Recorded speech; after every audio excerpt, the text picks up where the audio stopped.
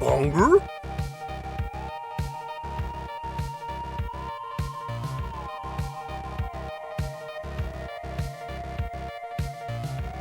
Nom.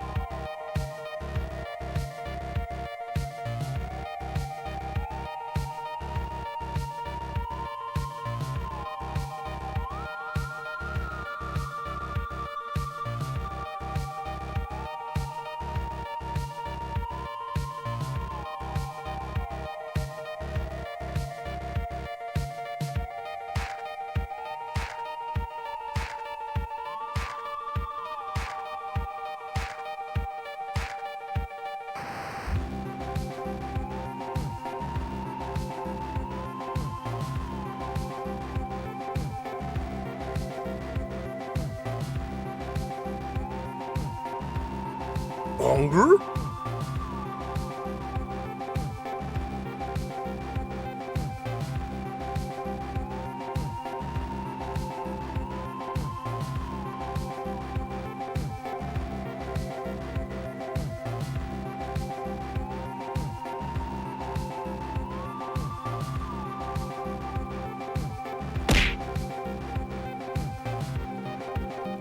Hunger?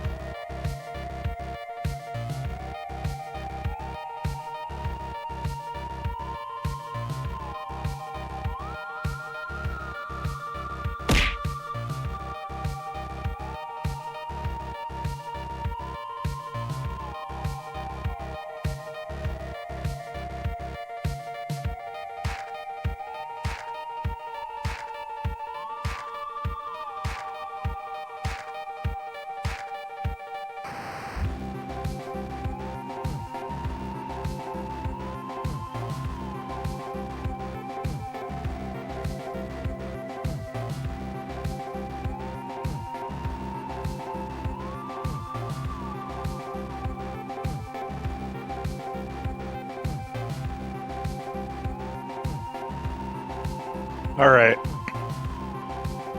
All right, listen here, buddy. You don't need any...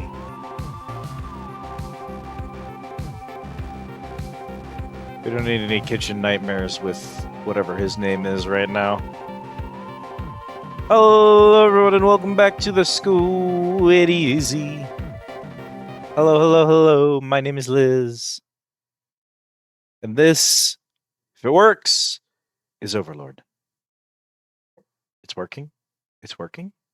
It's working. Oh, hello, everyone. How's it going, everybody?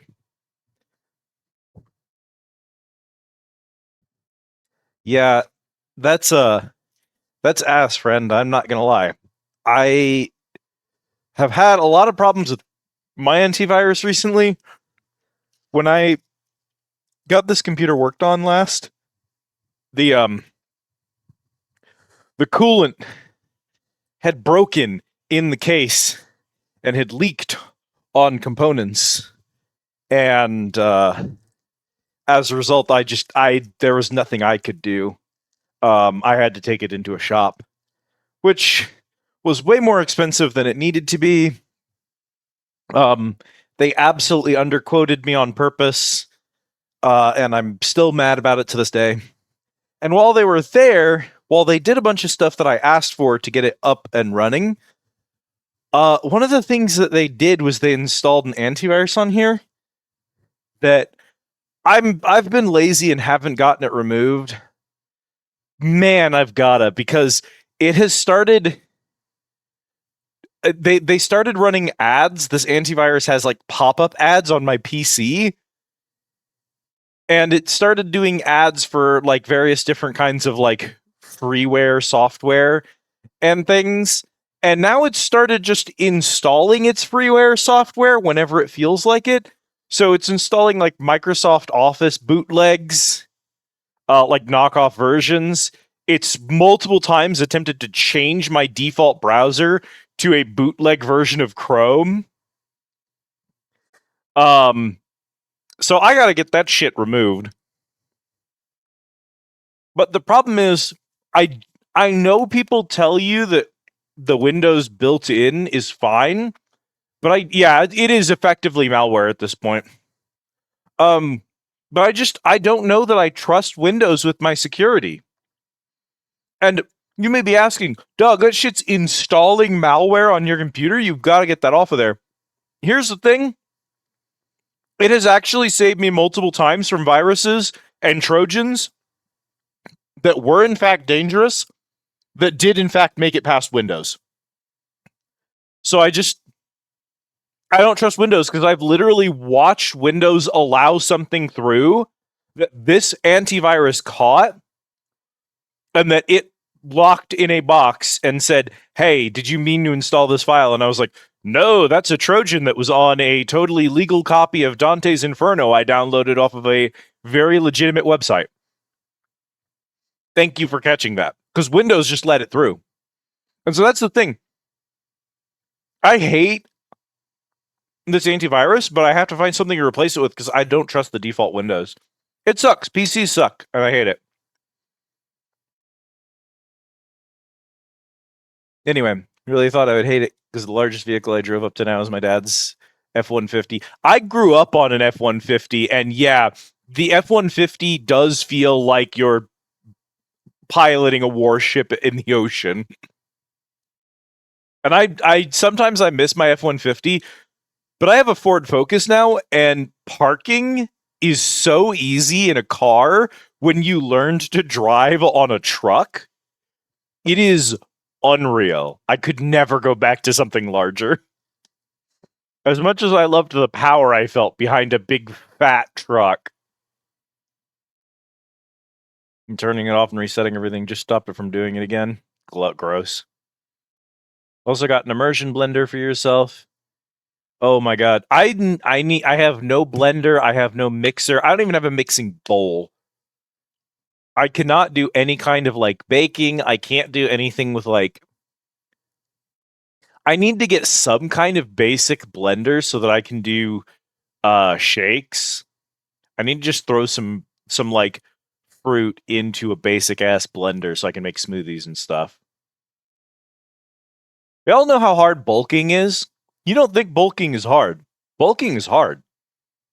It is not easy to build a bunch of protein and nutrients for your body to use to construct muscle with.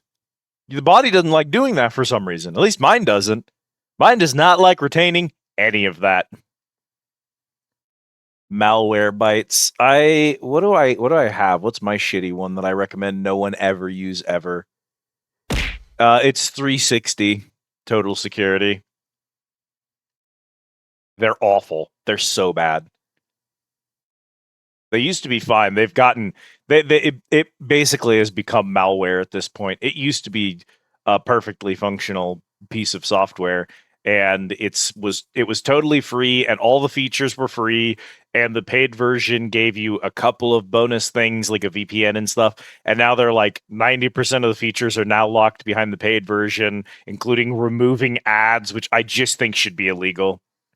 I think if you release free software that people can install on their PC that becomes essential to PC function, and then after a bunch of people have started using it, you start putting ads in it after the fact and require subscription to get rid of ads. I think it should be legal for someone to shoot you in the head with a gun and kill you instantly in real life. It isn't legal, and so I would never advocate that someone do that.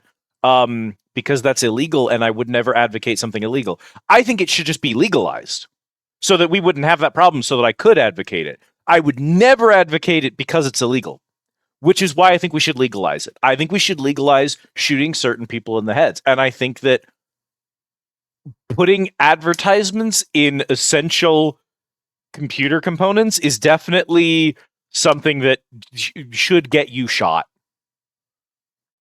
I would never advocate for violence. On this channel, I have never once advocated violence, legal or illegal. I would never do that. I advocate justice, which sometimes involves violence, but they are two totally different things. And you need to remember which one I'm advocating for. I would never want someone to be hurt unless they really fucking deserved it. I'm just advocating justice, which is a completely normal and plain thing to suggest the world needs more of, actually.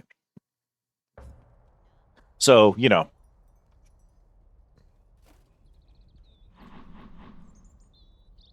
Made a big pot of soup, and I think I love it the most of any food. That's great. What have I done recently? I made the worst tacos of my life the other day. So let me tell you what happened to my tacos, because I'm usually really good at it.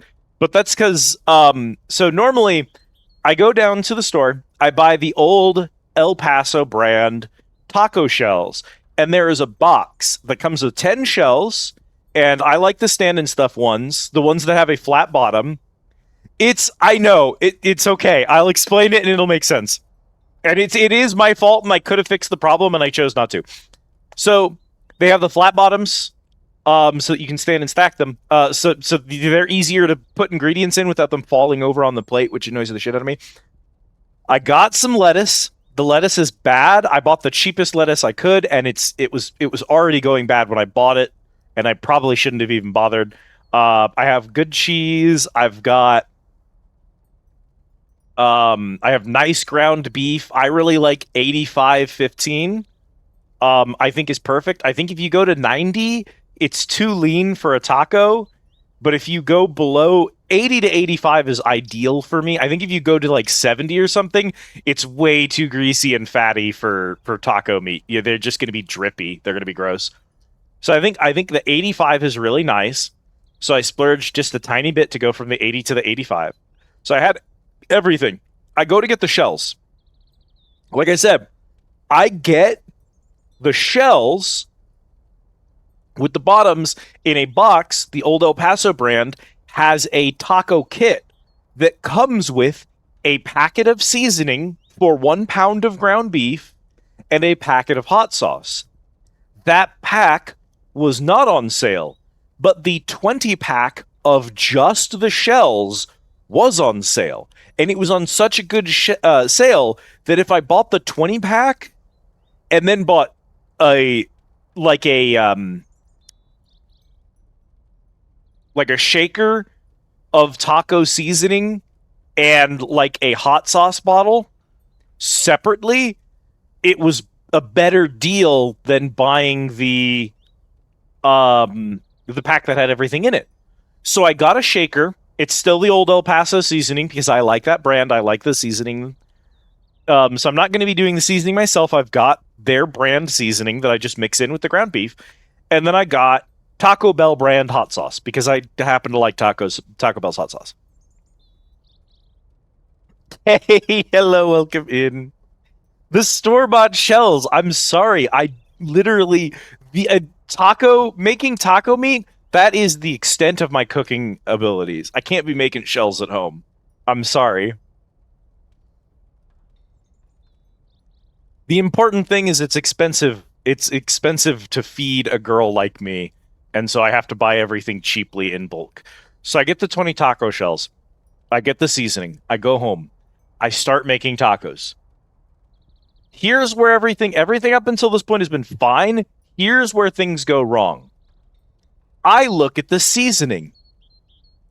I read the back of the seasoning, and it says to use 1/4 cup of the seasoning and 3/4 cup of water when you mix them into the taco meat, when you mix it into the ground beef.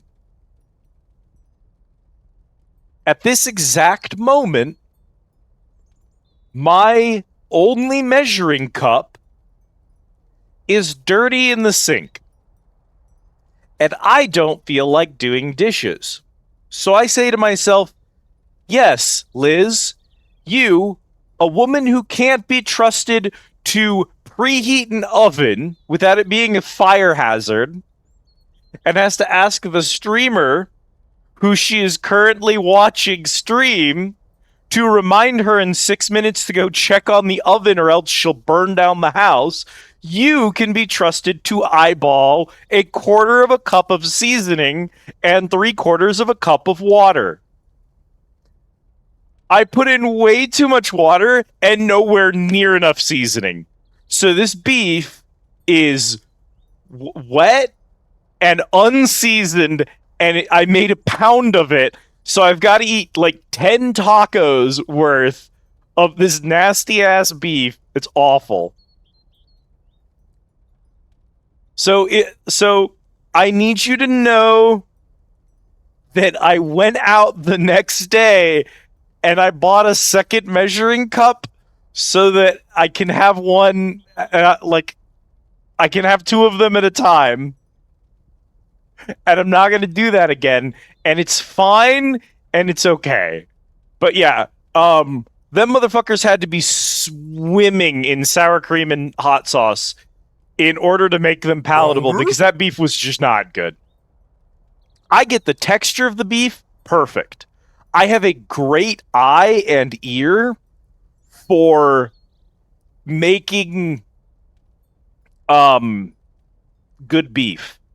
When I make a steak, when I make a fish, when I grill a burger, I can get it exactly where it needs to be. I'm actually very good at that. That's the one thing I'm good at.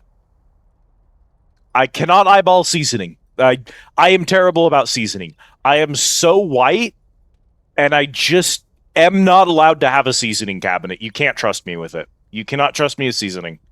It's why almost everything I eat is swimming in mustard, because it is just easier for me to do the seasoning after the fact. It is easier for me to add more sauce than it is to get seasoning right while I'm cooking.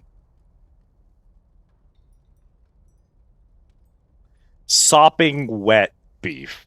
I had to drain it multiple times. Couldn't you put in more seasoning after? Like, you can make a taco. Because I didn't realize it wasn't enough until I had made the tacos. I could have, like, sprinkled salt or something onto them. The solution really was just to put extra sour cream on all of my tacos and to just pretend like that was good enough. So for the record, I do have tortillas in my fridge, and I do bring out my nice big tortillas, and whenever I finish, so 1 pound of beef, I like to load those bitches up with cheese and lettuce and sour cream and sauce. So I have like a layer of beef at the bottom, but honestly, a pound of ground beef is a little bit more than 10 tacos worth for me. So I take the extra beef at the end, and once I've eaten my 10 tacos, the leftover ground beef ends up getting rolled into a big, basically a burrito. in a big soft taco shell. So that's usually how I eat the leftovers.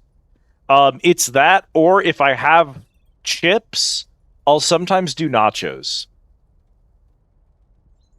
I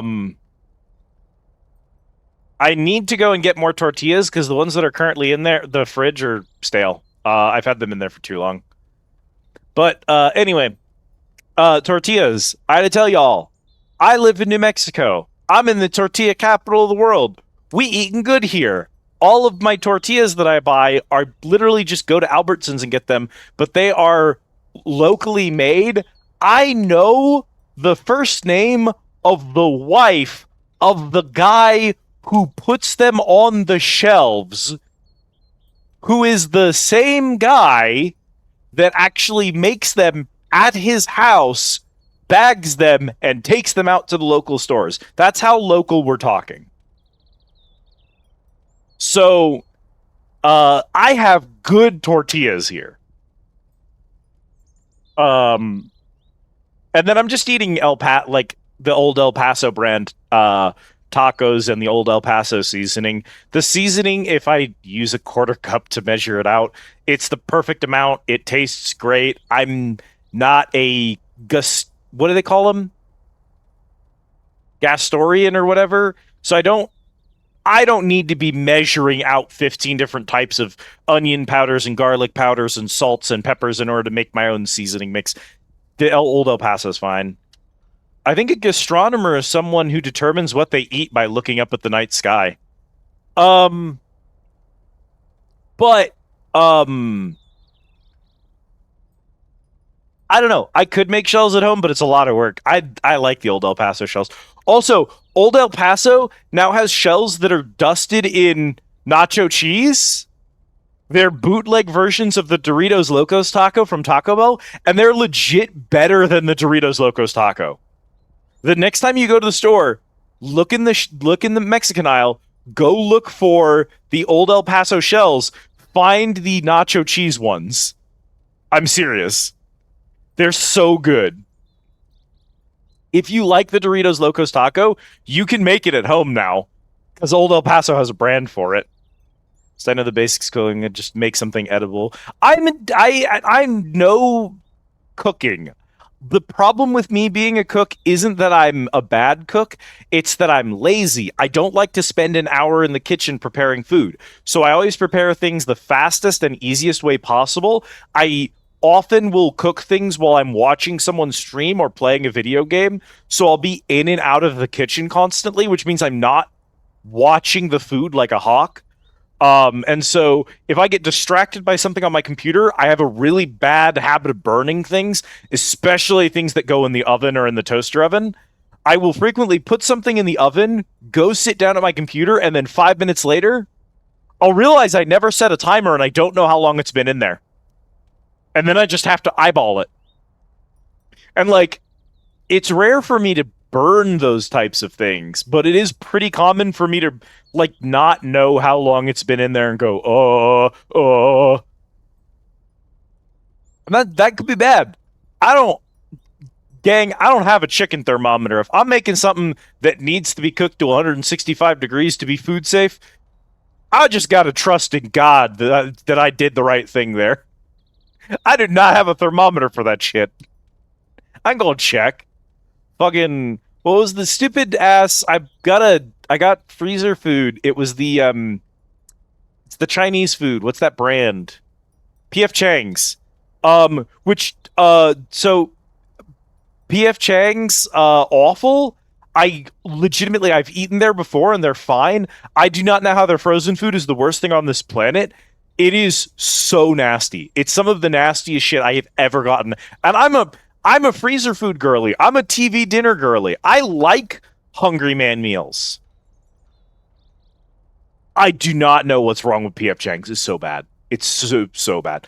So I got them, and on the back they're like, in order to make sure that the chicken is properly cooked, you got to have a thermometer to check for 160. I'm like, no, it's in God's hands. I am not going to. I'm not going to use a thermometer to check my pre-cooked PF Chang's frozen dinner chicken. Even if stale, I'd eat it. These tortillas, they're like hard and unpleasant to chew through. They're kind of gummy at this point because they've just been in the fridge for too long. They're not moldy, so they're still edible, and I'm still eating through them because I don't waste food unless it would like actually kill me to eat it. But like, I definitely need new ones.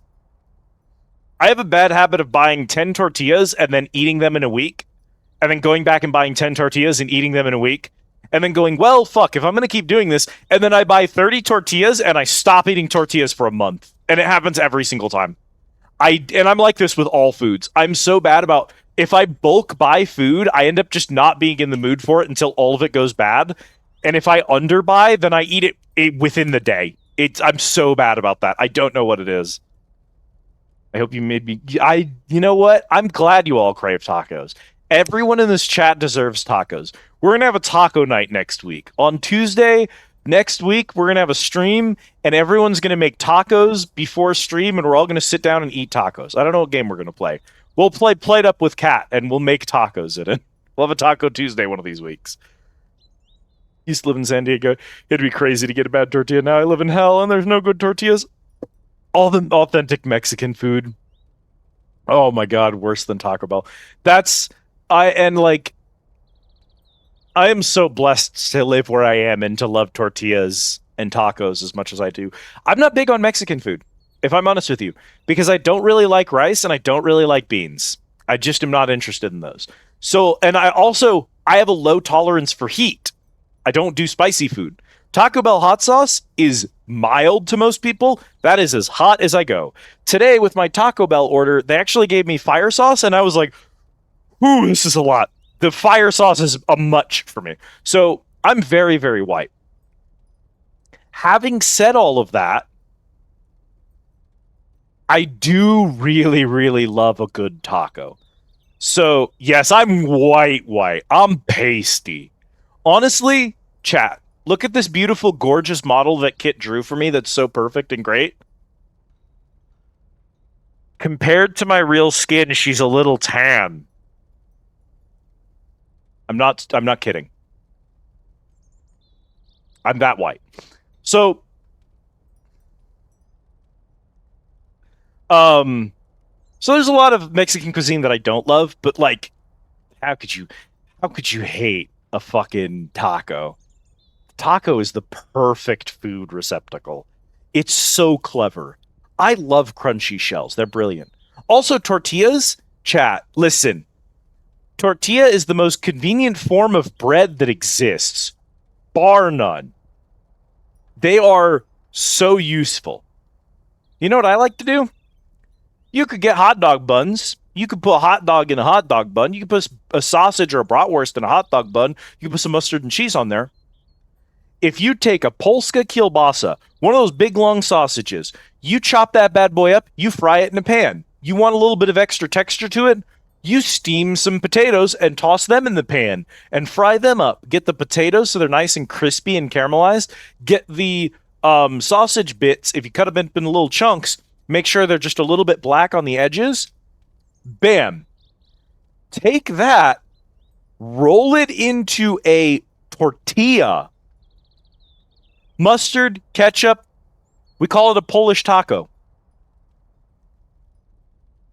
It's just a hot dog, but rolled like a burrito. That's all it is.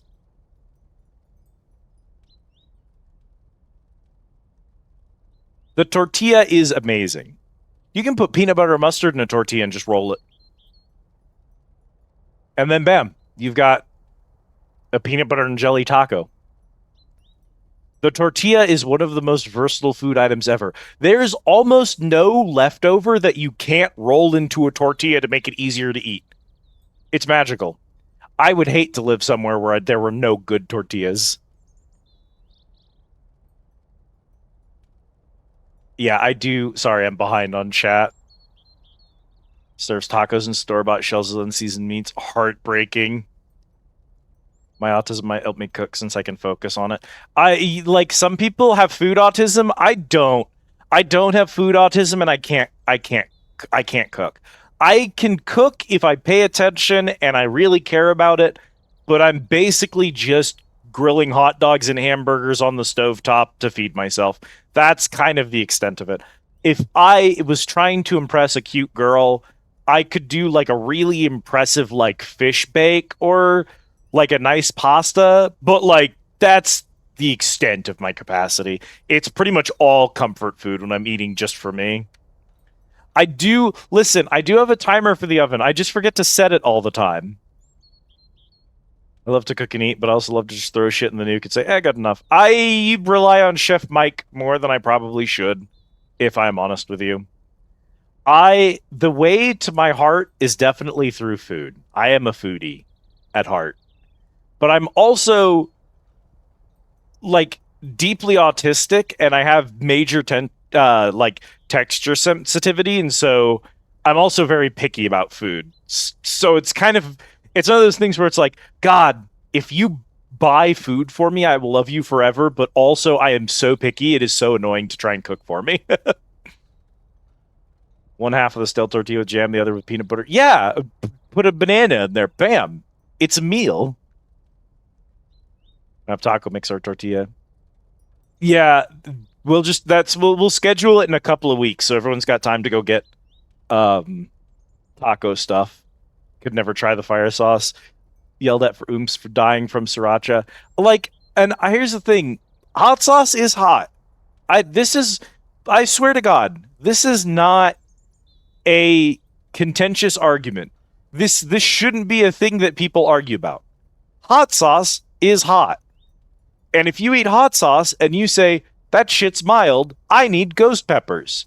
I'm sorry, but your repeated exposure to hot sauce has in fact damaged your tongue. You're not picking it up anymore. But let me tell you something. Your stomach is. And when you're 50 years old, you will no longer be able to digest apples because they will be too spicy for you. Remember, I grew up in New Mexico. I worked at a Mexican restaurant. I know all the 50, 60, 70-year-old old Mexican men around here. Most of them cannot eat the average fruit because it is too hot for their stomach, because they no longer have a lining. So, like, the rush to make the spiciest spicy food of all time, I gotta say, don't make it a special occasion. Don't do nightly ghost pepper challenges, please. Your body will not thank you for that. If you want to do, like, you know the buffalo thing, the wild ones, I think is what they call it, or whatever? The hot ones, where they get a famous person to eat chicken wings? If you want to do that for, like, a video or a bit or something, that's fine. You should be allowed to indulge, and I am a huge believer in hedonism. Go for it. Don't make that a regular meal thing. And if you're like, oh, spicy food is so spicy, I just can't tolerate it. I wish I had a higher tolerance. No, appreciate your tolerance. Your low tolerance for heat is your tongue warning you it's not going to be easy on your stomach and don't eat too much. That is a warning system that is working correctly. I want you to imagine a train company that is proud of their railroad crossing signs not turning on when a train approaches, because it indicates that they have a high tolerance for accidents. That's not, we don't do that. That's weird. Because it was all pain and no flavor. Honestly, that's kind of how I felt about the fire sauce I literally just put on my Taco Bell taco earlier. It was just like, I mean, I can tolerate this heat, but all my tongue is detecting is heat. Why would I want to eat food that doesn't taste anymore? Frank's Red Hot. I don't know how Frank's Red Hot is. I don't know how bad it actually is. They have a Frank's Red Hot chicken taco at Taco Bell. I've ordered it a couple of times because it has really nice crispy chicken in it, and I love it. But here's the thing. I'm scared of the Frank's Red Hot, so I ask for it without sauce every time.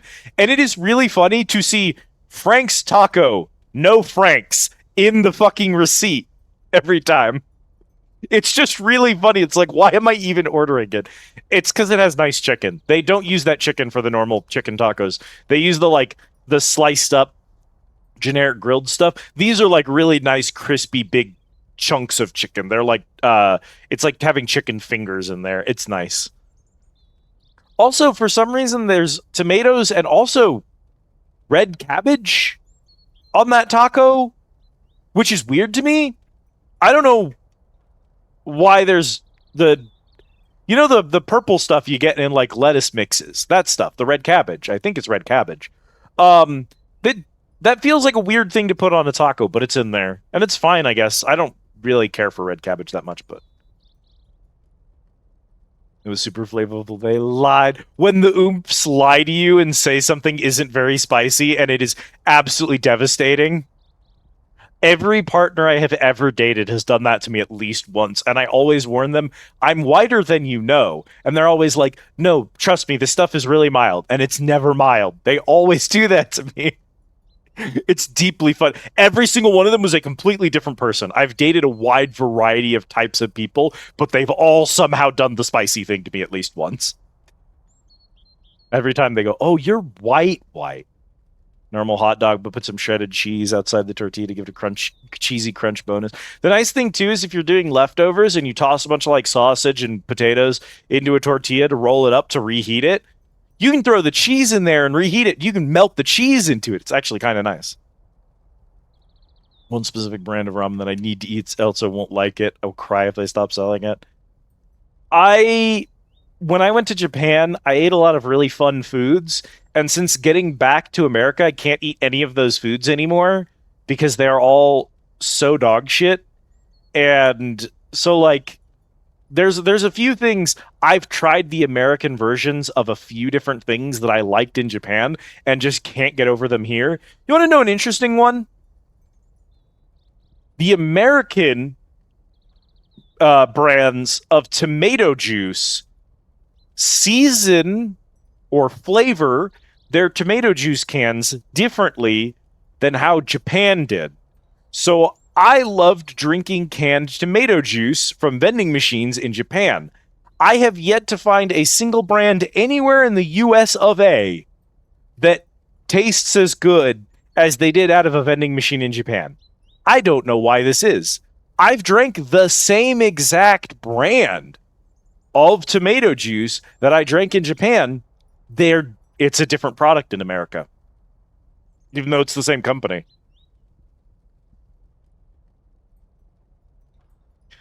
I grew up reading, what's it called?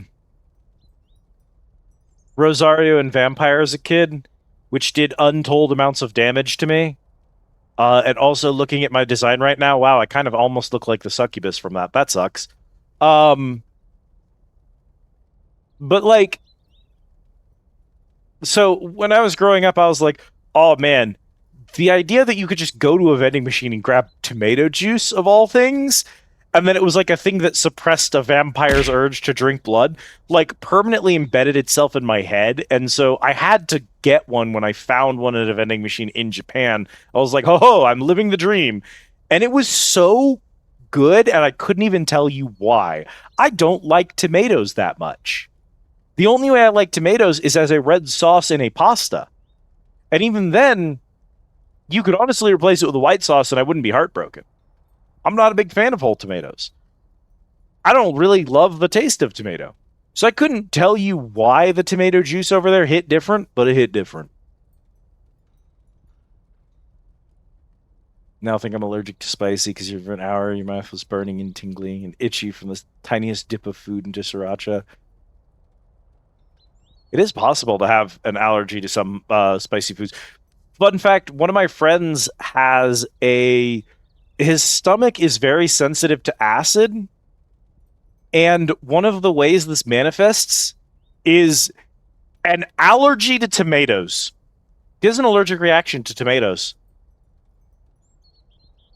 His body just knows that they are going to do damage to his stomach because of their acidity.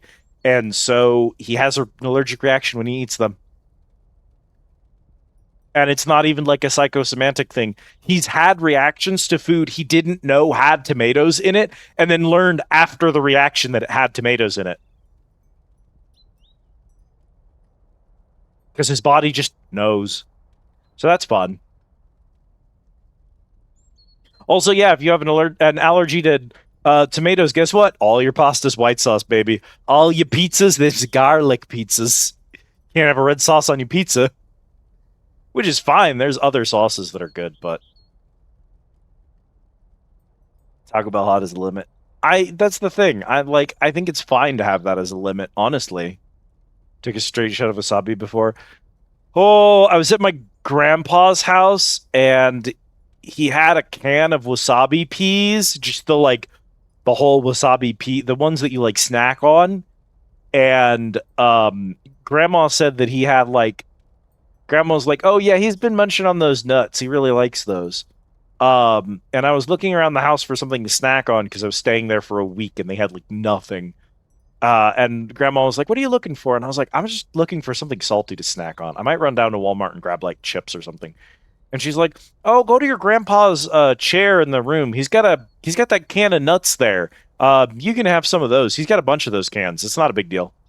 And I was like, "Oh, cool." So I went over and I popped like 20 or 30 of these bitches in my mouth in just like a big old handful. And that's when I learned what wasabi tastes like. That was not a good time.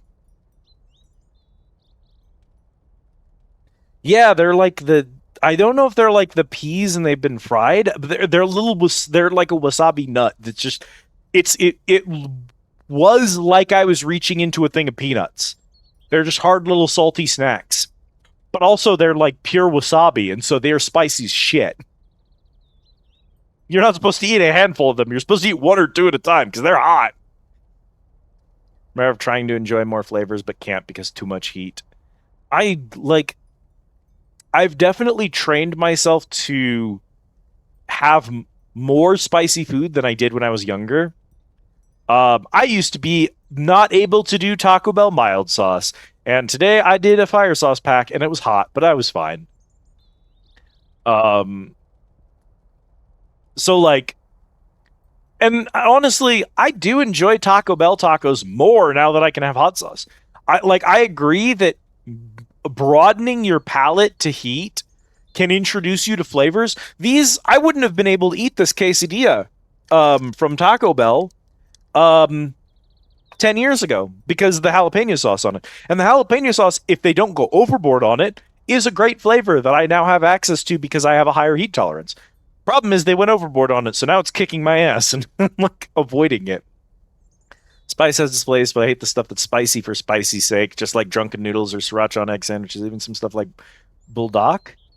I'm not, I know the word, but I'm not sure what bulldog actually is off the top of my head. I just know I've seen it before. But I draw the line at drinking straight from a bottle of Tabasco. People be out here just eating ghost peppers raw just because they're hot. Frank's Taco, no Frank's. Sounds like the gimme pizza. Hey, Dan, give me a pizza with nothing. It's very give me a pizza with nothing. But here's the thing. It's got lettuce, it's got the red cabbage, it's got the cheese, the chicken on them. Again, that's why I'm buying them. They have these really nice chicken strips as the base for this taco.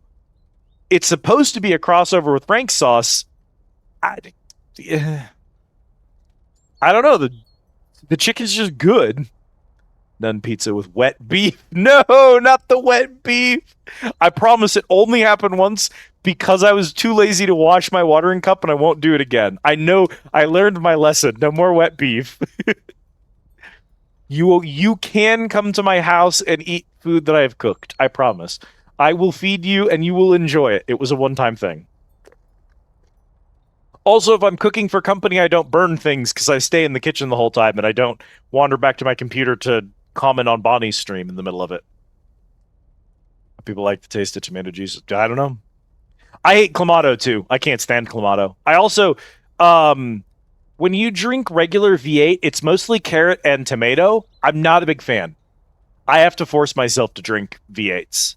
I'm really bad at getting servings of vegetables. So sometimes I force myself to drink V8s. But also, I like being fat. So I also will sometimes get my servings of vegetables from the fruit juice V8s, which still have a serving of vegetables but taste better. And also have 3 times the sugar. I do not care.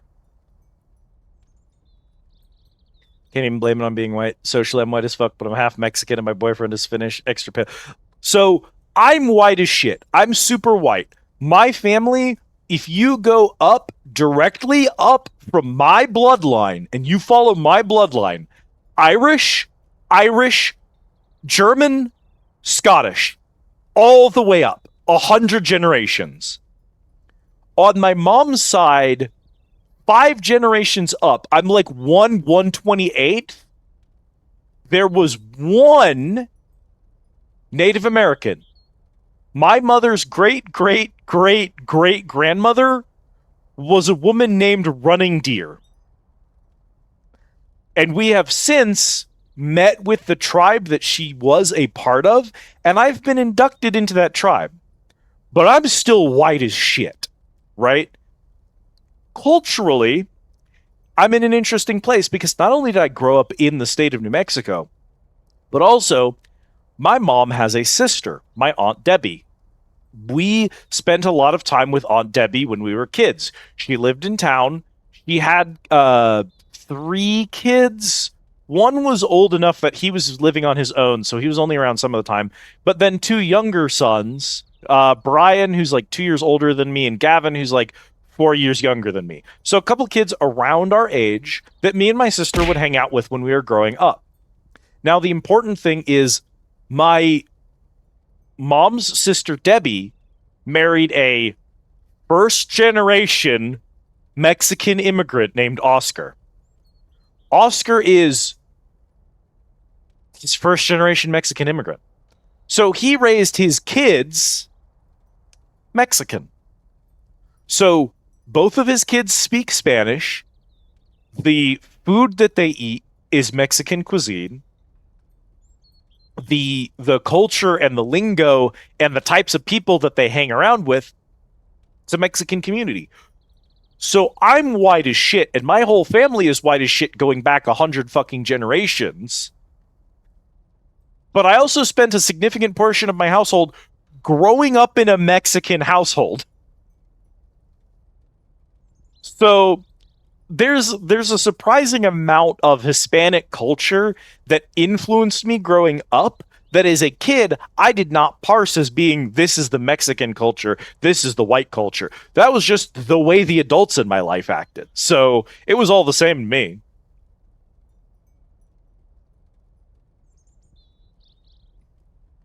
I found a site named nuts.com. Can you guess what they sell? I want to believe it's nuts. I want to believe that it is not a sex toy site. I want to hope that it is just nuts. You know that our state has the world's largest pistachio in it? You might think the world's largest pistachio would be like a real pistachio. No, no, no. It's a giant metal sign. I don't know why you would rank a giant metal sign on the list of the world's largest of an item. That feels cheating, but whatever. But we do supply most of the United States pistachio market. Something about New Mexico is good for pistachio growing, apparently. I guess they must really like hot, dry weather. Or something in the soil, maybe. I do know they consume like half the state's water supply just keeping the damn things watered, so that's cool. Buldak is the ramen with the chicken curl on icy. Type of stir-fried noodle. Ramyun, or Korean ramen. It's usually fairly spicy. Love when tribes let people who do have the bloodline in because family matters. For them, they're a very small tribe that has very few living members left. Out because the vast majority of them have interbred out of the tribe, and so the majority of their line is essentially white people now. There aren't a lot of like full-blood members of the tribe left. And so the reason that they inducted me into the tribe wasn't I mean, what it was is that their culture is dying. They have cultural practices and beliefs that are just not going to be here in 2 generations because there's no one left. And so they wanted people who would learn their stories and learn their songs and keep those and pass them on so that they weren't gone when this last like generation of, I don't want to use the word pure blood, but like the last generation of like full-blooded Native Americans was gone from that tribe because there's just none of them left. It's metal sign at least pistachio. It is a giant actual shaped pistachio. Let me see. I'm gonna pull up a picture of it and post it in the Discord.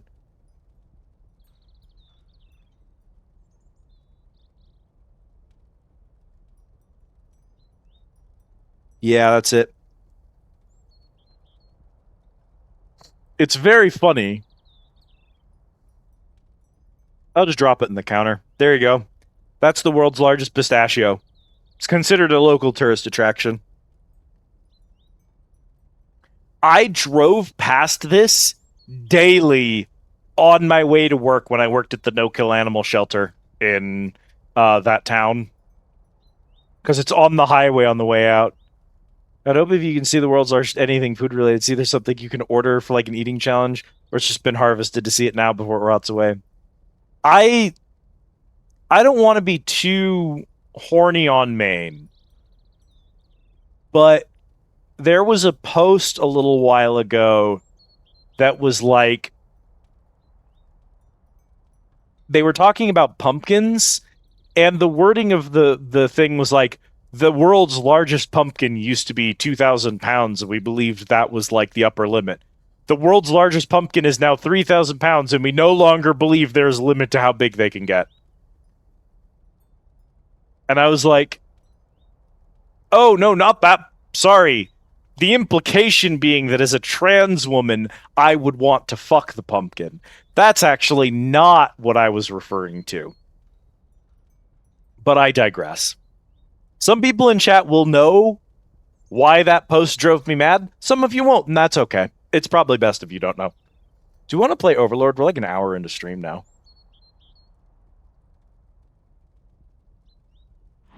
What are we even doing anymore? Retrieve the beer kettle. Part of me wants to go to Mellow Hills and just get that side quest done already. Not the wet beef stream.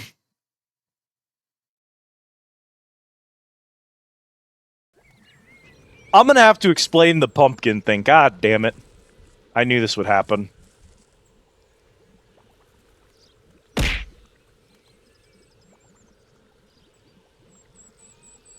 Don't explain. I'm gonna get banned from Twitch if I explain it. I'm sorry.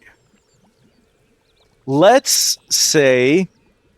Nah, no, there's no way I can do... I'm gonna get banned from Twitch if I explain it. I'm sorry, chat. Keep it a mystery. Y'all will have to wonder why the big pumpkin makes Liz horny. Y'all will just have... You'll take that one to your graves, wondering about that one. I'll tell you when you're older, sweetie.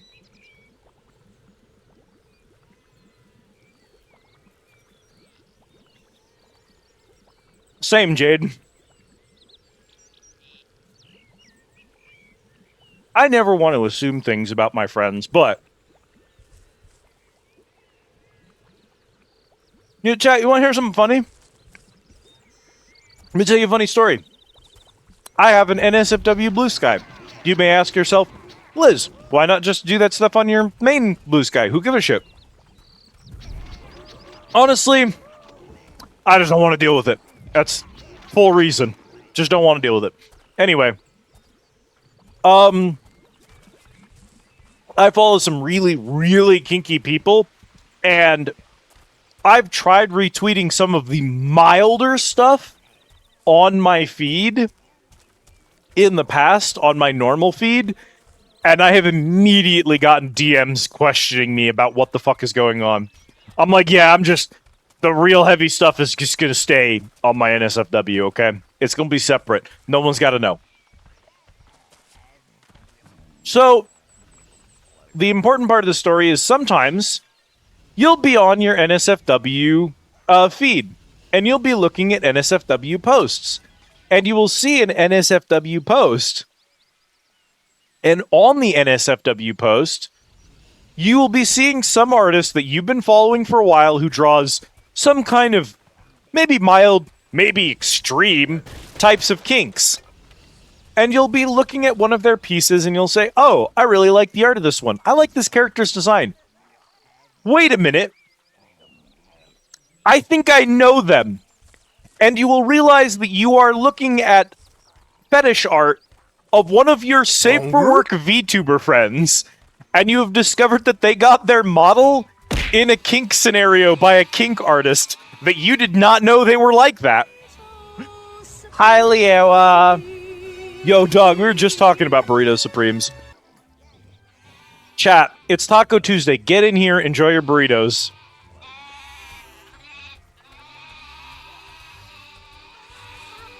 Oh, hi, Lyra. Enjoy your workies. I feel like you haven't been here in forever. It's good to see you. I hope you've been doing okay, hon. Another treat for Liz.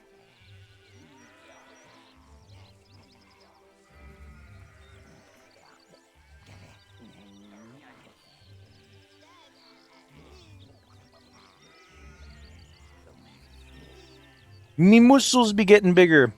Mine too. I've been working out at home. It's been doing good. I'm plateauing because I wasn't eating enough food. And my body was too skinny and frail.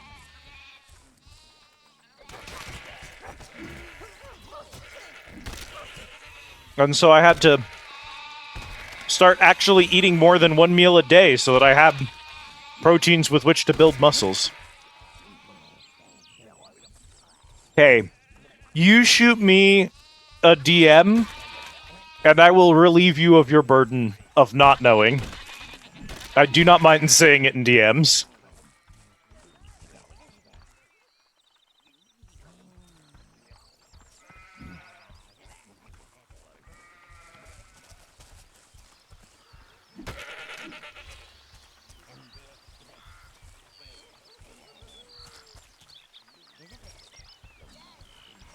You could do proper push-ups. I still can't, girly pop.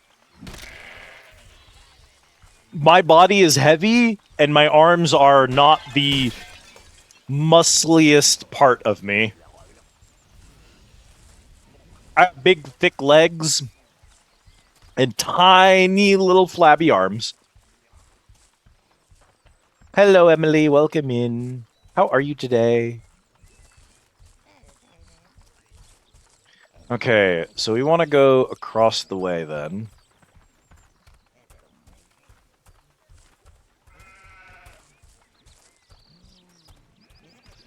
Move to new office space and the air is nicer and better office environment. That's so good. I'm glad that you have cleaner air where you're working. I am so happy to hear that, Lyra. We love you, Lyra. We want you to be happy.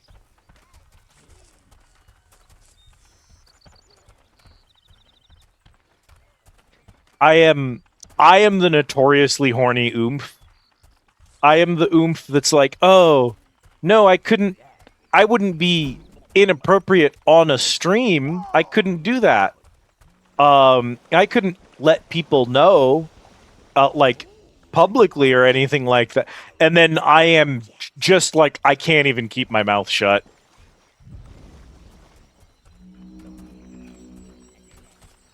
I'm trying to think of... There was a recent problem. Oh, hi, Cam. My Overlord. Wouldn't it be cool if we had a new Overlord game and the Overlord was a trans woman and she was hot and evil? That would be cool, right? Anyway, how are you doing, Cam? Thank you so much for the resub. 9 whole months. You know what happens at 9 months, Cam? Staring intently. Muscle pick. I agree they should do that. Liz has been pretty good, actually, lately. Liz is doing her best. Have I been pregnant? Possibly. Overlady. Many such cases, many such cases. Look at the shape of my body. There are many folk in this chat who would love to have me over them.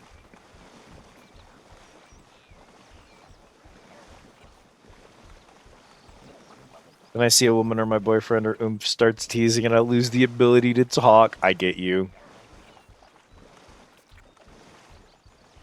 I'm like, I'm going to be totally normal and professional today, and I'm not going to be weird in homie's chat, and I'm going to be so normal and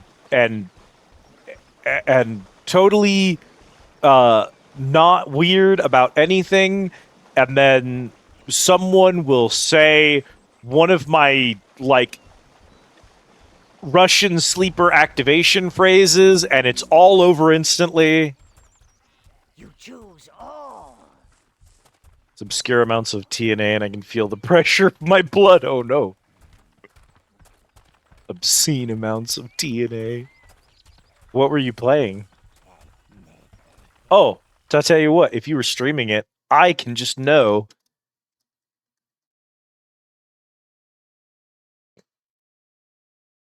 Morta.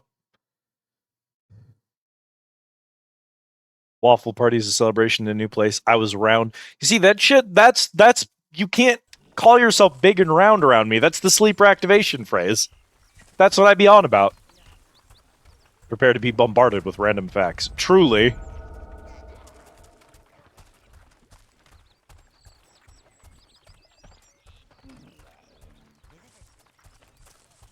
Oh my god, Liz was playing Overlord? In 2025? Isn't that game, like, really cringe?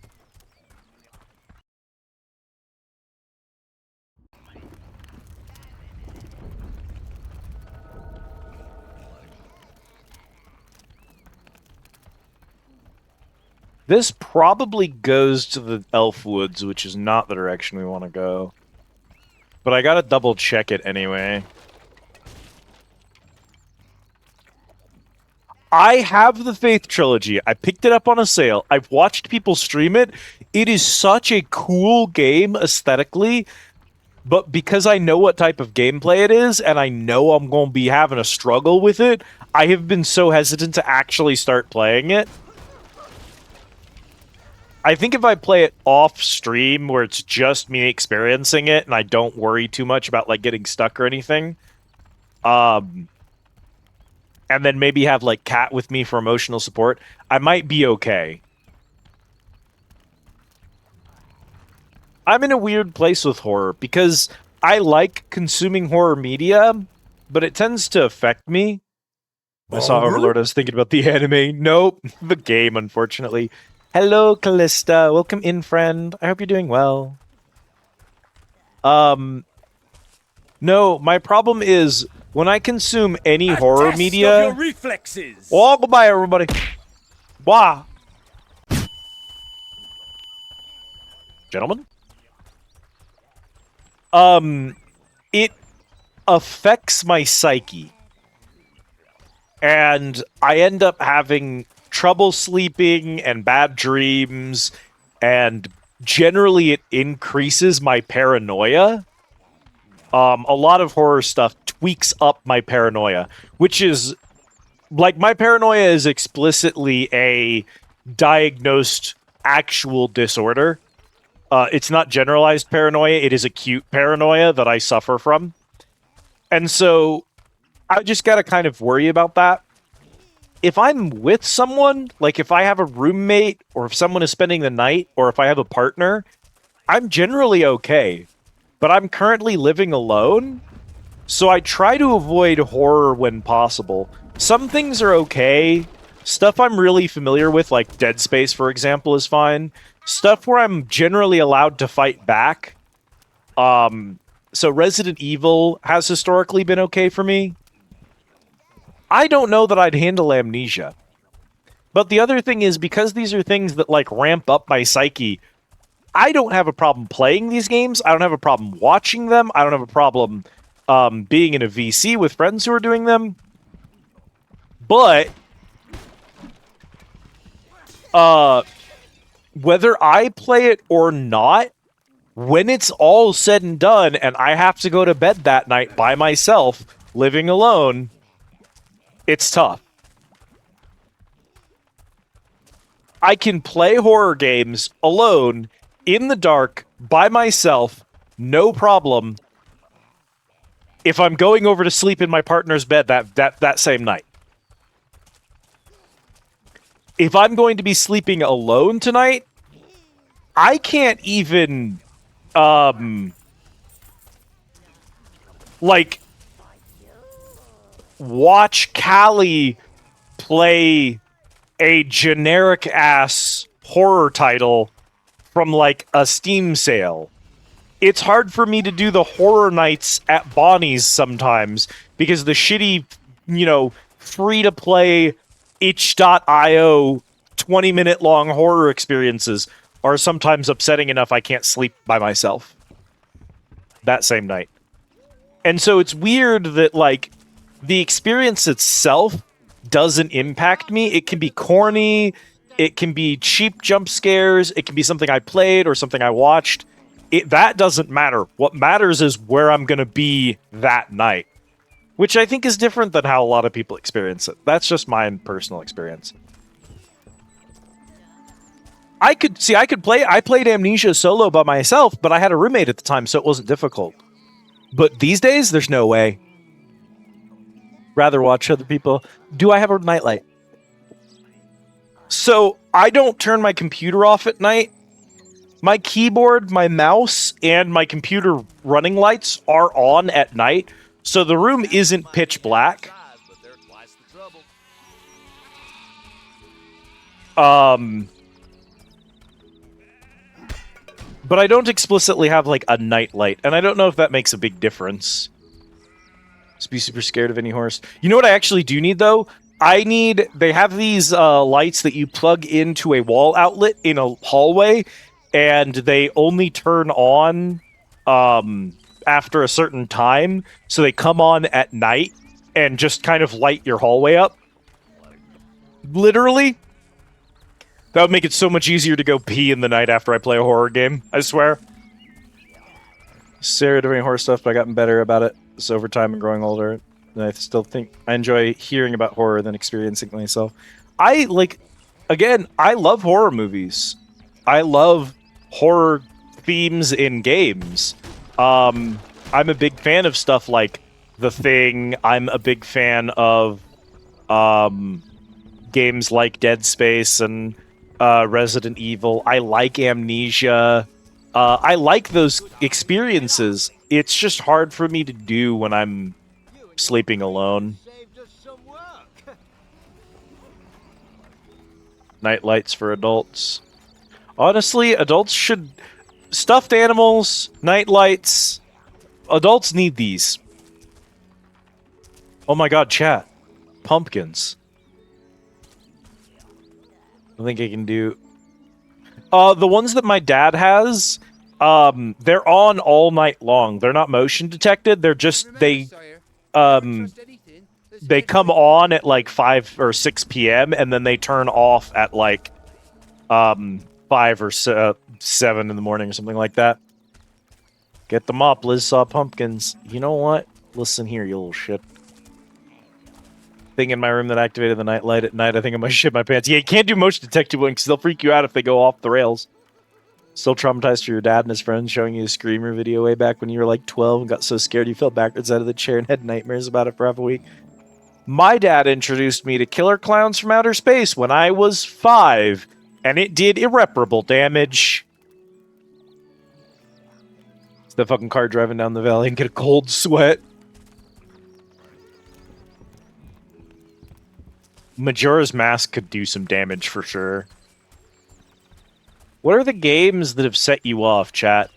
What is a game that should be innocuous that caused a fear response because of like when you saw it or how old you were or the circumstances of seeing it? I think a lot of people have examples of this one. You want a stupid one of mine? This is the first one. I'm sure I've got plenty of these, but I have a stupid one. The Rugrats game for PlayStation 1 has a section in a golf course. And it's like a putt-putt golf course. And one of the stages in the mini golf course is Egyptian themed. And one of the collectibles in the game is in a maze underneath the pyramid. And somewhere in the pyramid is a mummy that stun locks you and then teleports you back out of the pyramid whenever you bump into him.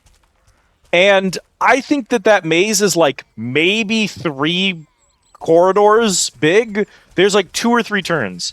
Like, it should be easy for anyone with a fully developed frontal cortex to solve it. As a child, I recall spending what felt like hours wandering the horrific labyrinthine inside of the pyramid, scared shitless because of the mummy, desperately attempting to find my way back out again. I inflated that tiny little side section to just one of the most horrifying experiences of my young life. Inside my head, it was so much worse. There's a couple of moments in the Rugrat game that fucking terrified me. The haunted toy shop at night is unpleasant when you are playing a toddler. 7-year-old Leo, horror movie, slept in bed for... Yeah. Have pitch darkness to sleep properly. The lights then I can see, sure, but I'm afraid of what I see if I open my eyes. I have to sleep on my side facing the door if it's dark out, so I can see the door. Because I don't like the idea of things being behind me. Don't have it with a video game, but Courage the Cowardly Dog did unreal damage to kids. That's going to be studied in the future. Fear of slabs and not returning them. Never had a late library book in my life, just in case. Shadows of the Empire. There's an underwater segment. You're basically swimming through green sewage and trying to avoid giant tentacles. Yeah, I could feel it. I feel like my fears of things came from my bullies in school tormenting me. I love being the only autistic person growing up in elementary and middle school. Truly the experience. I had other autistic friends, but a couple of them were the types of people who would turn on you immediately if it meant they weren't the ones getting bullied, so that would happen. The Mario 64 piano used to get me. Banjo-Kazooie's Game Over. Parappa 2, the noodle level. I got lost and I got scared, and I would also be forced to eat noodles forever. Hi, squirrels. No little spoon for Liz. Sorry, chat.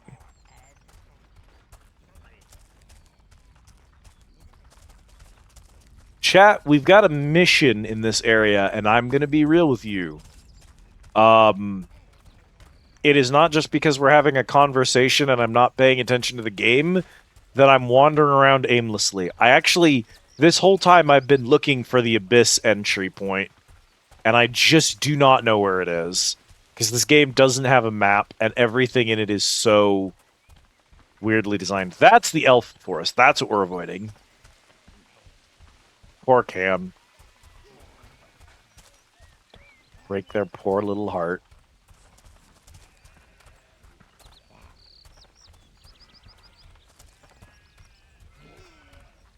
I have 32 little goblin.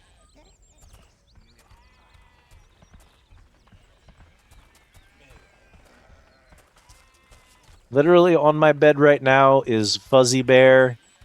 And Fuzzy Bear is something my mom got for me when she was still pregnant with me. So that bear has been with me since literally before I was born. He's older than I am. He has been left behind at a hotel during a road trip. He has been dropped out a window on a cruise ship into the ocean.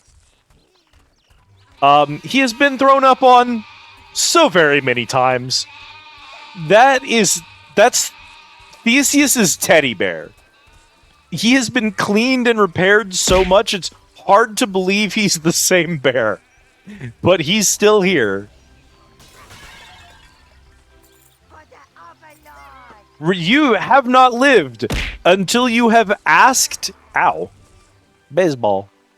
You have not lived until you have asked a cruise ship captain to slow down so that a rescue boat can be deployed to retrieve a teddy bear from the ocean surface.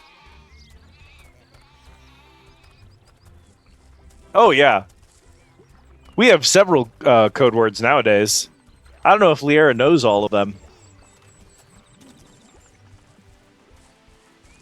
Chat's discovered a lot of fun, cool redeems these days. Brought the whole damn liner to a halt and deployed a rescue boat for a teddy bear. That man is a fucking hero.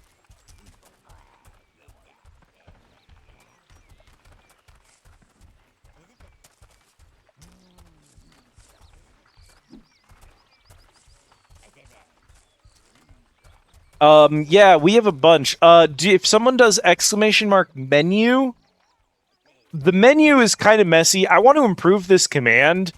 It's not very legible. What I think I want to do is I want to try and get, there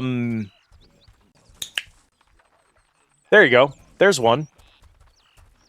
So the clicker one makes a clicker noise. I swear to you, I've only barked at it once, and it's because it caught me off guard. So that hardly counts. The vor command is an old one, but you'd be pretty surprised how often that one comes up during streams, actually. Pork bun is classic. That one,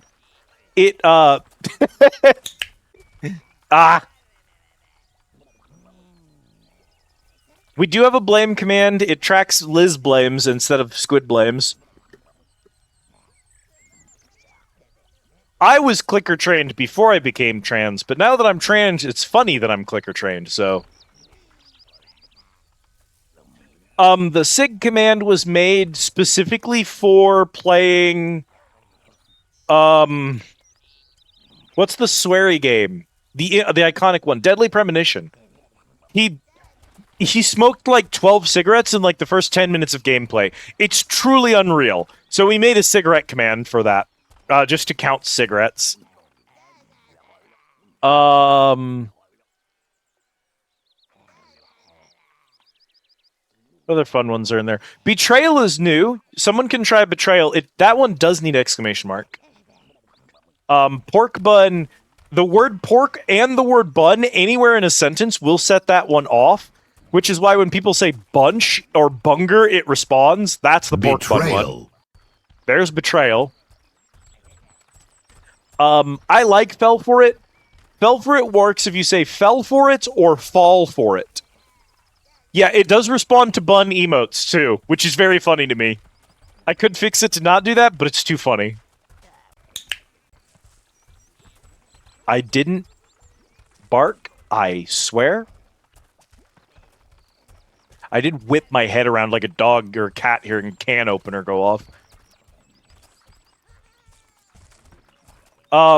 So if someone says, "Oh my god, chat, she fell for it," it will trigger that one.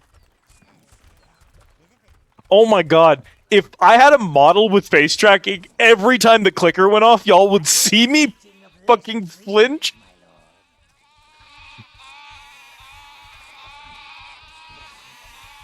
It's so good because you just know that half of my chat goes, whoo, whenever they hear that.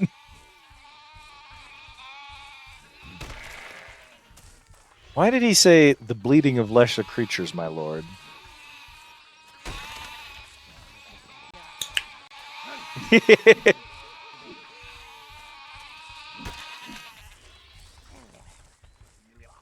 It's such a good sound. It jump scares cat, which I love.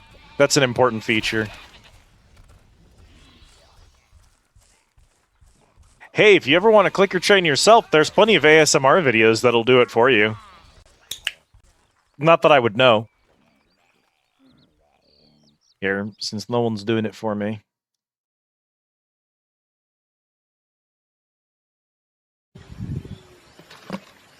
I love that one.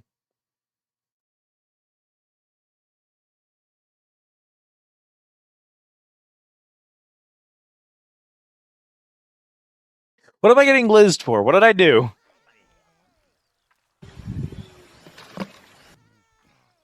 Hi, Bull. Yeah, so that's fell for it. It plays that video every time.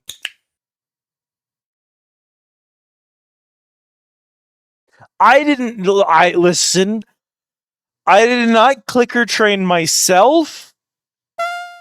A cute boy on the internet clicker trained me with clicker training videos from YouTube, which is not the same. But also, I was using those to reinforce clicker training that I was receiving from a partner that I was dating at the time. It was reinforcement. Yo, tunnel? Are we gonna tunnel? Are we tunneling? Chad, are we gonna tunnel today? Rant does this.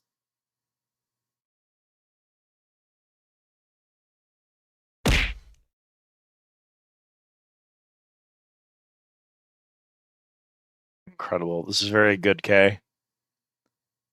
I love the tunnel.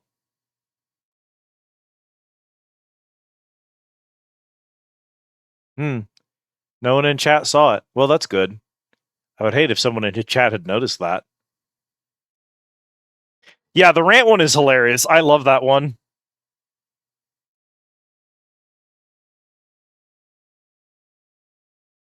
See.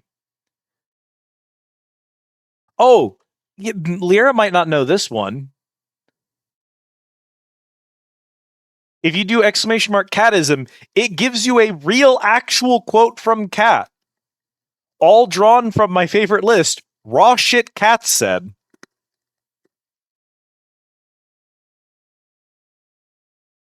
He does, there are some errors. You'll notice that he sometimes says some words. Specifically, whenever you do the blueprint command, there's a chance that Cal will say some shit. Some of the things that he's saying. Some of the things that he's saying are sort of hints for an AR game that may or may not exist. How long is the list of catisms? It's maybe 20, 25 items long. We tend to get a lot of doubles. Oh, don't worry, Autumn. It's just that we may have found one of the other code throws and no one noticed. Someone discovered a secret throw and no one saw. I did not gasp. You didn't hear that. My mic didn't pick that up. You have no proof. That won't get clicked.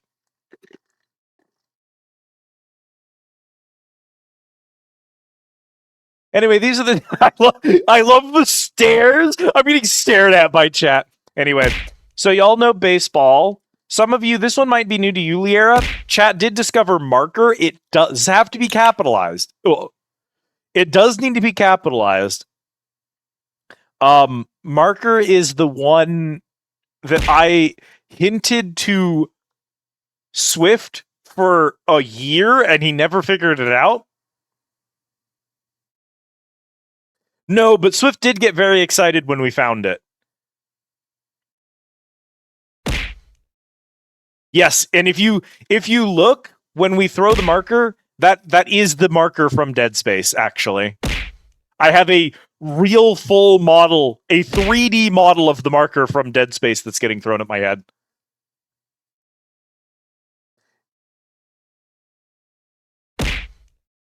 Marker, I barely know her. Nah, you didn't see anything, Bull.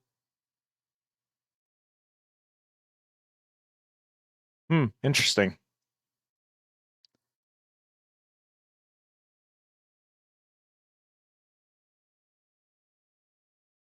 Yeah, but some of the code words do need to be capitalized to work, the proper noun ones.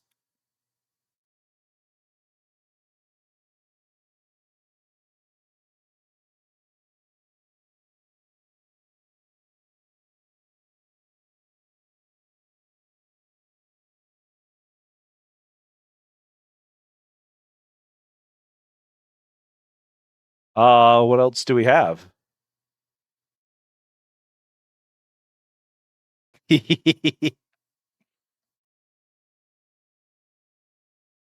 Marker, baseball. Shoot. Got him! Oh, here's Jan to tell us. Right, love throws a heart. If you say D's, Got him! it throws a fogs, and it does the D's nuts. Ha, got him. Yeah, someone in chat might have figured out the new one. Someone in chat very much figured out the new one. Got him! Capital I.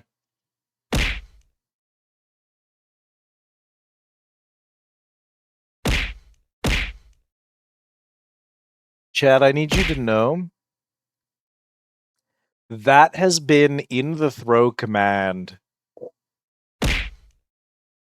since we first set up tits. The day that this was added, I added Innsmouth, marker, and baseball.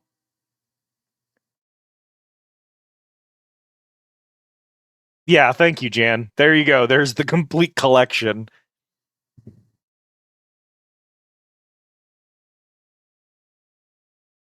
It's funny, Bull. Whenever you do blueprint, you get a random. Got him! So many items. Whenever you do blueprint, you get random messages from Cal. He's been giving you hints about this the whole time. A test of your reflexes! Oh, the flashbang.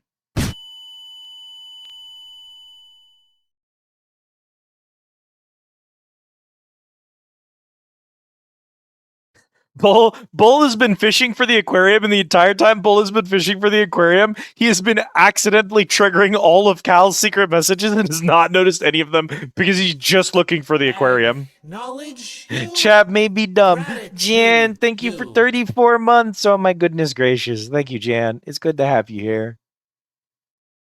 We were just clicker training chat, so you're just in time.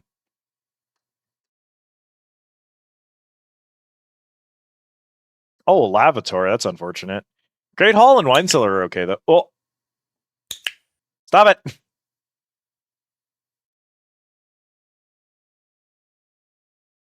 Hell yeah, shitter. Let's see. I'm wondering. Oh, here's another one you didn't check out, chat. Sweary. What a goddamn hellhole. We do have a sweary command at all times. Very important to have a sweary command. Is that on the menu? It's not. I didn't put sweary on the menu. Hang on. Betrayal. Truly. I'm updating the menu. Betrayal. I can't believe I forgot sweary.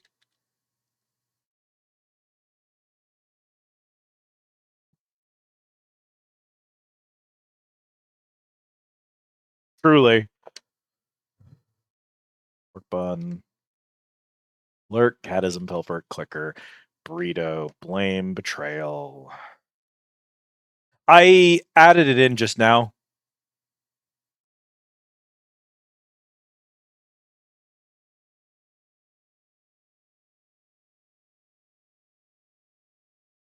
Oh, no.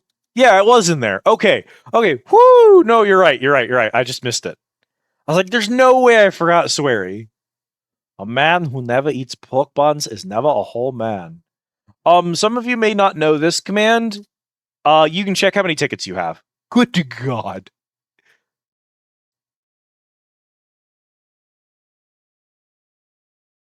What is this? Oh, that's the thing that makes the inputs work. Jan, have you never done an order? Jan's never ordered. None ticket. Jan, you go here. Why do you not have tickets? Are you going to be one of those people who's like, you've added a fun new feature to your stream. I will intentionally not interact with it at any time. I think every chat needs one of those. Lost and Found is fun. Study's good. Yeah, so I do have nice cool Strutton sign. Schoolhouse. I do have, so if you look at this, Bonger?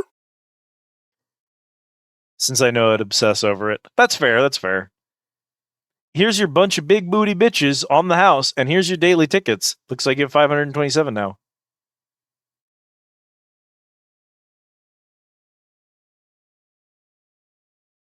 Huh. Thanks, Cal. I died too when people solved my riddle. That happening right after Cal gave you guys one of his hints is really funny, actually.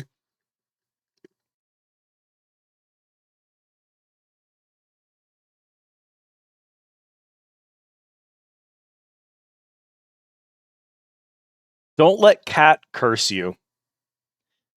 Bull knows. Bull fears her now. So yeah, I was going to show you this. So you see that my order, here's your bunch of big booty bitches. That works correctly. But when I do exclamation mark order, understood, Liz, I'll make sure to have bunch of big booty bitches ready for you daily. So if in that grammar, I should put a bunch of big booty bitches. But if I do that, then the actual order, here's your a bunch of big booty bitches, it stops being grammatically correct. There is a problem there, and I can't fix it. Grammatically, those two sentences are just different enough that you kind of mess up the grammar for a lot of things you put in there. I wish I was smart enough to fix that problem, but what matters to me is that the order redeem is funny, it remembers variables that people type into it, and it lets them type goddamn anything. And I like that feature. I like the order redeem. I think it's good.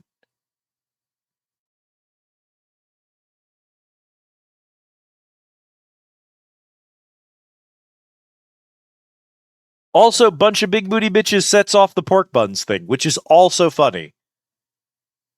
Put my order on an out of context fridge. It's good. That's good, though. I love quotes channels. Our Discord should have a quotes channel. We've got a feature for it, but it's just for Cat.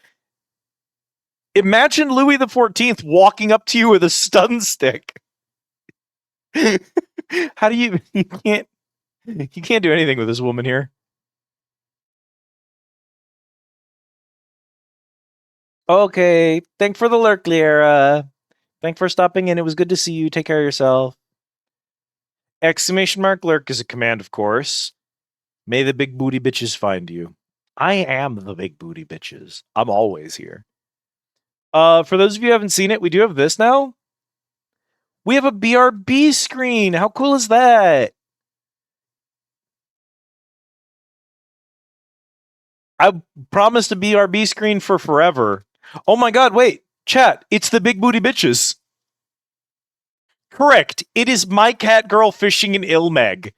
This isn't even an art. This is an actual screenshot of Final Fantasy XIV. The only thing we did was we added in the text and we added a particle effect on the water. This is just a screenshot. The big booty bitch. What a big booty. God, the fucking Hrothgar women, dude. Enshrouded has fishing now. Well, now it's a good game. For those of you who haven't seen it, I did add this. It's just for only mods can use this command. Oh, I know what I did. Hang on. So mods can clock in, and if the mods clock in, it adds a counter to count how many mods are clocked in, and then it turns on the balcony. When the mods clock out, as soon as it hits 0 mods, it gets rid of the balcony. And Throwcat is always available whether she's here or not. Why would I take that away from you? It's too funny. It makes me laugh every time. So I was really proud of that. My mods will never remember to use it, which is unfortunate, but it's cool. Oh, chat, can you do this? You might not be allowed to do this.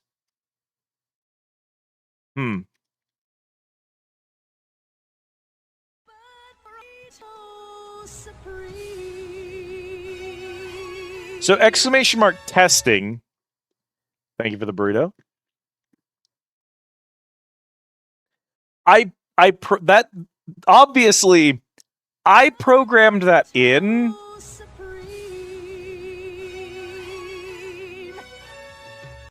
Cool. I wonder how many of those we have left. I should get a command for that. It's a like a YouTube poop style mashup of still in a dream, snake eater, but they made her say burrito supreme. It's snake eater except it's burrito supreme. Sneeder. Yeah. I'm gonna get a command going. Fuck it. We're just doing commands now. I don't know. This is no longer an Overlord stream. Who cares? We're having fun. I'm having fun, chat. Enter a name. Group. Let's put it in currency. And the name is Kitchen Check. And we're gonna do okay. We're gonna add a trigger. And it's going to be a command trigger. We're going to create a command. The name of the command is !kitchen. The !kitchen, it is at the start of the sentence. Everyone is allowed to use it. Command added. And then where are my... Oh, congratulations, Dubbin. I'm glad you got it fixed. Command stream. Why not? This is an important one. I should have had this already, but hourly message. One of these. Yes, this one. So let's do actually. Oh, can I copy the sub action and then go to kitchen check and then paste the sub action? Oh, baby, I'm so smart. That's so much less work than what I was going to do. Copy, kitchen check, paste, get burrito count global. So if that works and we do !kitchen. Yeah, so you can now use !kitchen to check how many burritos are left. Previously, the only way to know how many burritos were left was when roughly every hour, Cal has a random message. Some of them are lore, some of them are just filler messages. One of them was him notifying you of the remaining number of burritos. I've just added in a command that lets you all actually check burritos so that you don't have to guess how many burritos are left, because previously we were just guessing on the number of remaining burritos.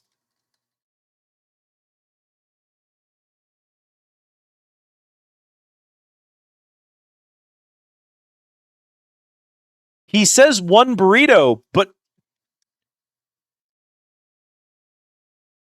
hang on. Wait, hang on.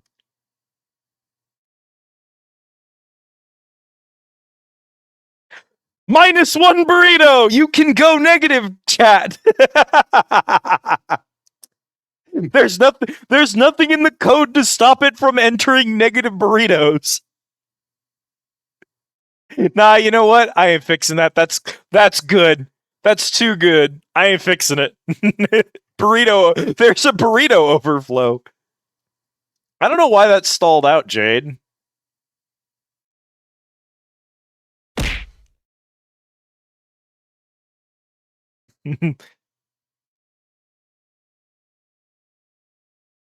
I love that. Anyway, check this out, chat. Watch this. Yeah!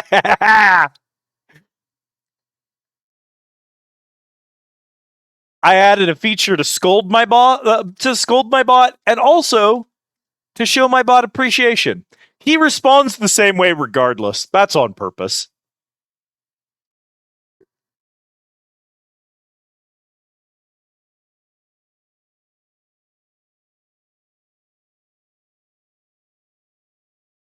Would you believe I don't have Seribot here, so you can't good bot and stinky bot?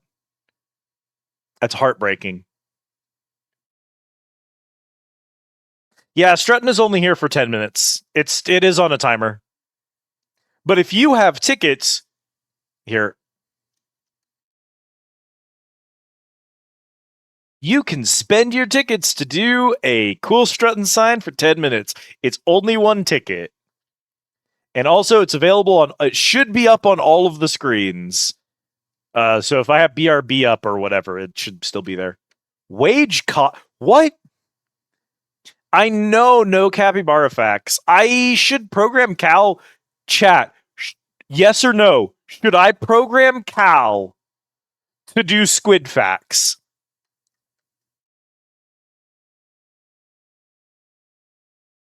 Or like cephalopod facts? I'm going to program cephalopod facts into Cal. That's what I'm going to do. That's clever. I should do that.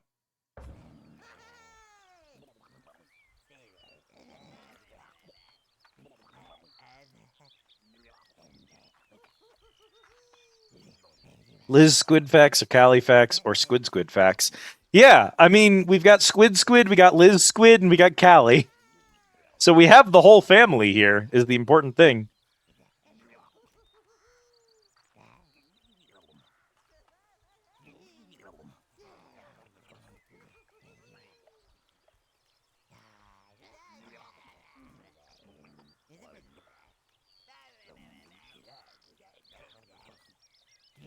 Squid factoids. Chat, there are so many cool things about squids that you don't know. Do you know how tall Liz canonically is? Do you know how tall I am canonically, chat? My canon height is 13'4".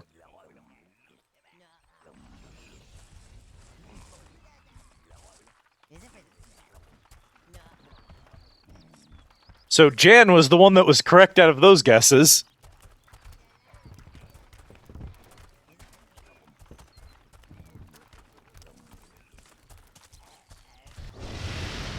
Oh, I didn't want to do that. I wanted to do this.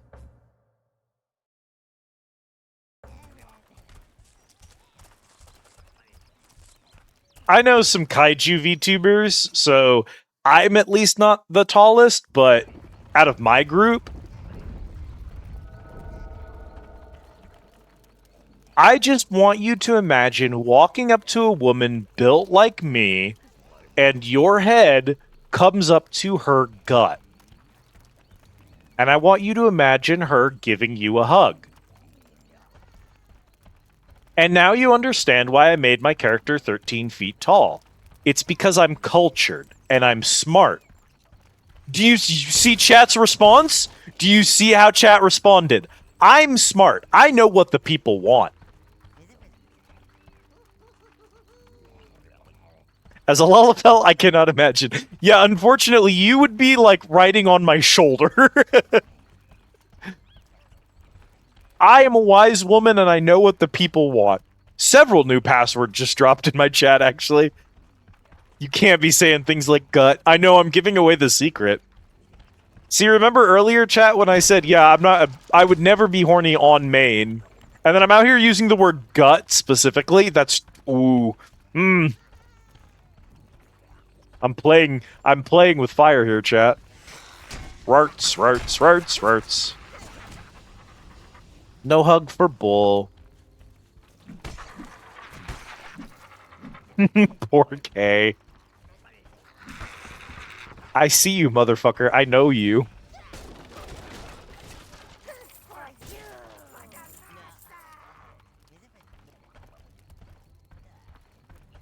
But yeah. And so you may say to yourself, well, Liz, 13 feet. That's awfully big for a nautilus, right?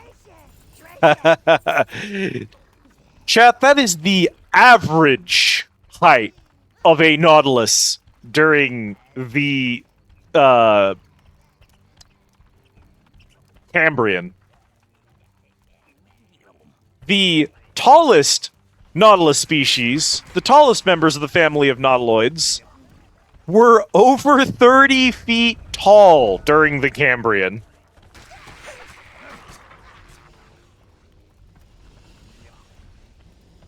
Even in lore, we've confirmed before, we confirmed this about Squid's lore, and I intend to transfer it over to Liz. We confirmed that my grandfather in lore is canonically a kraken. And so it's like, oh yeah, I'm a quarter kraken on my mom's side. So, you know, given that, I'm actually pretty short. 3.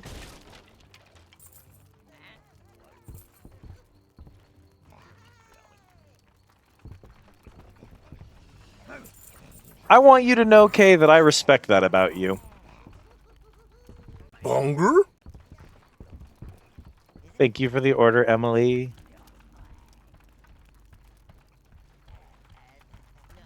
People be out here giving bottoms shit for being bottoms, but here's the thing.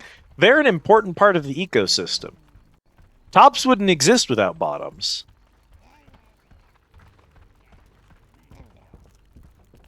It's like, it's easy to look at prey and predator and say, oh, preys are the soft, squishy, weak animals, and predators are the big, tough guys. House cats are predators. Rhinoceros are prey. They're vegetarians.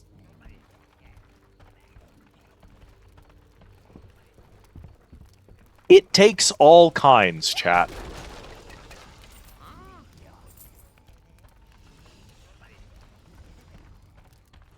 I'm a bear. I'm an omnivore that fills whatever niche the environment requires.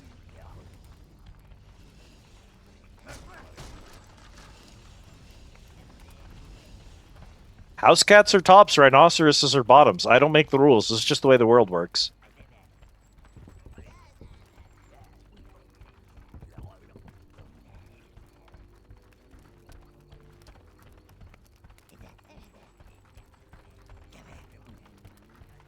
Oh man, you know what command I still need to make, chat?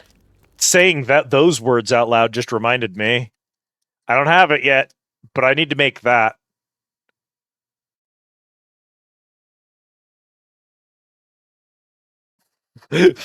Fox girls are technically tops, but like chaos tops.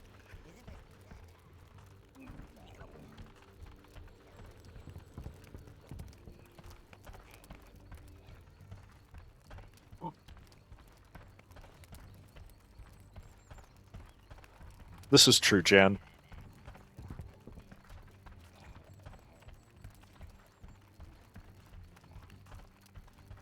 Actually, are foxes...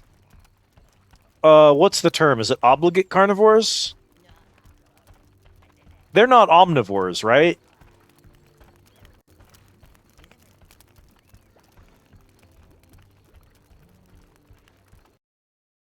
It's probably only media that is giving me like a notion in my head of foxes eating. Are they omnivorous? Oh, because I'm like in my head, I'm like, don't they eat like? They eat herbs. They eat berries, right? And I was like, oh, I may just be thinking of like Disney style cartoon foxes and not real life foxes, but maybe yeah. So, obviously fox girls are switches. Because they're omnivorous, so...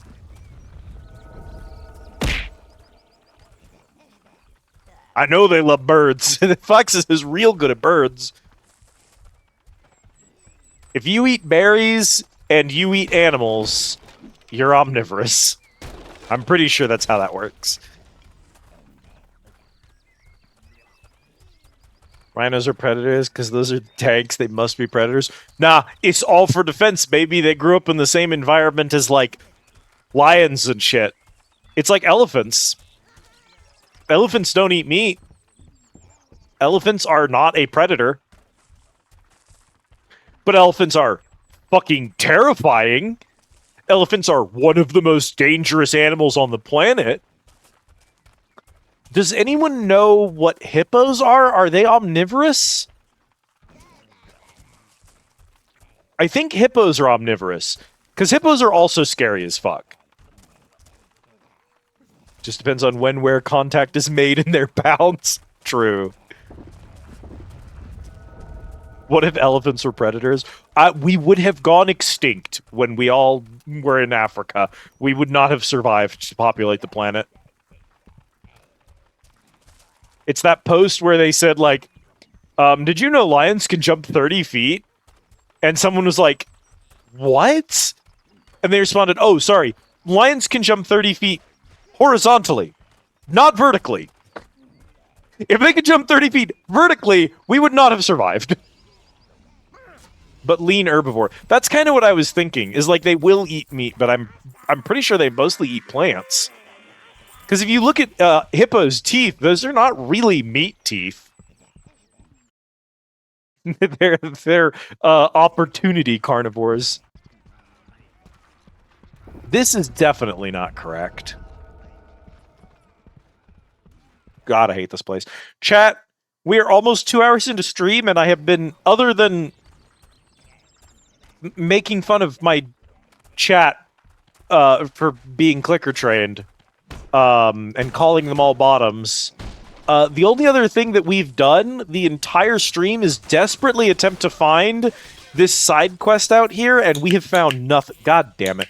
God fucking damn it. We have found nothing. Ah!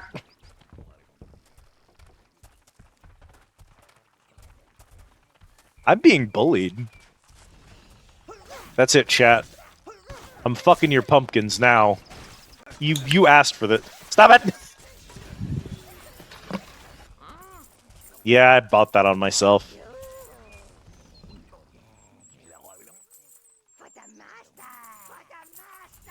Most herbivores will eat meat off offered. I've seen horses and... Yeah, horses and cows will eat baby chickens. Hunger? Cows also... Only proving the allegations. We all knew. Hi, Rhyme.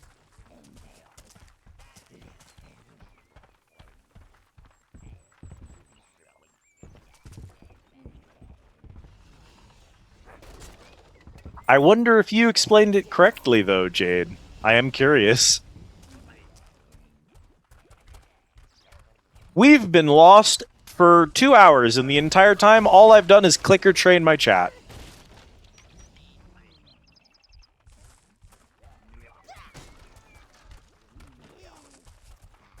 Where did I leave my AAA batteries? Oh, no.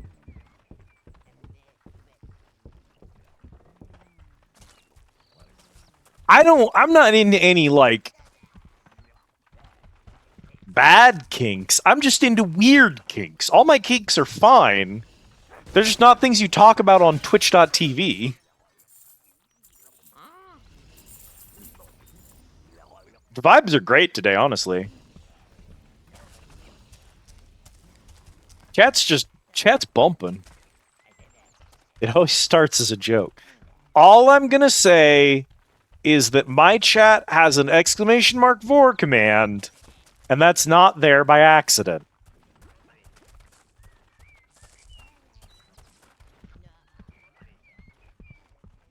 We are desperate to find this stupid-ass quest, and it's not here, dog.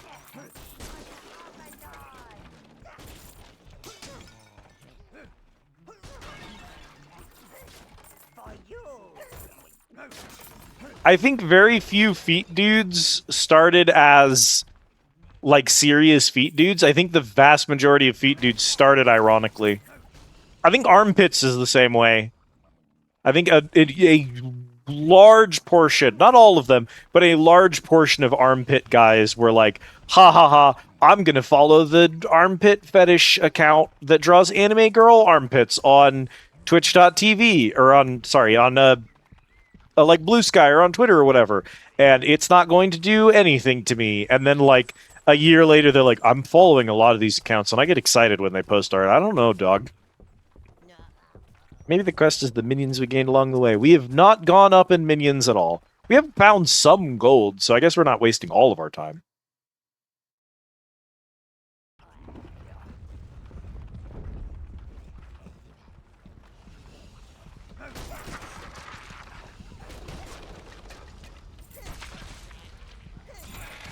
It can't be in Melvin's kitchen. That doesn't make any sense.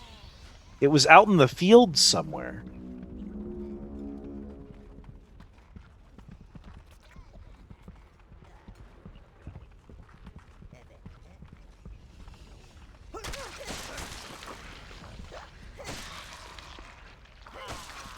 See, that's the nice thing about feet, right? And it's the nice thing about armpits. Because I don't vibe with the feet or armpit groups. But the thing about them is, like, you see someone drawing an unbelievably well-detailed foot, and you know that they're like... You're like, yeah, okay, I know why you're doing that, because it's a thing that turns people on. But there's nothing bad about it. It's so innocuous and normal. Yeah, feet are obviously tertiary sex characteristics, clearly.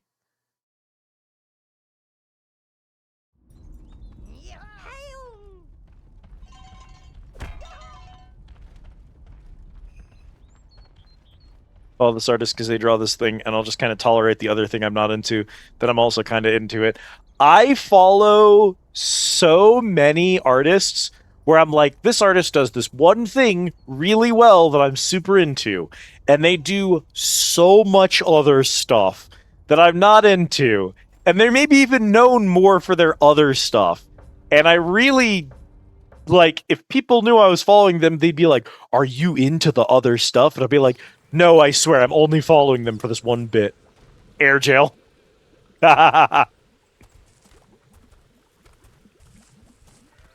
Chat, it has to be...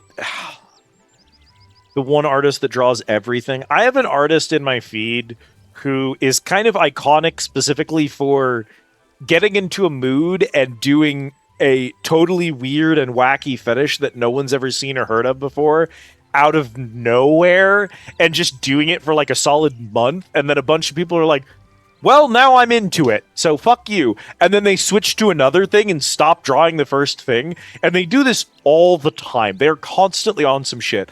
I think that person has single-handedly invented a new 100 fucking fetishes. Yeah, hit me up in DMs. I'll give you her at. She's just on some shit all the time. We're looking this up, chat, because something's not right here. Where the fuck is the Mellow Hills Abyss?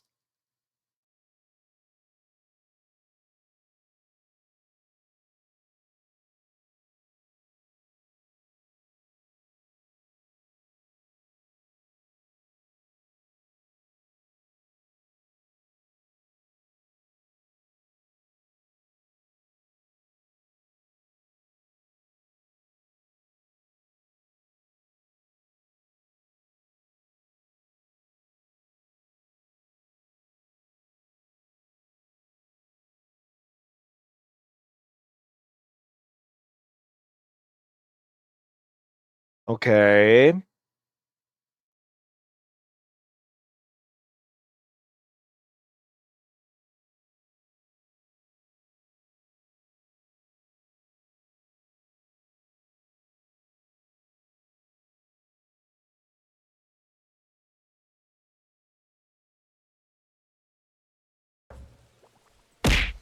Yeah, exactly that, Jan. The meme to character must be gigabytes of art for what is a very unsexy character, but is now a sexy character.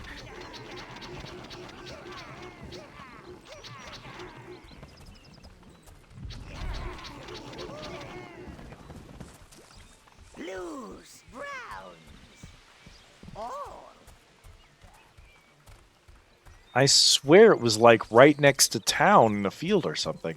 It was this the whole time. God damn it. It was right next to us the whole time, chat. Why didn't you tell me, chat? You were supposed to know. We weren't trying to run away from you, honest.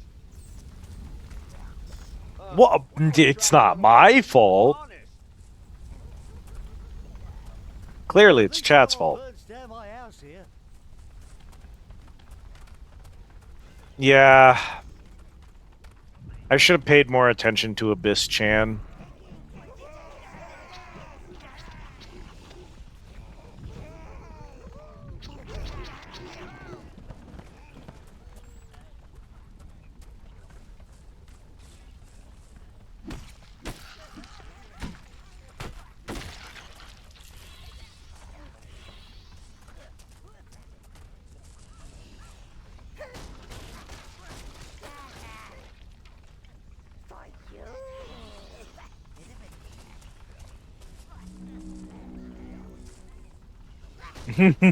Don't you love the sound effects in this game?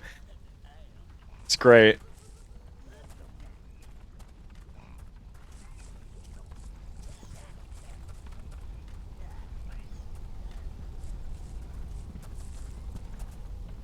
Now, why would I not have cleared this the first time I was here?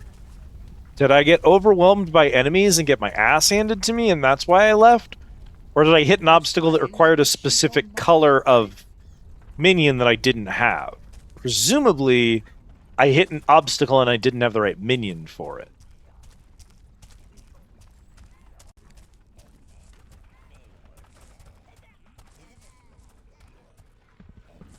Logo's minted? What?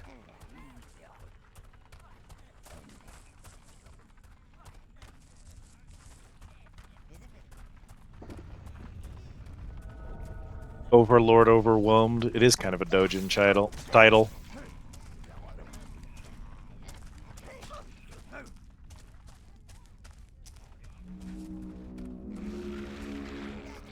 There's water there. Is that why we didn't go through this way?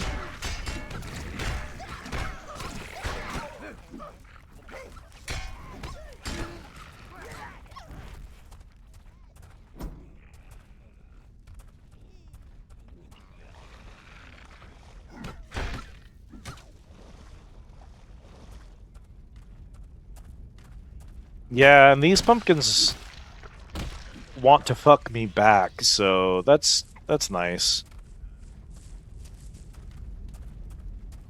It's good when it's a mutual thing.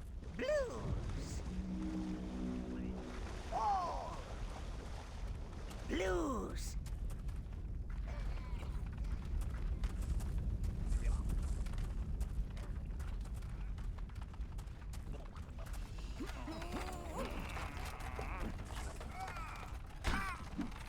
Alright, man. Good luck with that or whatever.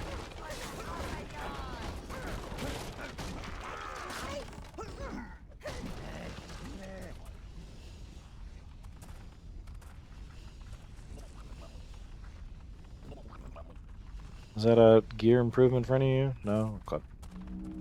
Come on, boys. Yeah, classic scouring of the Shire.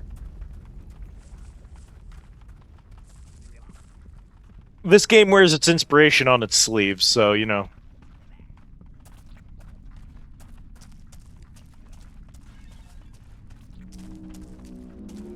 You choose all. Come on, gentlemen.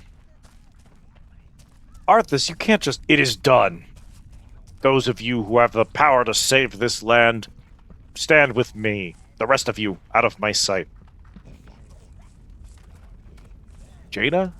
I'm sorry, Arthas. I can't let you do this. I can't watch you do this, I think is the line.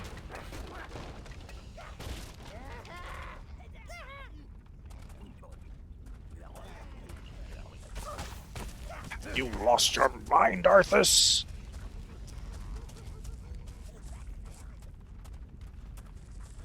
I miss Warcraft. Do you remember when Warcraft was a good, chat? That's probably before most of you were born, the last time that Warcraft was good, but, like, it used to be.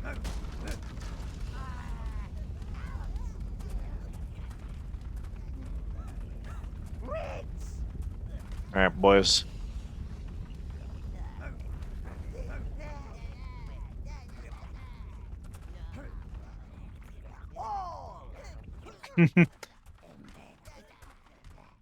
Oh yeah, no, I mean, Warcraft 2 was where it started going downhill. Warcraft 1 was when it was last good. I'm kidding.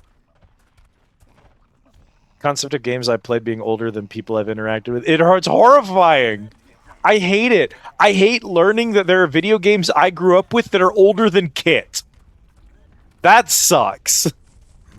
I hate being old.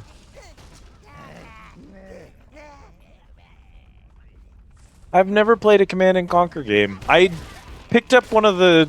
I think it's a, like, remake of the first two or something like that. I picked up some kind of Command and Conquer collection that's on Steam that was recommended by old CNC fans. And so I'm going to give that a try. I've got a couple of them on Steam I'm going to check out. Functionally not existing anymore. I am lucky in that I can still play Warcraft 3 for a really stupid reason. Please get me down. I still have my disc. Tormented spirit of Melvin, sire. Looks like he's getting all the food he could ever wish for down here. All that flesh wobbling from side to side. Oh, it's almost hypnotic. Oh, this should be interesting. Yeah, man? That's the way to end a meal. Ooh, there All right. it goes again. Blowing up and reincarnating like that must hurt like hell. Ah, but look at him. Melvin just can't seem to stop himself. No, I have a physical disc. I just don't know if I have a valid CD key. Yeah, I don't know which ones I got. I looked up like a list of them and found a decently priced collection on Steam that people recommended. Come on, boys. Come on, boys. I don't know where that man is going. I don't want to know. I'll deal with it when I deal with it. Reds. Okay. Choose all.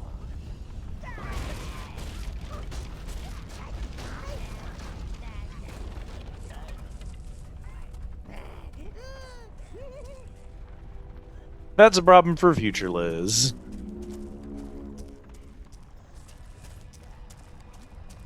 Me when I walk into a boss fight and the boss walks away. Just lying about. Lord, that wobbly ball of lard might prove handy here. That is, if you can make use of his fatal bouts of indigestion.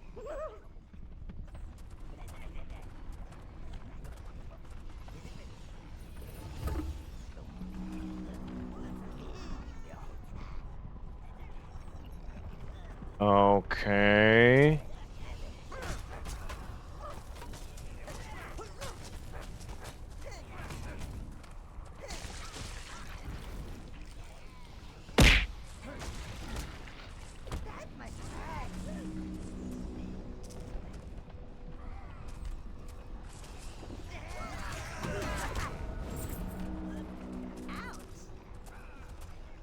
There's definitely some kind of gimmick going on here.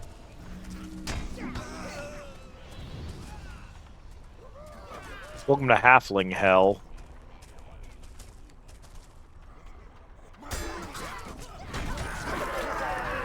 Boys! You stupid idiots!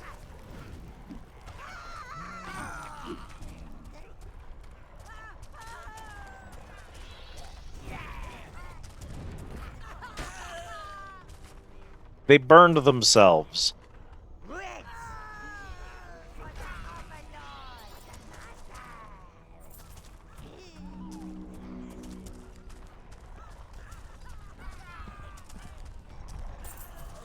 So unfortunately, the actual solution to this puzzle, you ignite those fires in order to make sure that the halflings can't spawn and kill you. Oh, browns.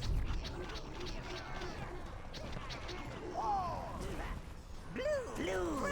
Reds. Greens. Oh, that's what's being spawning those pumpkins. Oh, be careful, sire. It's one big mother.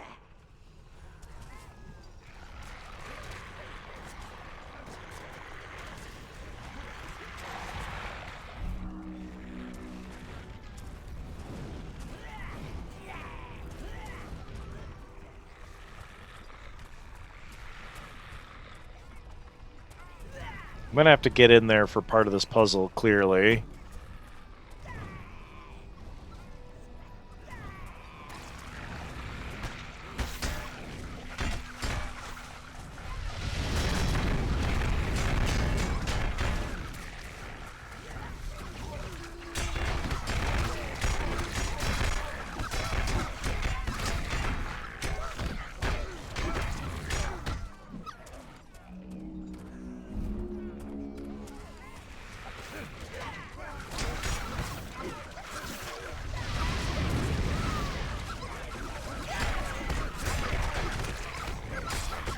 That's alright.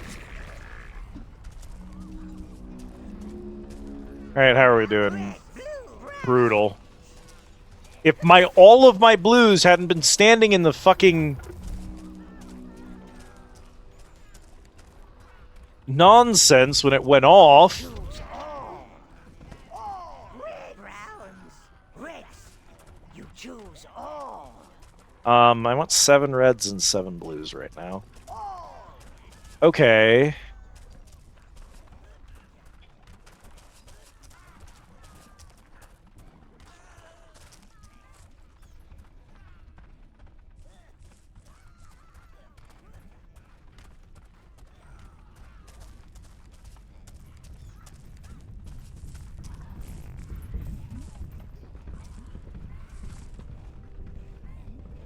He's gonna go somewhere and do something, probably.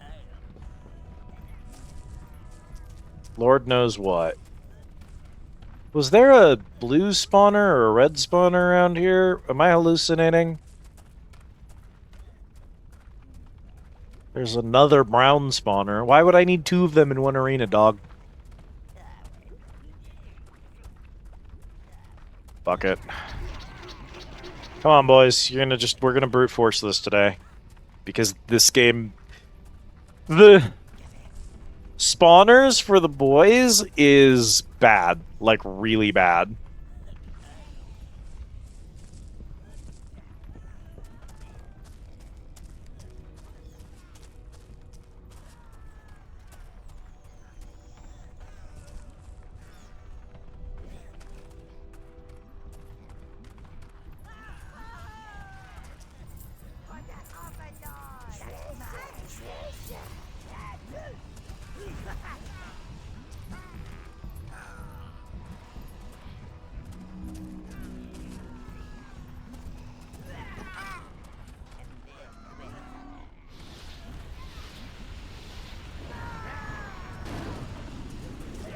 Really?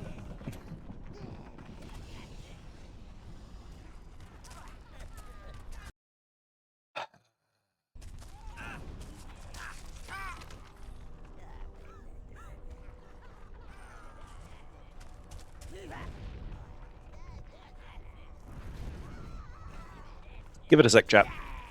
Problem fixes itself. Don't worry about it. There's an easy solution to this one.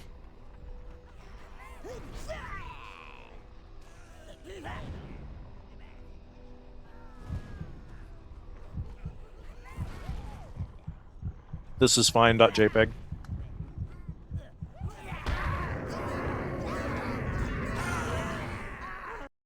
And we hit restart. And it reloads us back here. All of our Pikmin are back. It's like nothing bad even happened. Need to eat to be good for work. Thanks for the fun. Thank you so much for hanging out and chatting with us, Az. It was great. Good luck with work tomorrow. Ooh, this should be interesting. That's the way to end a meal. Oh, there he goes again. Blowing up and reincarnating like that must hurt like hell. Ha! But look at him. Melvin just can't seem to stop himself. Okay.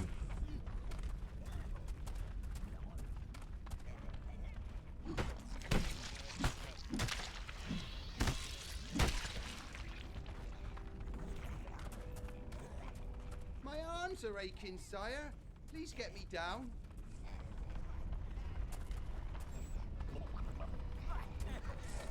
If I go through first, will he stay there? No, he's coming. All this food just lying about. Lord, that wobbly ball of lard might prove handy here. That is, if you can make use of his fatal bouts of indigestion.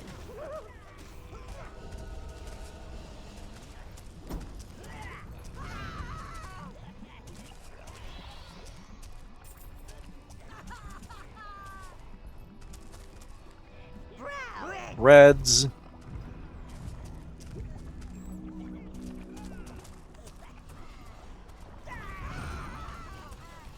There we go.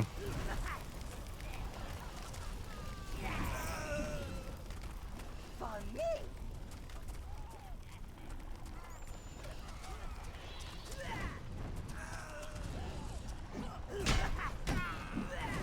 How you survived the Great Burning, I'll never know. Alright. You choose all.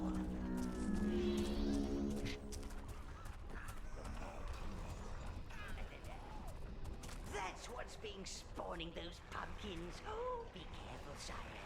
That's one big mother.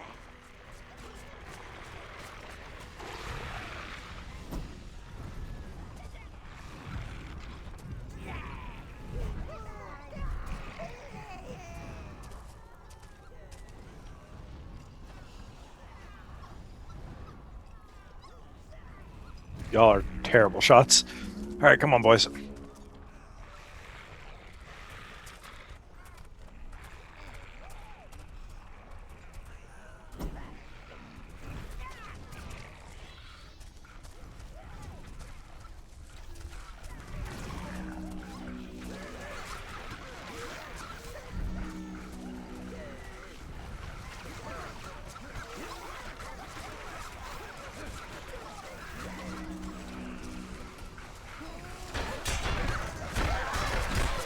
Jesus Christ!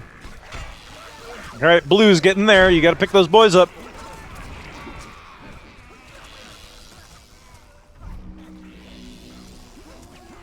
We're gonna lose a lot of boys in that. Idiots. Idiots.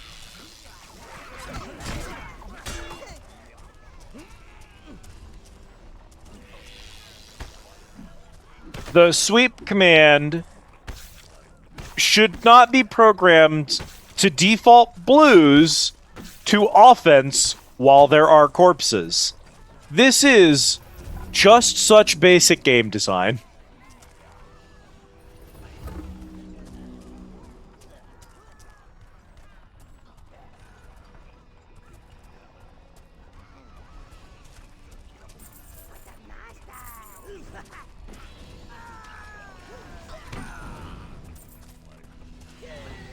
What did we lose? I don't give a shit about the Reds.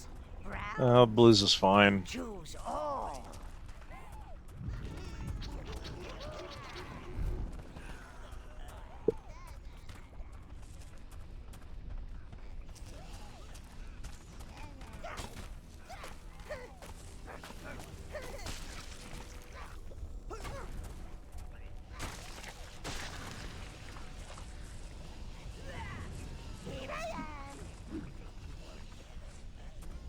Well, okay.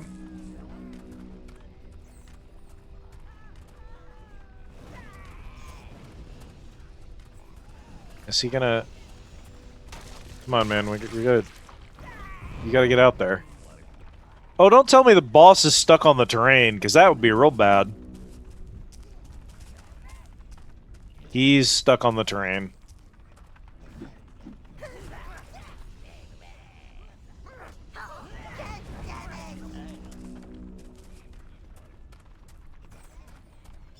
He's stuck on the terrain.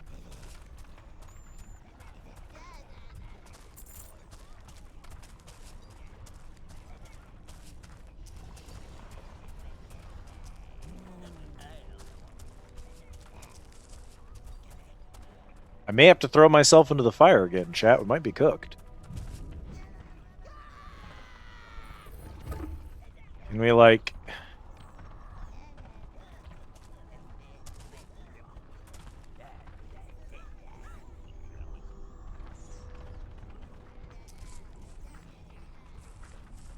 Nope, he's stuck.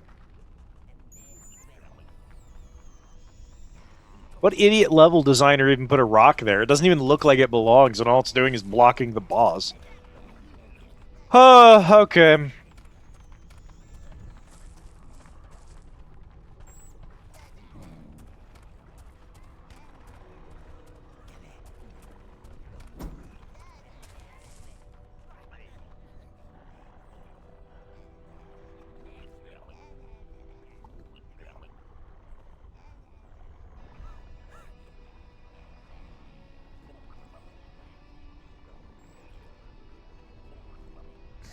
Dear patrons, the kitchen is minus 2 burritos remaining for the day.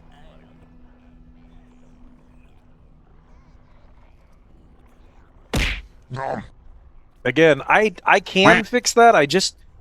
It's so funny. I feel like I don't need to, you know? I think underflow burrito is funnier. Thank you for the care package, K. Thank you for the treat.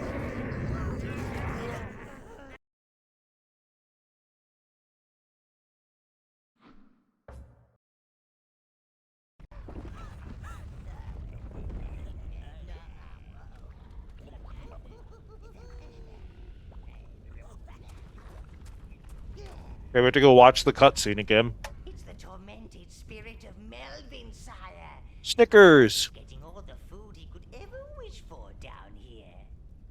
All that flesh wobbling from side to side. Oh, it's almost hypnotic. Oh, this should be interesting. That's the way to end a meal. Oh, there he goes again. Blowing up and reincarnating like that must hurt like hell. Ah, but look at him. Melvin just can't seem to stop himself. Alright. Whew. Thank you for the care package and the treat.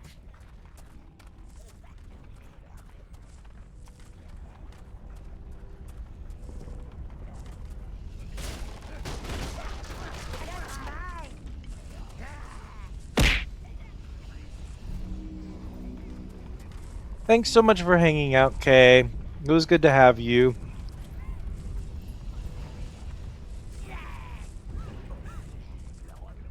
Sweet dreams, friend.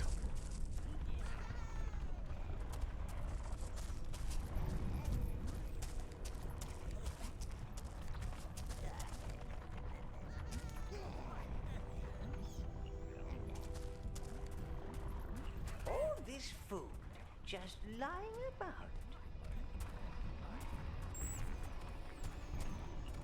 Lord, that wobbly ball of lard might prove handy here. That is, if you can make use of his fatal bouts of indigestion. I know, hurt it.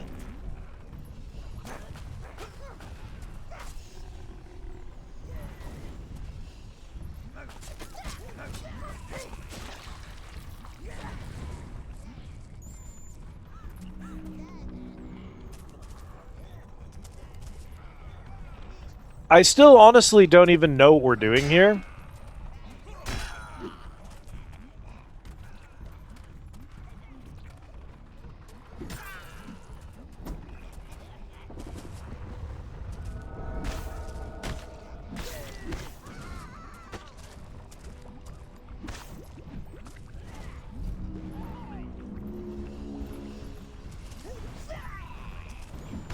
He's gonna go to that one, he's gonna eat it, and then he's gonna explode.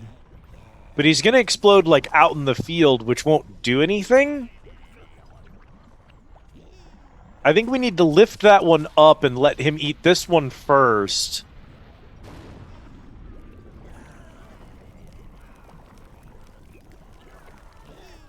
That also immediately solves that problem, which is nice.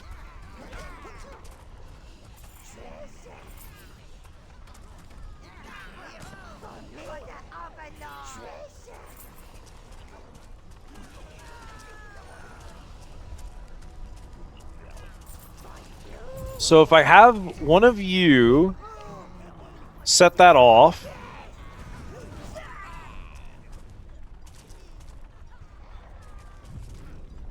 and then bring it back down, does it have food on it now?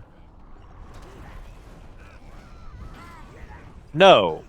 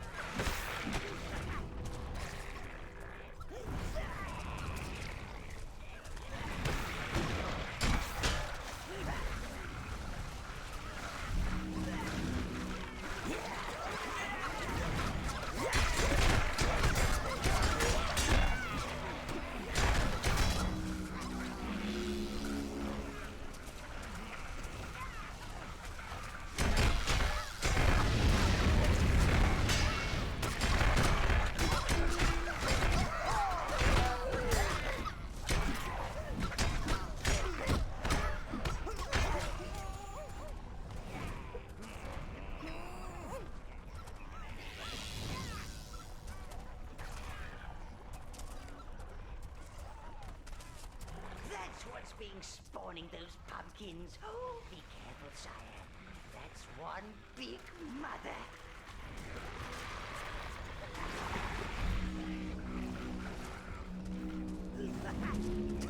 Come on, boys. You can do it.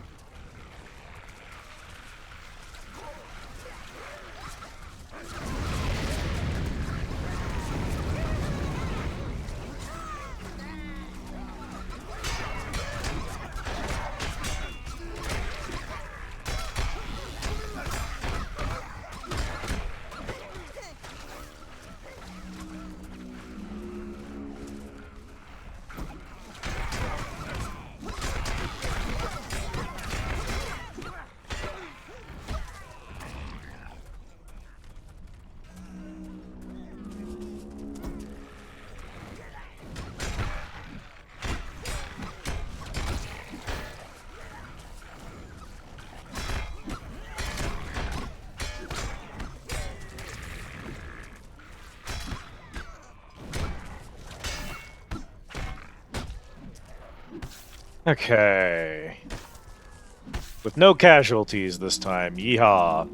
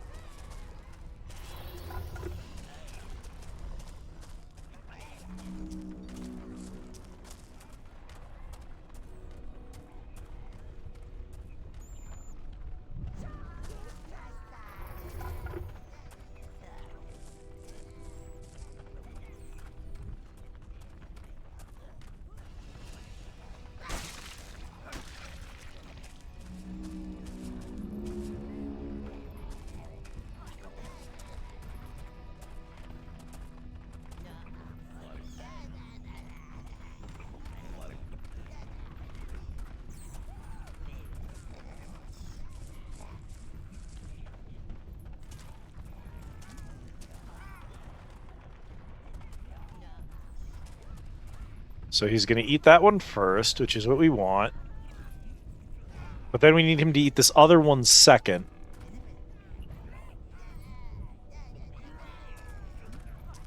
So we got to lure him down here, but then we got to send someone to go remove that so he can't reach it, which should make him go do that one next.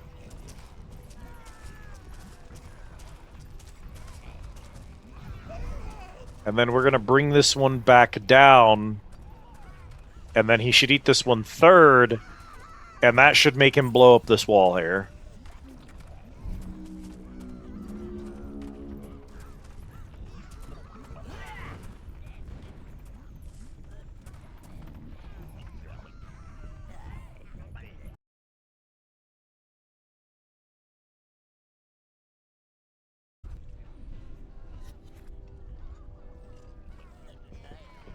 I don't feel like that needed to be nearly as frustrating as it actually was.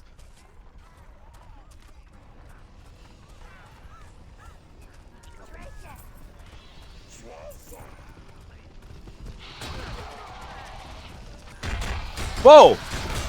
Bro, what the fuck?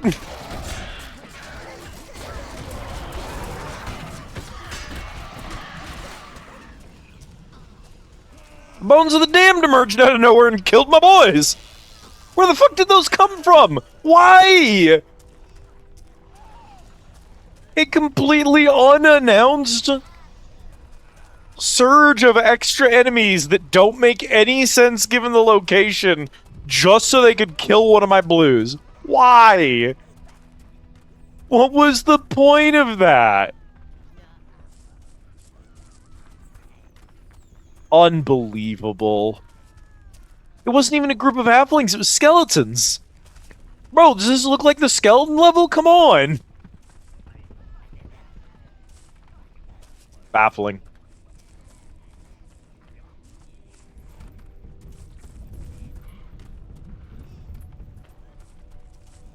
Can I... If I go up here... I don't... I'm just gonna hope that that checkpointed me by stepping on that. I'd really hate to have to do this entire fucking thing again, because this is tedious.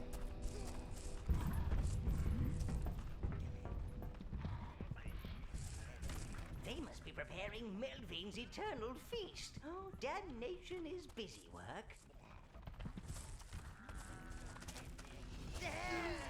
I think there must be some kind of mistake, sire. You couldn't have a word with someone, could you? Best use for sheep, sire. I think you can hear Melvin drooling from here. They're gonna eat me. Oh, don't let them eat me, Lord.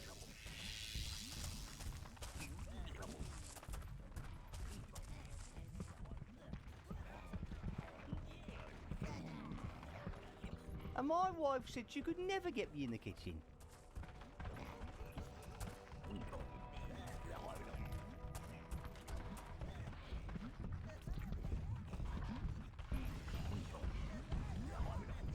All this cooking, it's like home, only appetizing.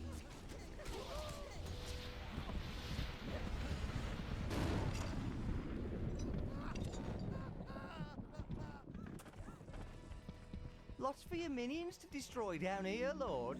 Just, not me, please. Alright.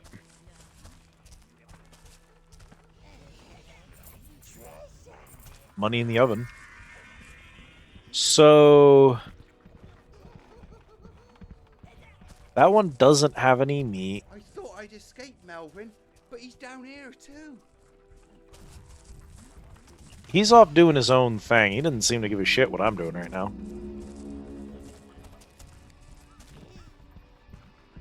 And my wife said she could never get me in the kitchen.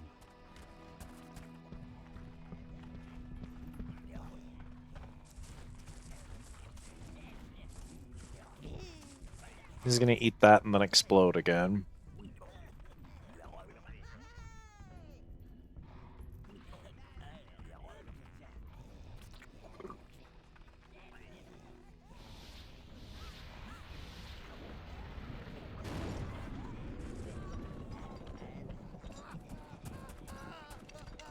All this cooking, it's like Those home, only appetizing. Showing up like immediately afterwards, so what am I missing in here?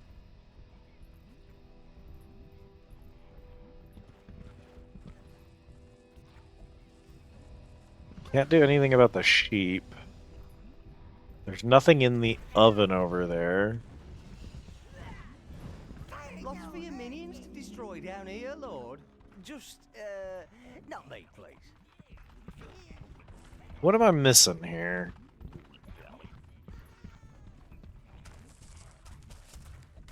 Will someone just give me some food?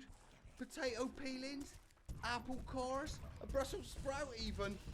Anything. Hell yeah, Yeti.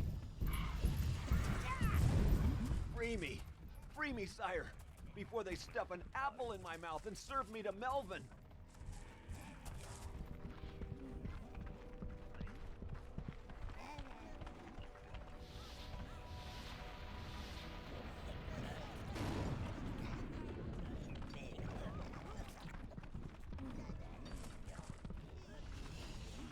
I don't even see the puzzle, chat.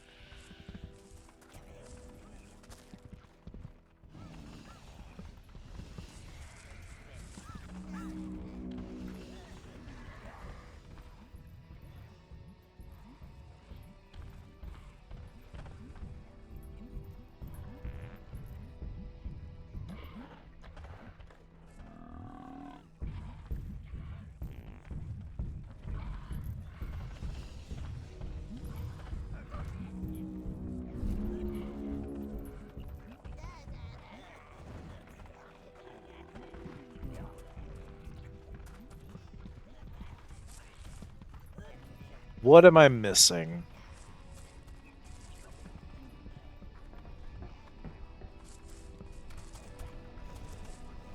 There's no switches. I don't think I need to go back into the other zone and throw switches again.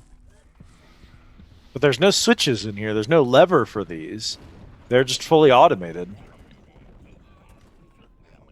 See, they detonate themselves and then respawn. These 3 have food already on them. How drunk was I last night? He's just there. These guys aren't part of the puzzle or anything. Oh, don't let them eat me, Lord. And my wife said she could never get me in the kitchen. And then this one doesn't have anything on it. There's sheep in the middle of the room, but the sheep are, for some reason, indestructible, which makes me want to think that they're related to the puzzle, but I can't go down there, only the minions can. And the sheep don't seem to do anything. There's also like a dozen ways down there for some reason. Oh, hang on. Can we chase the sheep into the oven?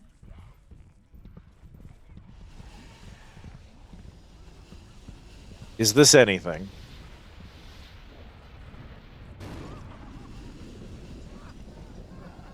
All the sheep just respawned.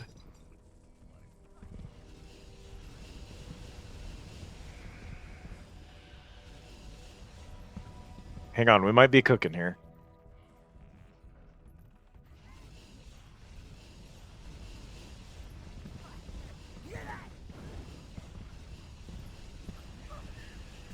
Best use for sheep, sire. I think I can hear Melvin drooling from here. So that's got sheep on it now.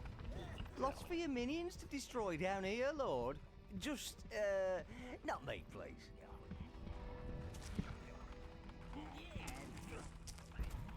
I thought I'd escaped Melvin, but he's down here too.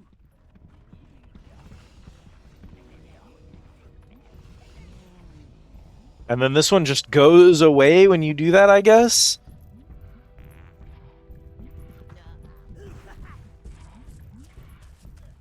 So he should go over there, eat that, and then destroy the wall.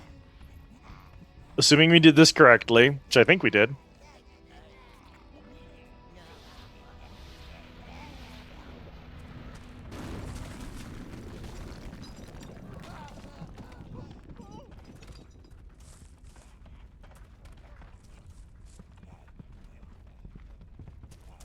They're gonna cook me! Get me back to my home and I'll give you something for your little chaps.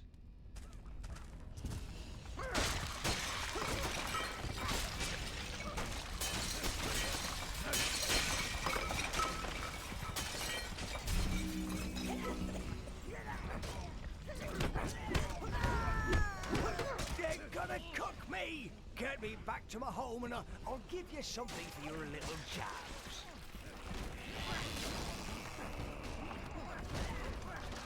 I don't want to die with my ears full of mint sauce.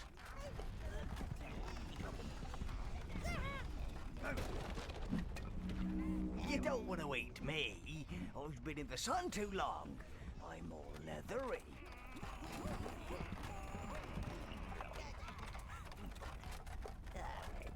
I'll give you indigestion. Well, I wanted to free him, but I guess that kills him. So we'll just hope that that was the right thing to do. Maybe that's what I was supposed to do.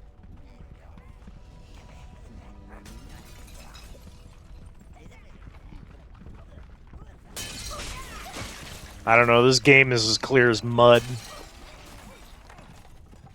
Well, actually, yeah, our corruption's at 0%, so that wasn't a corruption event. So that is actually the only outcome, is to cook him. Even though there's a cutscene telling me that he'll give me something for my minions if I free him, that is apparently made up, and he can't do that, I guess, because nothing happened. Also, I tried to free him, and that was the only interactable I could see, so... Will someone just give me some food? Potato peelings? Apple cores? A Brussels sprout even? Anything?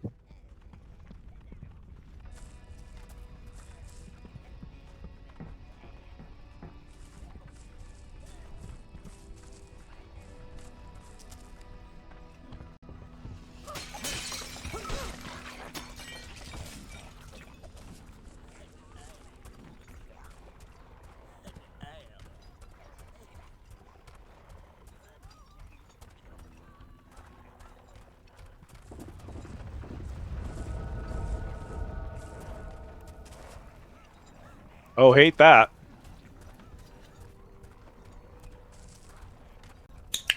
Why would you do that?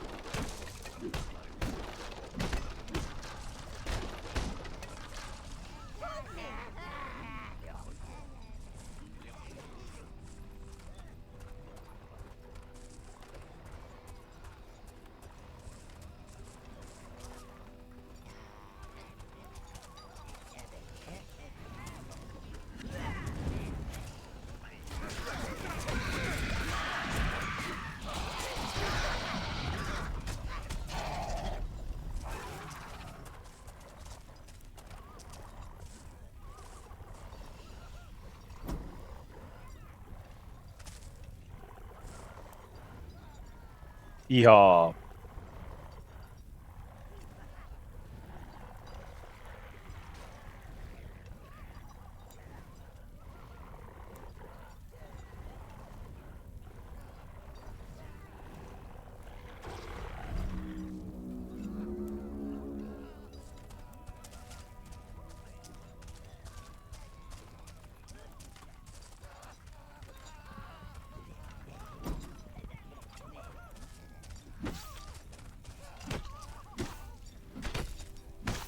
There were bad dudes here, but I guess they're all gone now.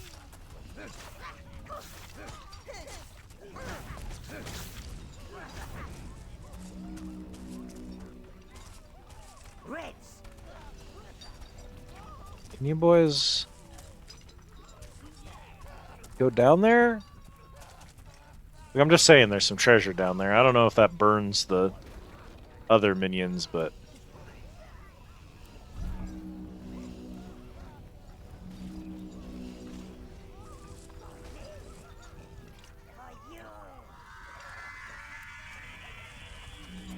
whatever. You choose all. Looks like they got it all. What's that, sire? Ooh, it looks like a piece of the forge. Forge upgrade! Of course, it's a mold. This will allow you to create a unique item in your forge, sire. Won't that be nice?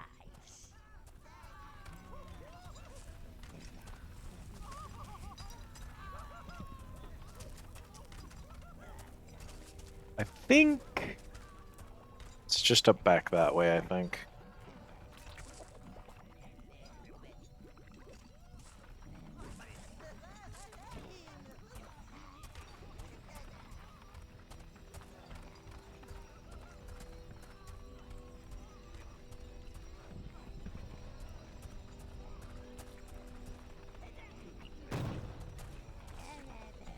What do we get? It's a mold for the axe of confusion. The my Axe of lord. This Confusion. weapon, and you have a random chance of spreading a little extra panic and mayhem amongst your enemies. Yeehaw!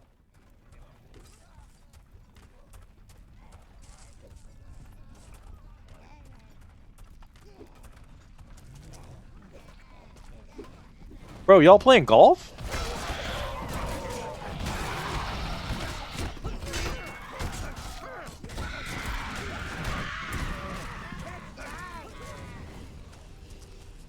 Bro, the golf clubs are viable weapons? Yo, get those clubs, boys. We going golfing.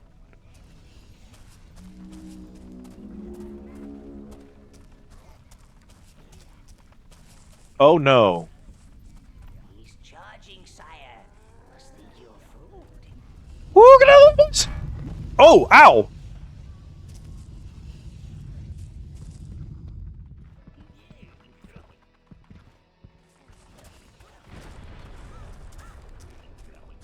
Alright, boys. Let's get y'all out of the way. This is about to be real dangerous, so y'all stay way up out this bitch.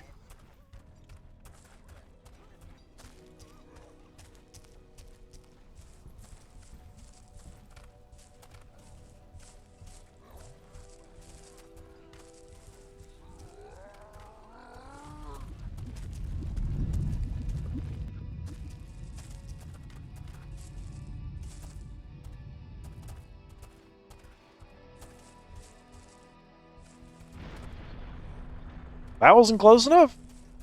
God damn.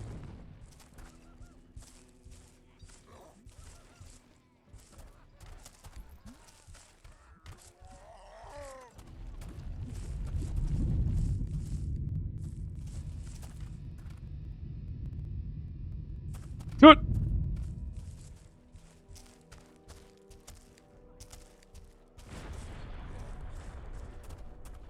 Are these flags at random, or do you think they're maybe supposed to tell me where to shoot him?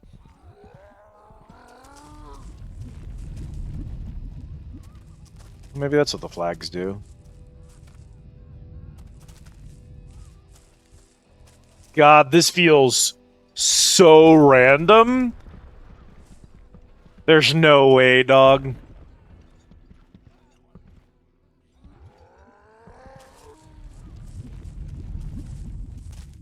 I'm sure the dev who designed this thought they were being really funny and clever.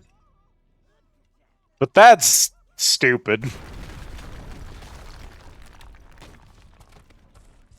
Just make him detonate when he gets over to it. If you're doing a stupid gag anyway, challenge shouldn't even be part of it. Just make him detonate when he gets close to the ending. Like, if he hits the wall, it's done. It just ends instantly. Why'd you design it so that he has to land next to it? That's so bad.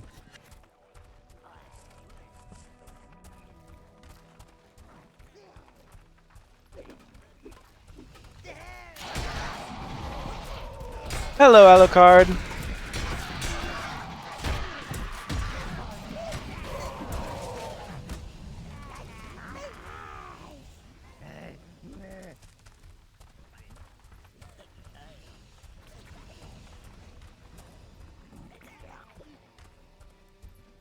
Oh yeah, they're gonna do a bunch of these.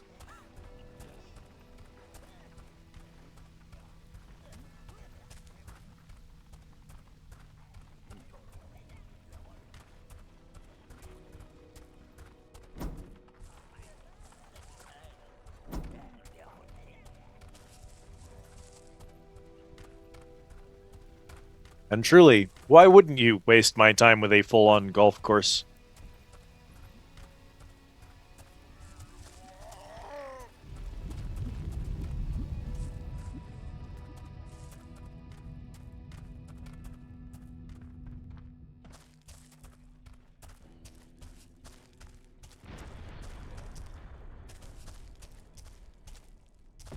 I'm gonna stand right in front of this flag because it worked last time.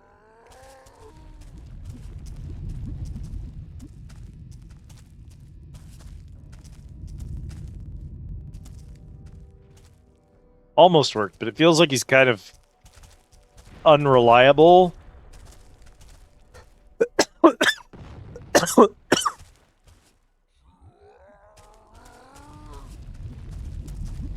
There may be some physics in play that you have to kind of get lucky on.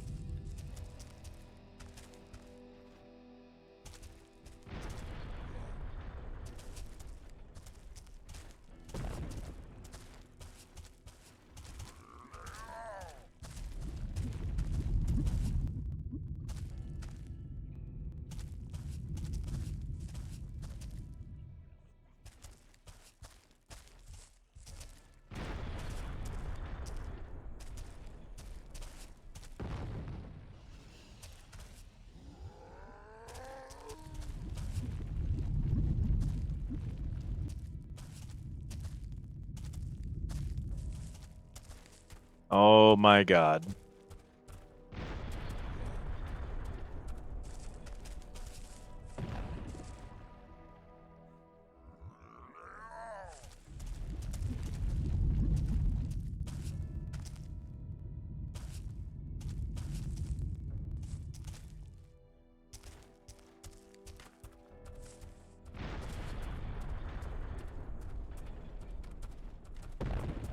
I feel inclined to whistle. I have no idea why.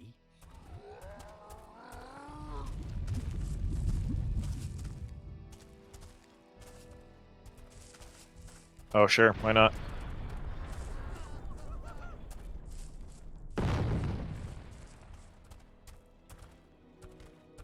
You just kind of came to a stop that time.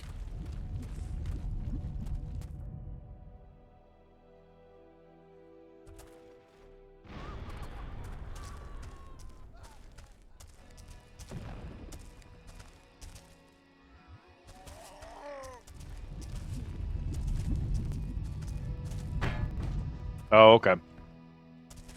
Did it at least work? Cool!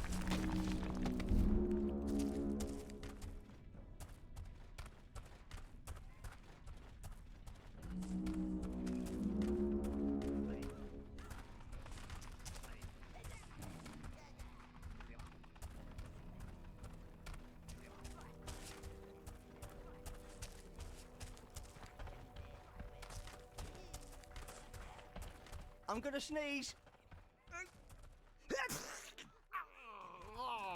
It's all down my front now. Cool. Dialogue, chat.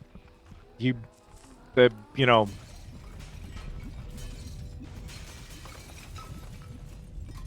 What are we even doing anymore? The writing, like, it's truly spectacular.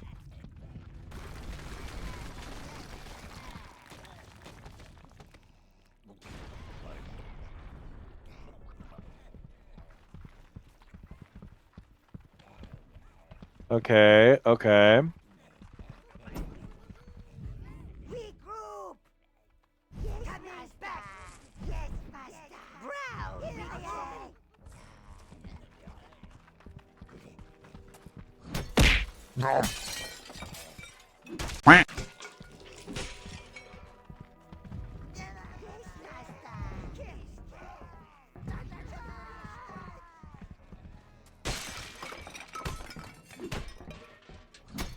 Thank you for the care package, Autumn. Oh, do I have a water bottle around here? I do. It's right there. Ah. Oh, my poor spine. Oh, stretch her out, chat.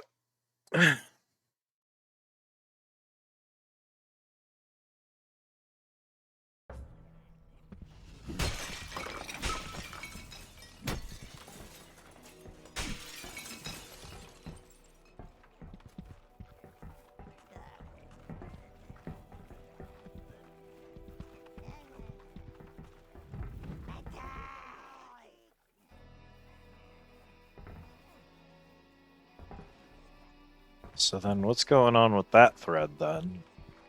Does that resummon Melvin if he didn't manage to break open all the boxes? Because that's the way out. So the puzzle seems solved. So then what is this?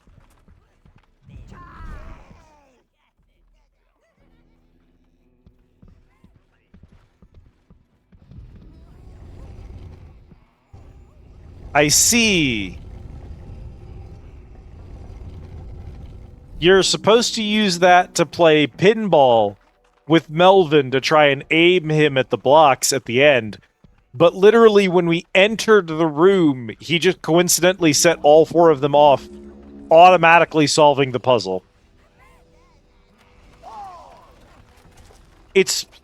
See, game devs just don't know anymore, chat, but back in the day, we used to understand that playtesting your game is for pussies. You are supposed to throw these mechanics at the wall blindly and never test any of them to make sure any of them work. If you playtest your game, you're a loser. because you would know if it was bugged and broke to shit before you launched it. And really, bugged and broke to shit games are what the gamers want. You are denying them the experience of finding bugs in your game if you fix all of them before launch. It just doesn't make sense from an economic standpoint. Spending money to remove content from your game? No, no, no. Don't pay playtesters. Cheating. Back in the day, us real devs like the Overlord team, they understood that you should never playtest anything, and that everything should go immediately into the game.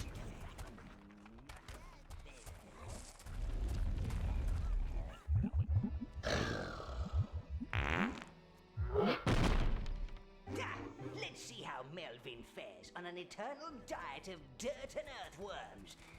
Actually, a nice juicy earthworm can be rather yummy.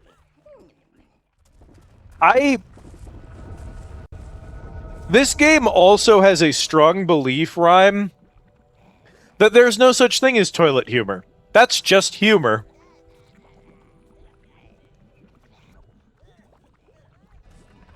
All of the humor in this game is toilet humor. It's bad. The second game was occasionally funny or clever. This game is neither funny nor clever. It can be at times, but for the most part, it's just toilets.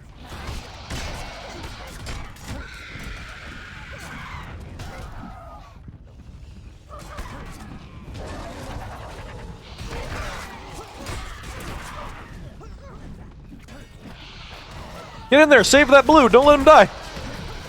Come on, boys.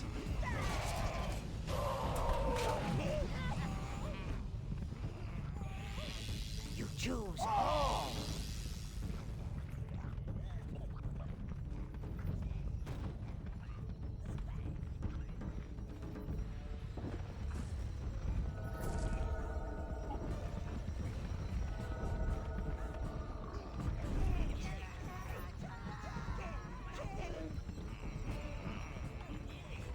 My abyss now, motherfuckers.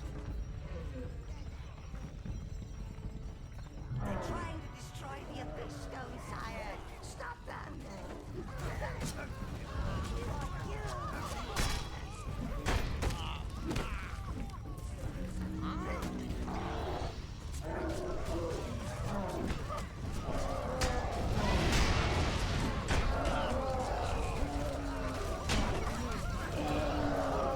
Silly little peasants.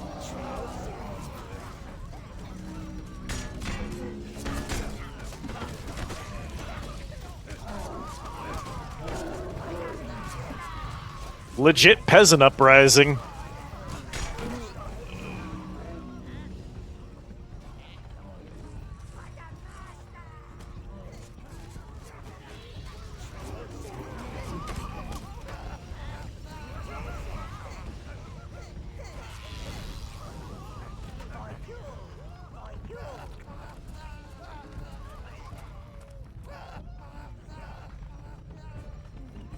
All right.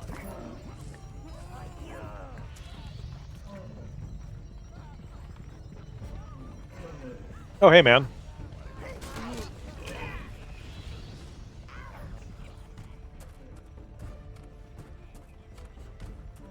If we can destroy the control stone, then the Overlord can't take control of hell, brother. I am hell. The Meadow Hills Abyss is yours, Dark Master. Please don't try bringing it back to the tower. Giblet is already getting nasty flashbacks.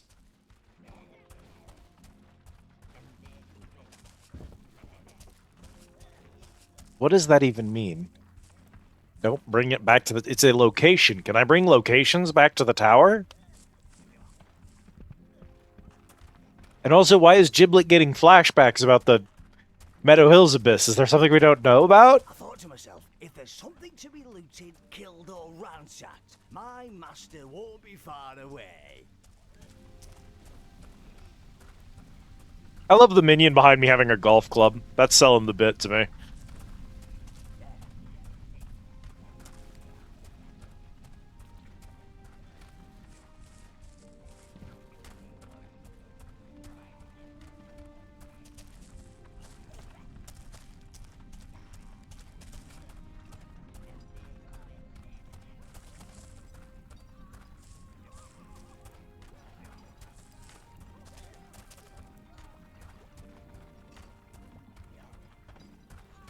Technically, I can teleport home from the teleport stone, because there's Early lunch for Miranda Arcian. Welcome in. Thank you for the follow.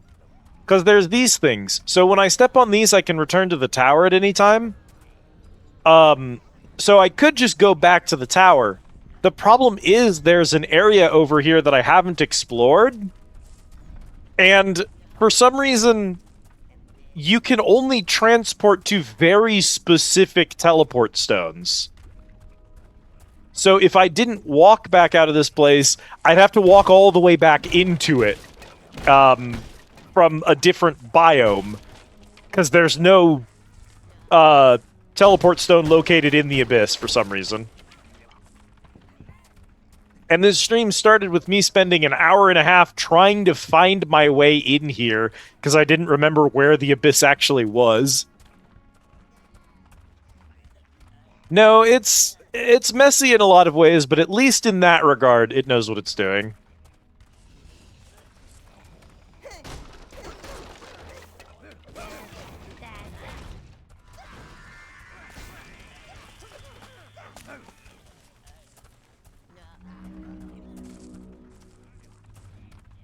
Going clubbing to a whole new meaning. Look, if my minions are interested in clubbing, I respect their choices. I am here to support them.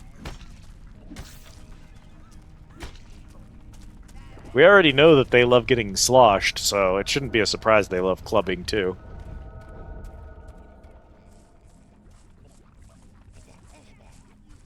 I think that's where I came from. So I don't think I've been down this way. There's destroyed farms over there, so I probably was down this way earlier. I think so we must have done this before. The reason we didn't clear the abyss last time, chat, I'm convinced, is that I hit this room, realized I didn't have blues, and couldn't do the water section, and had to leave and go get the blues. That's probably why this has been waiting for us. I played this game once for maybe 6 or 7 hours. The first stream. And then I kind of forgot to come back to it for like a year. And when we did come back, I didn't fully remember everything that had happened and that I had done. I prefer your fireballs to this place. The first time I played it, we got the blues unlocked and then immediately stopped there.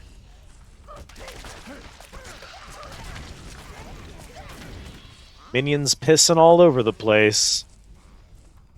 Shit-faced drunk. I wish the beer, like, I feel like there needs to be tables of beer before you get into a boss fight or like a big trash fight, and then it needs to last long enough that they actually get to use it. Because I feel like the tables are always immediately after a big fight, and they buff falls off before you get to anyone else. It's not going to stop me from ordering my minions to get shit-faced, because it's funny every time.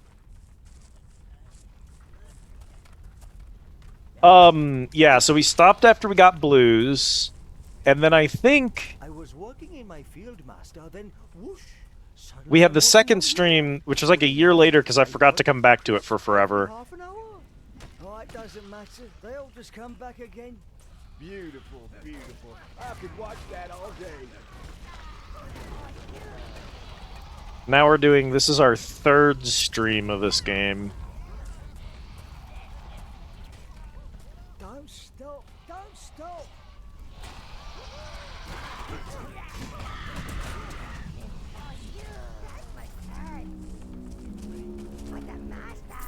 Thank you.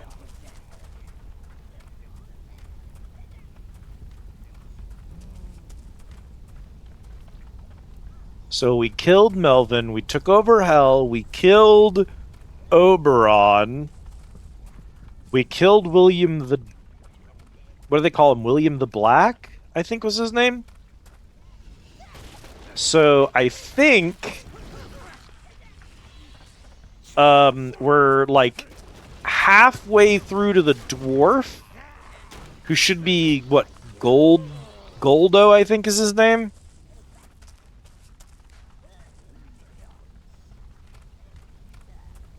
And that's the 4th of 7 heroes. Well, at least no one burns down my house here. We weren't trying to run away from you, honest. Oh, Jesus, that means 3 more zones at least. Honest.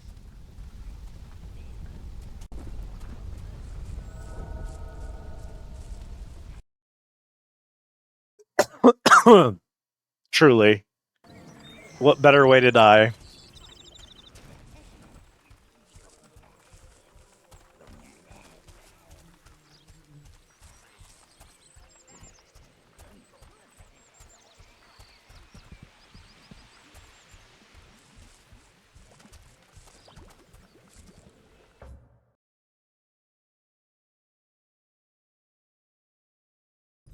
Oh, I feel another surge of evil energy, my lord.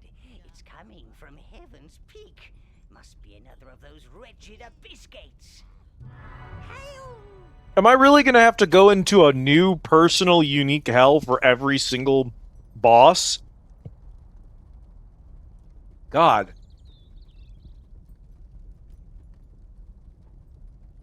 Talk about playtime padding.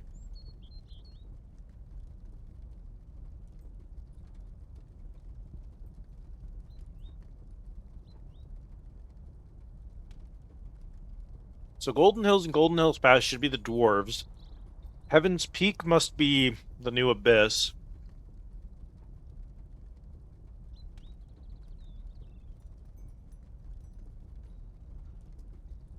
Do I get anything from Master of evil culinary arts! Cursed... taking over?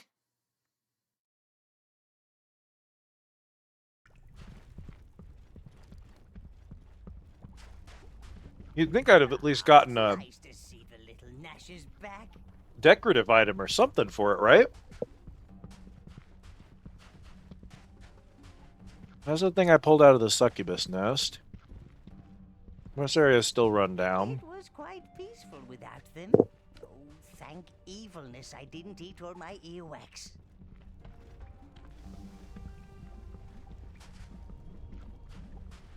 That's still a flat wall. With sick cave art of me and the minions. I love it. I feel like a Carbot animation character. Downtime too, sire. A locked door. And the 4 hives. So there's nothing down here.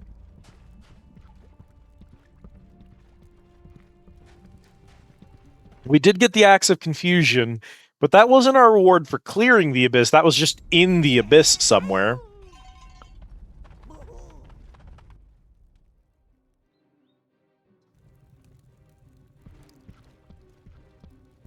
Hey, man.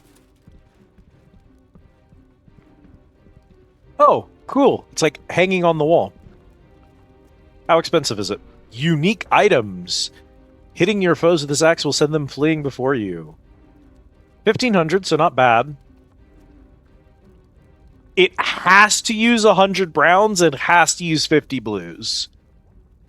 Which is okay.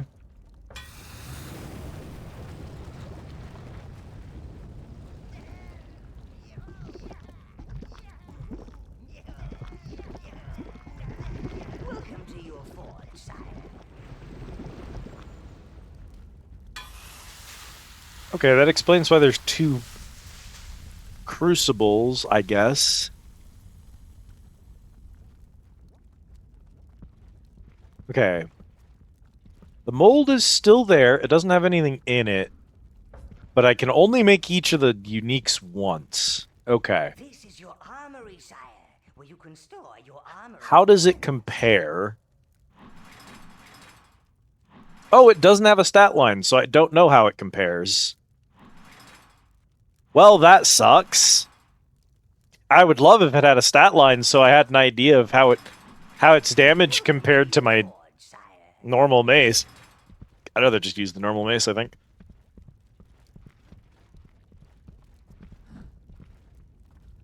Okay, upgrade Durium armor. I would love to get more stats onto the Durium armor. I thought I did upgrade the Durium armor, though. Why is it... Oh. Wait. That's upgrade, right? Yeah.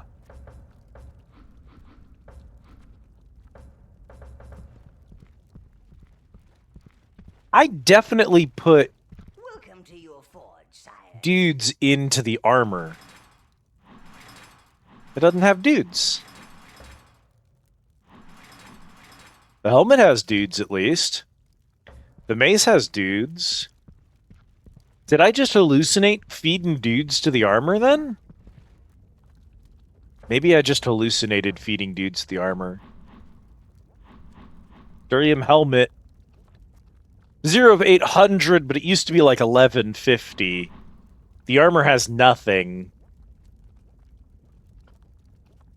Oh, the thing I have the most of is reds, and I don't really want to increase its mana that much. I want to put points into Minions are waiting to be embraced. defense. Regeneration is fine. I guess I could have some regen. Max health would be nice. I don't... Like, I use spells. I use mana, but it's definitely not as crucial. I definitely would rather have the defense go up. What am I currently wearing? I think I'm in the Durium helmet, but I should be in the steel armor right now. Because it's got better stats. I didn't upgrade the Durium yet. And I like the Durium mace. Okay.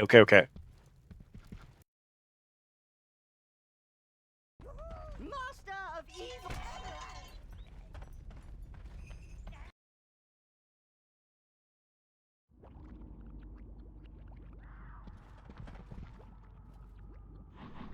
Boulder Beasts we haven't finished because they were annoying. The Dwarf Bombers. The Dwarf Warriors, because they scared me. Wait, no! We did finish those! Oh, no. We were doing the Dwarf Tribe battle. We were doing the Dwarf Tribe battle, and the game crashed. It didn't save any of our arena progress is what happened. That's why my weapon and armor undid. Because last stream, in the middle of one of the challenges, the game crashed. It didn't save anything we did inside our base before the crash. There's no autosave when you're in base. So if the game crashes during an arena challenge, you lose all your arena progress. Yo, treasure trove office? That's pretty good. Great Hall could be good, depending on how your key situation is.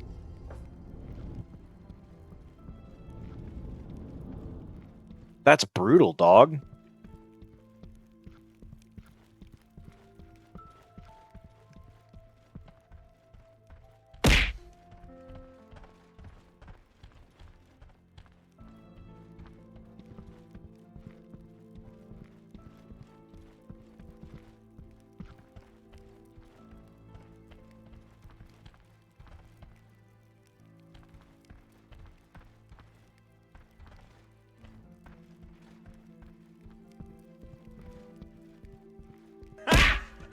Got him!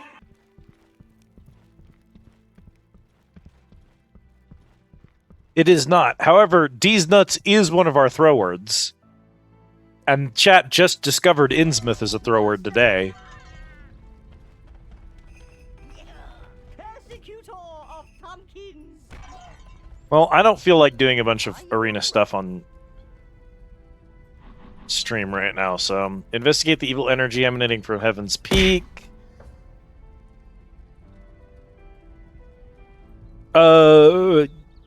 Yes, but no.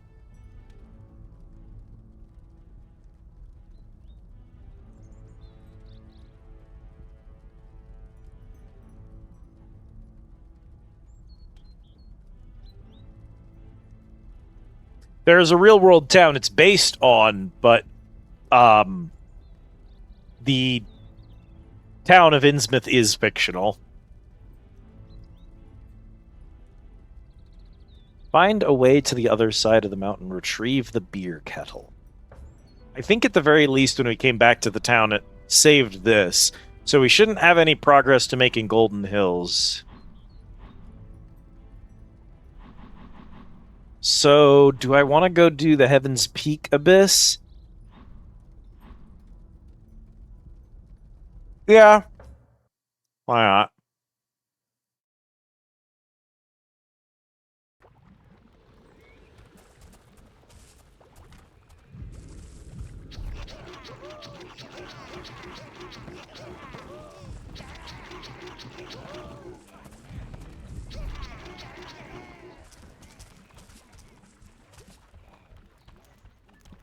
I hear that the plague is subsiding. It is another gate, sire. Oh, sire, our women went into this gate. Apart from Molly at the inn, that is. Even though those demons have gone, our girls won't come out. They say they're fed up with us. And I want my tea, and my tummy hurts, and my socks are full of holes. Please see if you can talk some sense into them, Dark Lord. Please see if you can talk some sense into them, Dark Lord.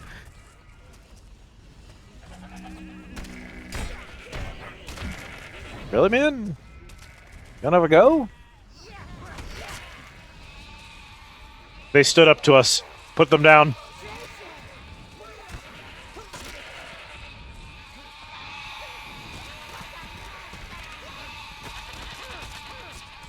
We were just being friendly.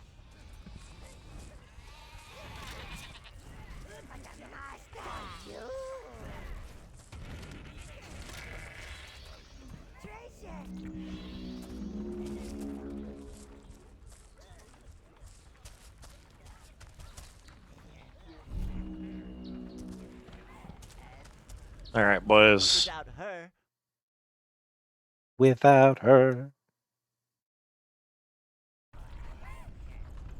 Into the abyss.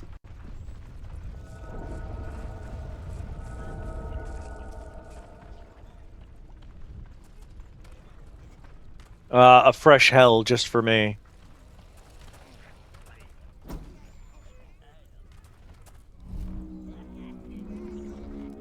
Oh, not you. That thing. What was its name again? I forget. Anyway, it opened up this abyss for us so we could get a bit of peace from those creatures of yours. Up in Heaven's Peak, it was succubus this, succubus that. Why don't you have wings like she's got? And it's all his fault. Now that filthy slug is oozing around and stopping our lackeys cleaning properly. They're useless at anything else. Can't arrange flowers. Can't even cross-stitch a sampler. I'm trying my best, my lady. This is clearly some new breed of evil, sire. Proceed with caution.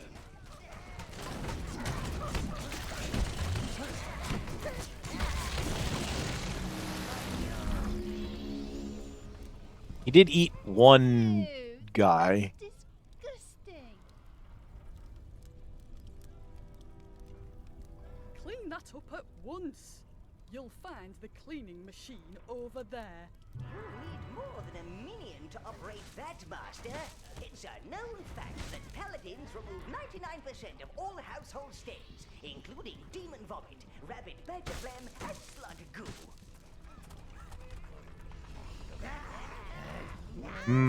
Brooms and shovels.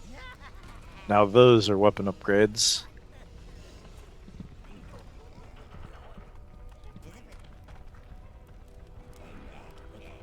I see.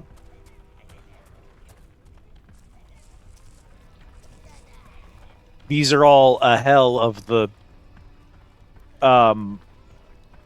person who was the hero in this area. And Sir William's hell, the thing he fears the most, is having to do all the cooking and cleaning for the women, rather than the other way around.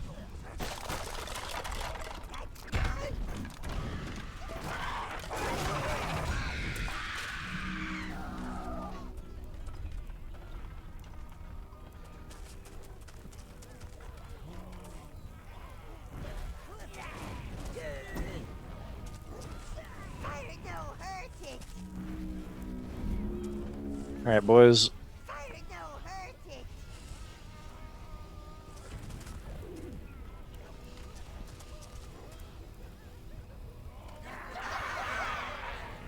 Ah, well. Yeah, I suppose I should have assumed that.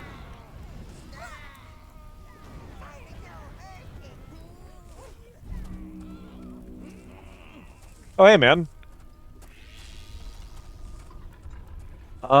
I can't...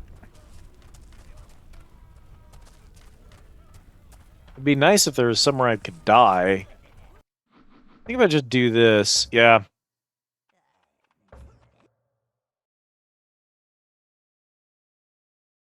Faster than dying, I suppose. At least if you're not at a current wall of flame. Drop from a water bottle. Ugh. Welcome. Oh, God. Yeah, I did that to myself. That's okay.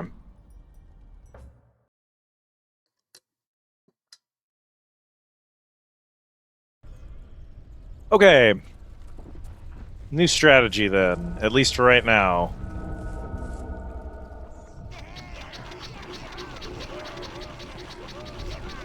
Let's go, boys!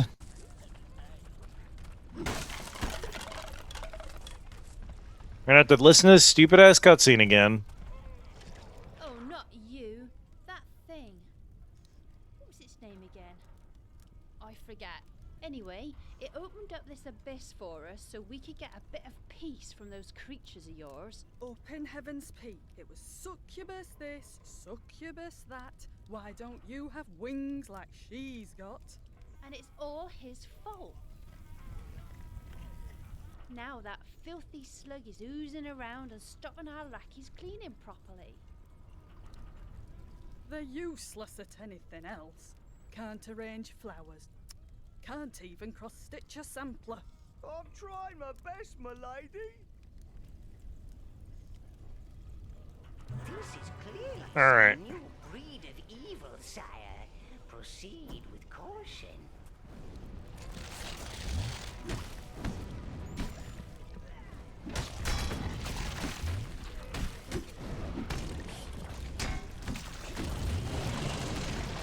I don't think half of those hits should have hit me, but whatever.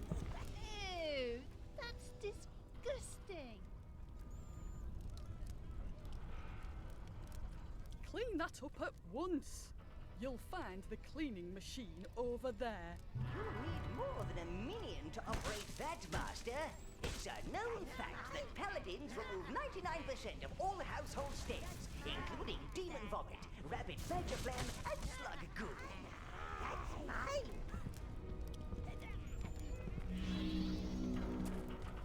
Okay.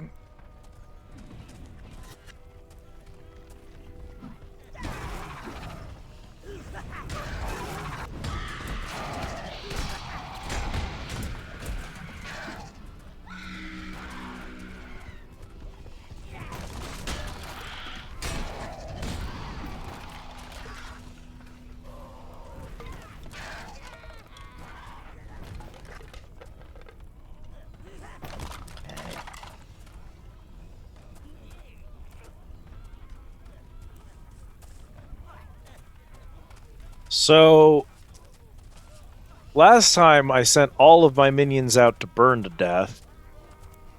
Now we have reds. Fire no hurt it.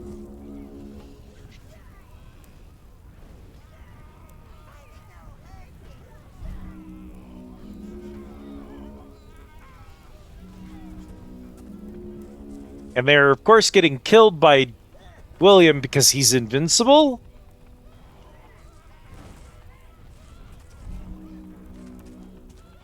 So what am I supposed to be doing here? Fire no hurt it. Fire no hurt it.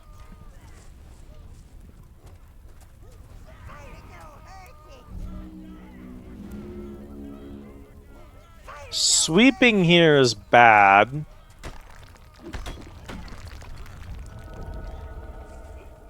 Greens? Why would there be greens here?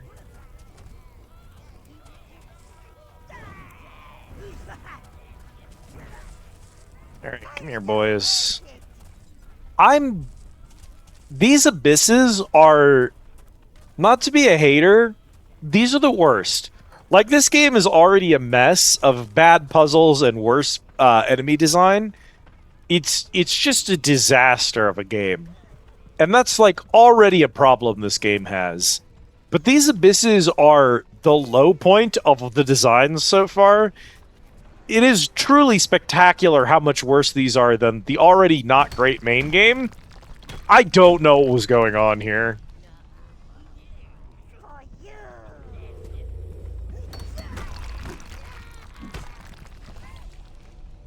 I don't know what they add. They're apparently optional side content, but they're optional side content that doesn't seem to drop anything important. Like, we cleared that other abyss, and as far as I know, we didn't actually get anything for it mechanically. It didn't improve any of our minions. It didn't give me money. It didn't unlock even a new cosmetic or something. It seems to have done nothing in exchange for the worst level design we've yet seen.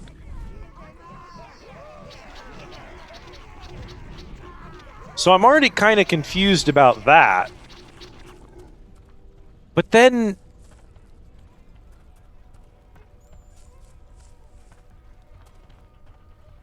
they also just, like... they don't contribute anything to the story or world either. Other than, I guess you get to go and make the villains from the rest of the... from the game suffer in hell, which is maybe thematic, I suppose. Technically, I don't know. I'm actually very confused about what we're doing here.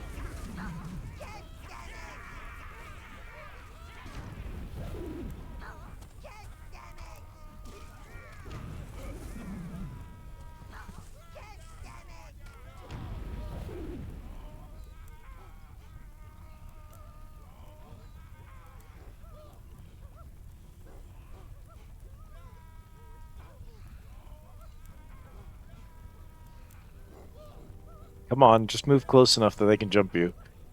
Damn it.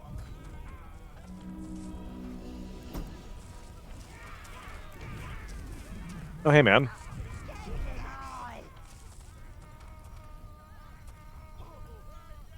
Okay, they managed to knock him unconscious, so now I need Reds to go and collect him. How strange.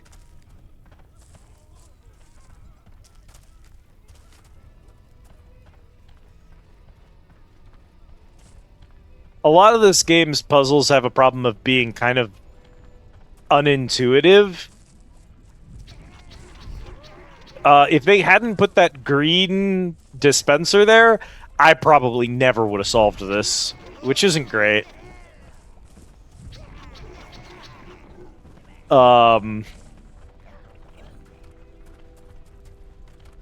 we got there, so I suppose that's what it is. How about you boys and you boys stay here, and we're just gonna take the Reds of this for now.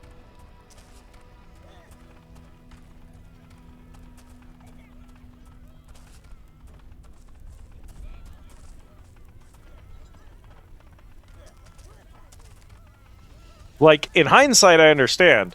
These enemies are on fire, so they're immune to fire, but they're standing on fire, so only only Reds can reach them. And Reds are ranged, so if they're immune to fire, they're also immune to the Reds.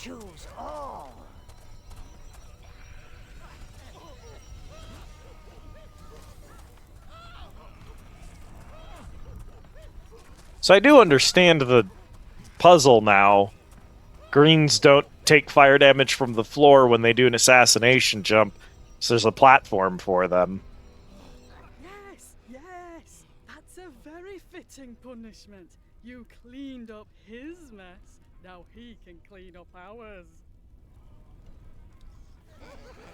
What is he doing with his mouth? Alright, boys.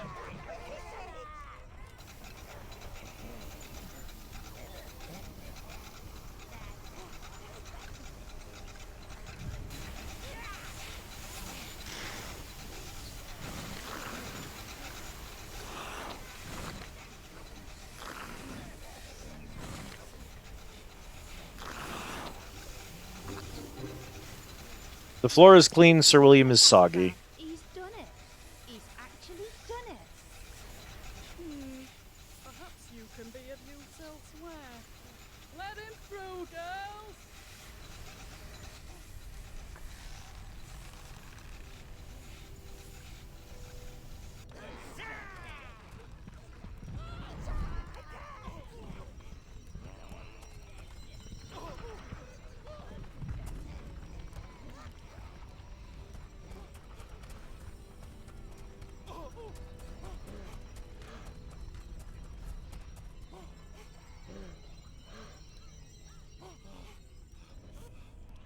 We thought a bit of greenery around here would brighten the place up. Tea on the lawn, a spot of croquet, you know. But that stuff just keeps growing, and we're not mowing it. Play along, sire. Play along. I know it's undignified, but we need to lure this evil out in the open.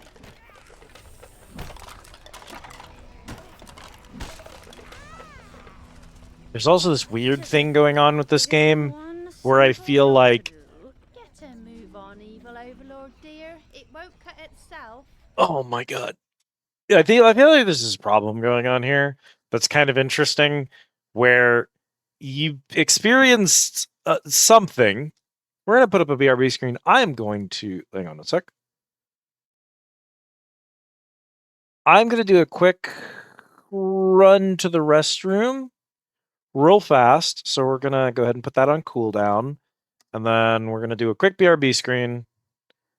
And I'll put on some music, I guess.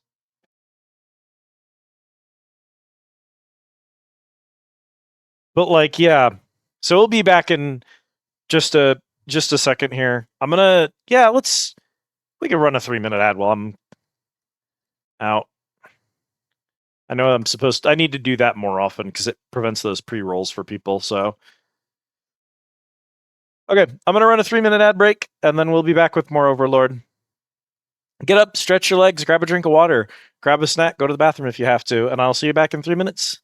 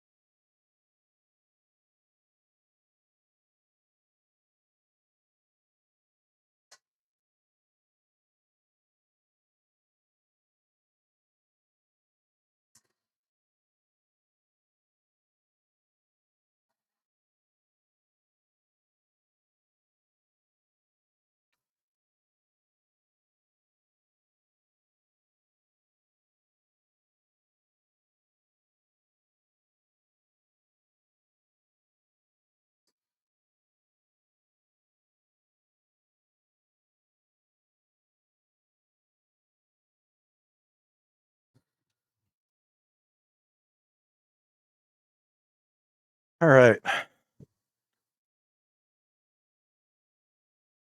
Welcome back, everybody. Do that again. Turn that off. Hi. We still got 30 seconds on the ad, but should be over soon. I've been planning and doing the basic setup, I guess you would say, for a sort of, I guess mini game is the right term. Like a mini game that you all can play in chat whenever I run an ad break. If I can get something that I'm happy with set up, so that like basically whenever I put on an ad break, there's a little game going in chat for the 3 minutes. If I could do that, I might set it up so that ads run every hour. I'm going to be disappointed about it. I'm sure y'all are going to be disappointed about it. I'm going to get so sick of running scheduled ads, but unfortunately, Twitch has made it so that your channel is really kneecapped if you're not running those. And I've been considering it for a while. A lot of my friends have tried to convince me, like, if you set them up, your regulars who aren't subbed to you don't have to worry about pre-rolls, which everyone's getting hit with, including, you know, your regulars. People who are watching the channel, well, that's not a good sign. Of course. I'm going to keep it so real with you, chat. I think the game crashed when I tabbed out of it.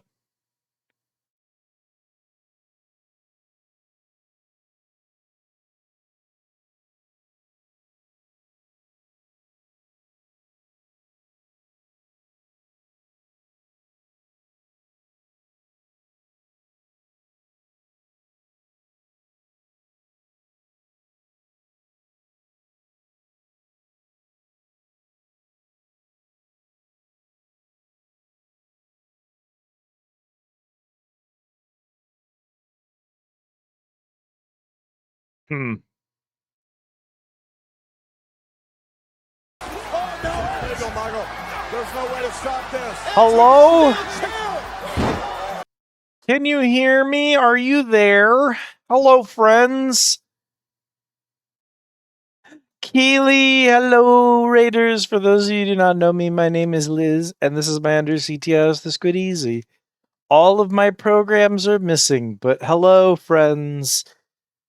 I hope you had a good stream. I hope you enjoyed Ion too. Welcome in. We're attempting to solve a problem that has occurred.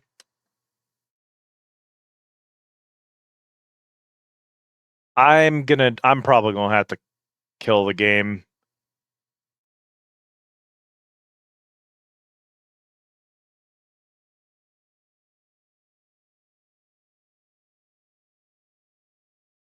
Yeah, buddy, I'm sorry. You gotta go, hun.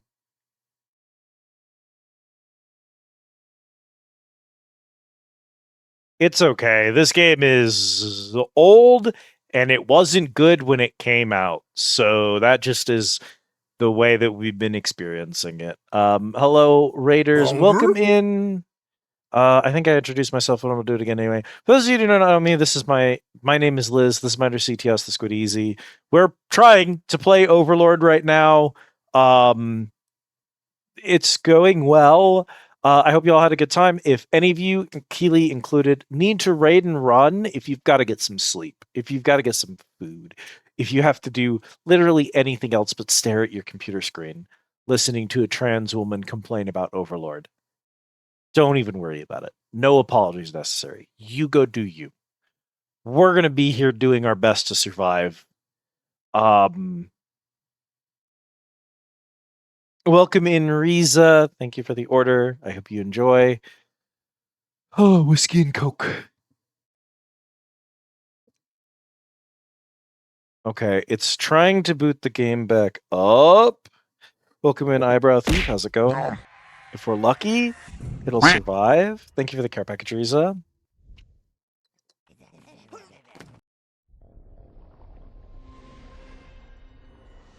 This game is so badly designed from start to finish. Yes, Overlord is a Codemasters game.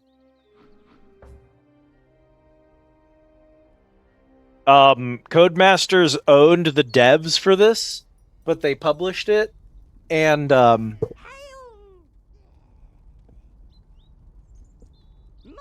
eventually this team kind of just decided at one point that they didn't want to work with Codemasters anymore. I don't know if like Codemasters fired them all, or if they just all found different jobs, or I don't know what actually happened, but like the Overlord team is gone, right? And Codemasters is like, well, we make video games, so what if we just made the new Overlord?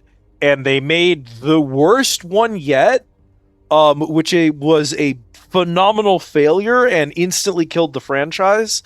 Apparently making a top-down RTS combat real-time strategy tactic Pikmin style game is not something that a team who only does racing games was qualified to do. Go figure. I'm just not going to deal with that anymore. Yeah, truly. And Knuckles. Cellmates.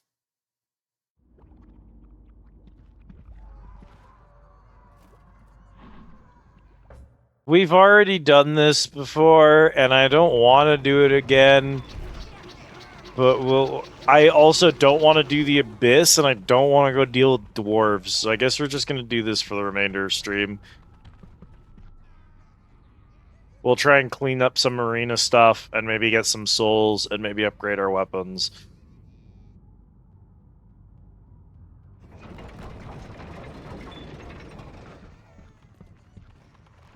Alright, man.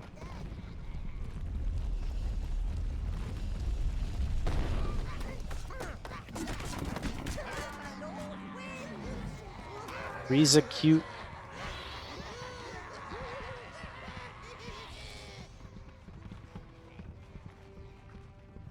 Hey, you gotta go get some sleep. Me? No.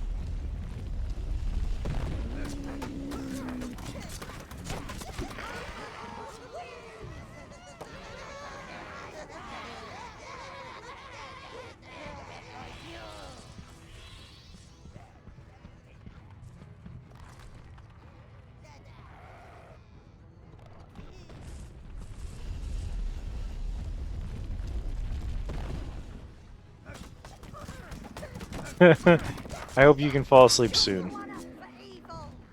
Go to a migraine from your dad snoring, so you'll mostly be lurking with low volume. That's fair. I don't... Given the state of this game and the state of today, how today has been, we're probably going to wrap up soon anyway.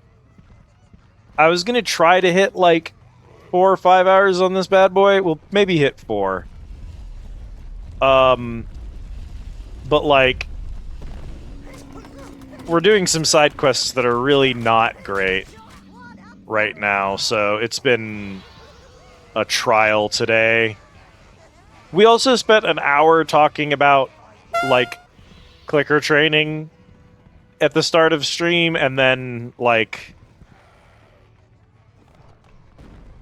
spent, like, another hour trying to just find the first side quest. It's been a stream.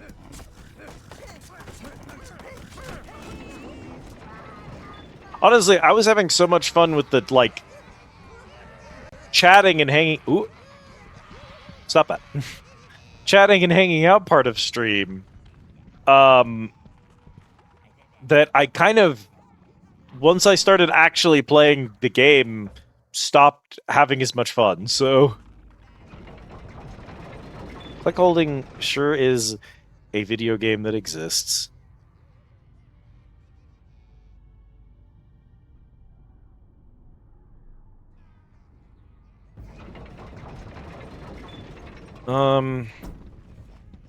I actually think...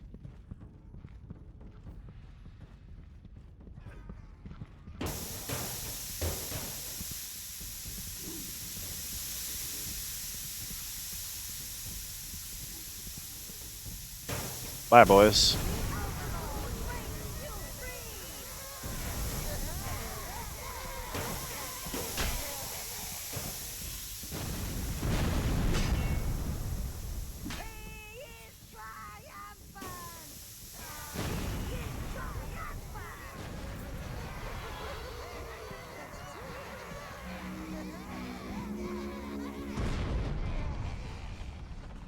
Bomb throwers are... Oh.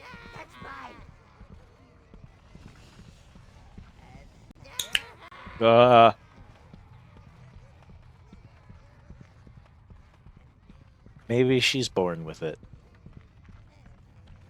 Maybe it's clicker training.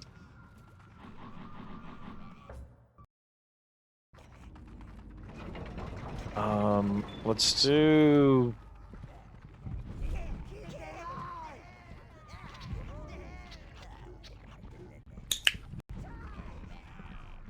Yeah.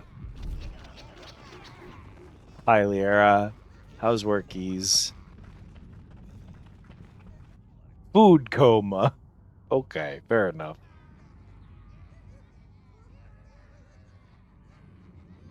I wish I was in a food coma right now.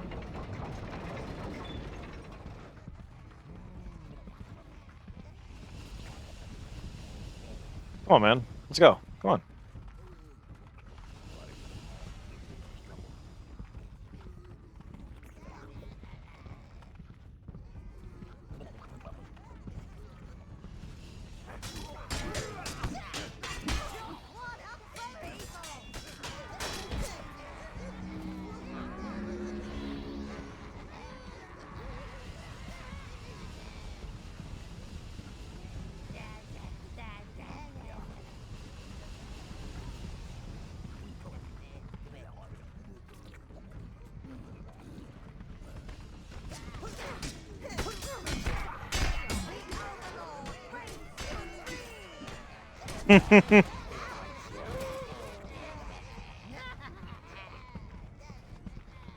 Brain work real good, Riza.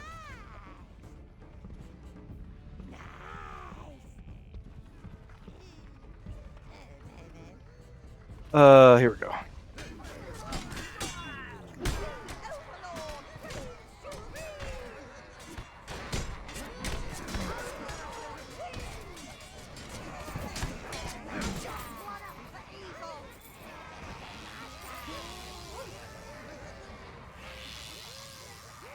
I see.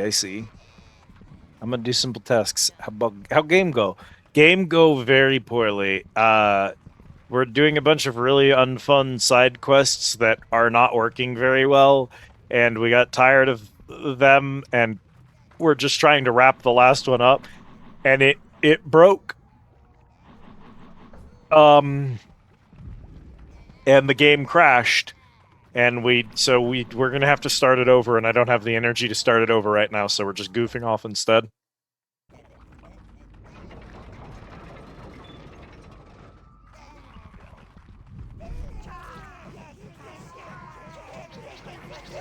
Anyway, no, Riza, real just recognizes real. I'm also a food-motivated cat, so...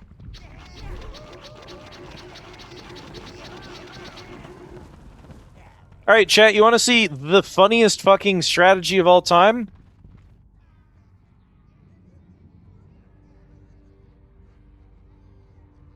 Those dudes are flamethrowers. They're terrifying. And I hate them. They are so scary. However, red minions are immune to flamethrower.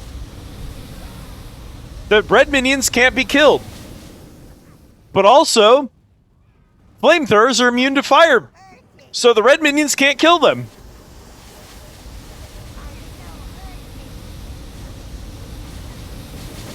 However, the flamethrowers are terrible at target acquisition.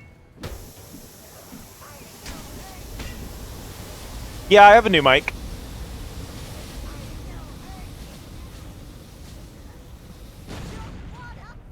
So we're just gonna do this. Anyway, hi, Mara.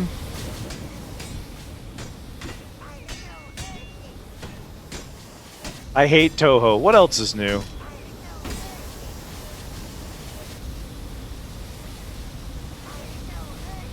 Yeah, my old headset was kind of dying out, so I got a new one, and I specifically went for one that has a better mic.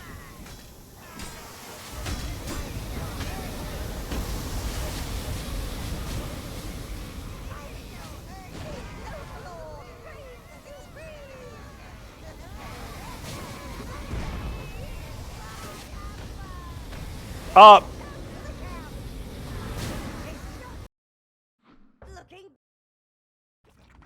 I couldn't tell what was going on there for a second. Oh, no! You reloaded the correct fucking loadout. Red minions of insane enmity generation. No, they don't, actually. For whatever reason, the flamethrower will still try to target me if I'm in range. It's just that the flamers can't move very well. They kind of just stand there, so if I'm out of range, they give up. Keeley raid, yay!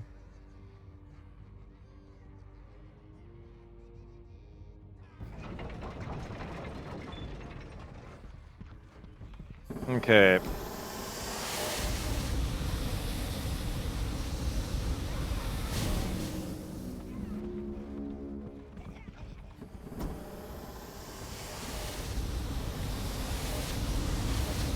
Yeah, see, that guy is turned and is targeting me, but he's hitting one of the other flamers, so it's not going through him. But I also have to watch out, because the explosion won't hurt my minions, but it will hurt me.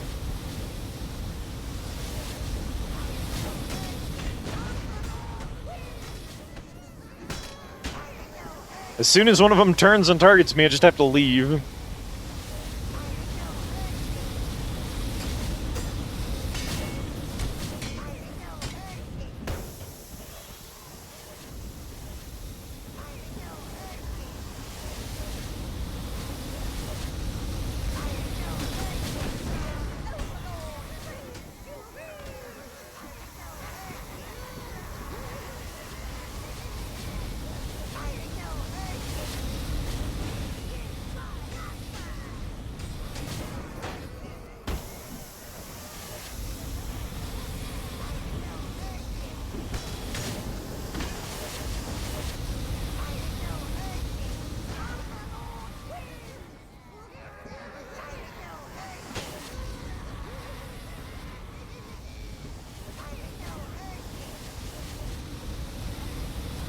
Yeah, but it doesn't matter if you're a streamer, you still get shouted out here.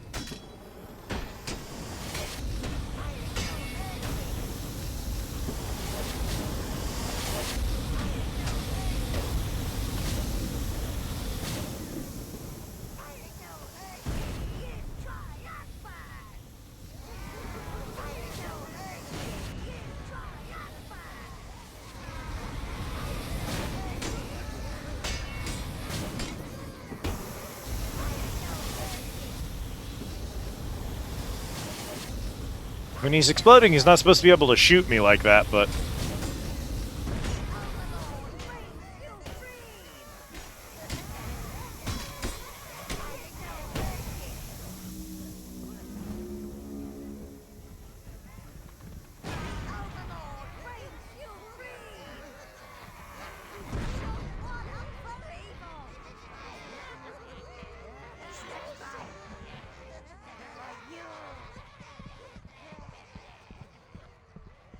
Alright, boys. Good work. Work up us. How does the mortal shell react to extreme temperature change? Must find out for science!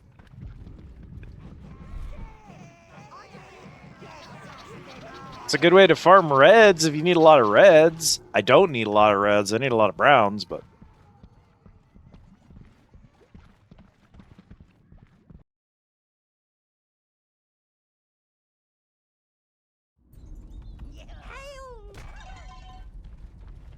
So we're going to teleport to the Mellow Hills real quick, and then we're going to teleport back. And the reason we're going to do that is the game doesn't autosave unless I go to a location. So if we just stay in the tower forever and we just keep running arenas and the game eventually fucking crashes, we lose all our arena progress. And I just don't want to deal with that right now. And I don't know which one of these is good for specifically what farming. I think the battler beetles might be our best bets right now. I don't think I can do any of the challenges. They're still way too hard. Well, it's only happened twice, so, you know.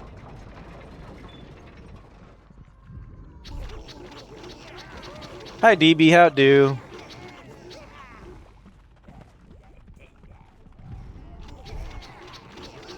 Why am I running arena so much? I think the answer to that question is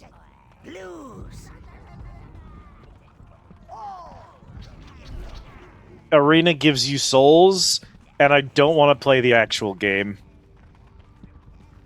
So we're just doing farming, I guess.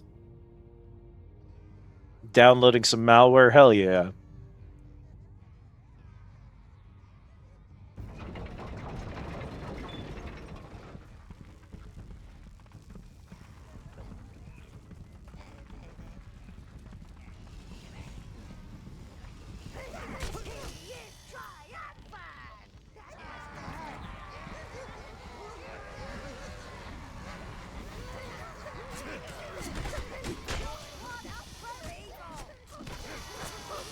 Yeah, this is probably the best way to farm browns.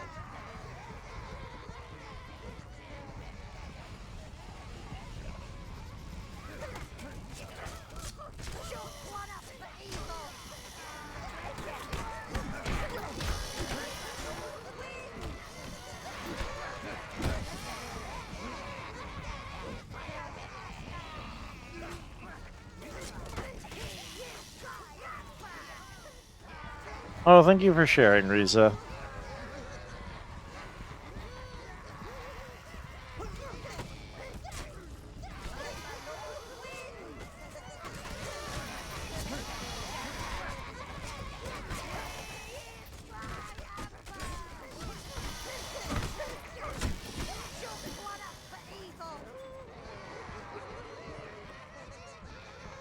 Yeah, it's not terrible.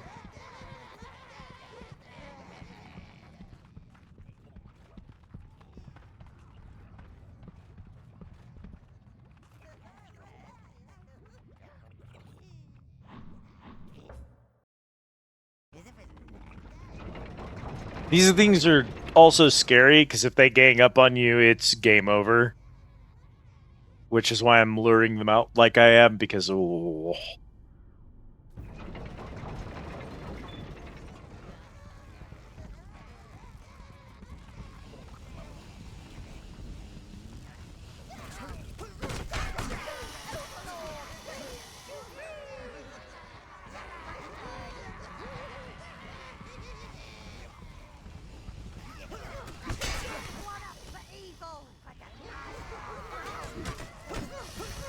For you!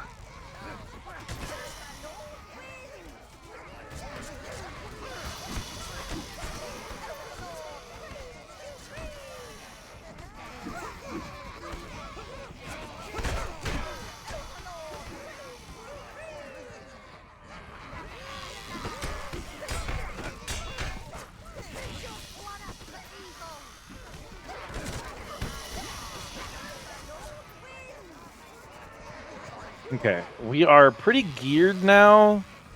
Yeah, that's like almost 100 of those. We just run 10 of these for each color. Did we lose somebody? Did you douche nozzles not pick up one of the browns that died? You left him to die!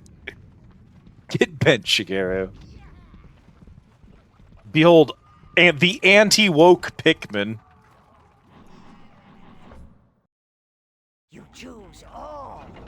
A game where the idea of a woman having power over her husband is literally the scariest thing, so much so that it generates its own pocket hell, specifically to torment men who are afraid of women in life.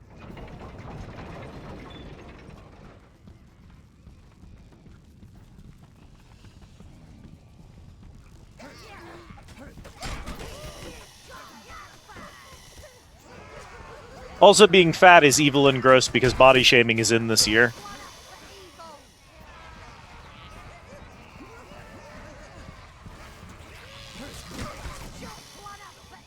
But you know, that's we're still pretty good about that in the year 2025. So the 8th sin, marital responsibility.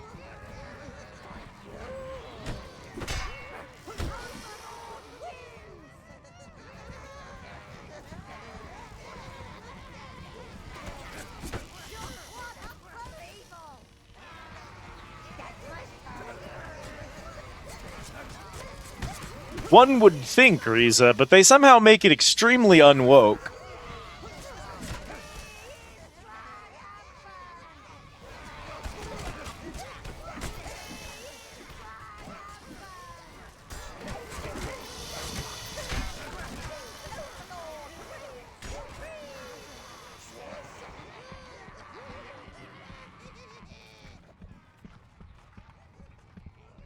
That equals evil. It's just a fact. I'm sorry, chat.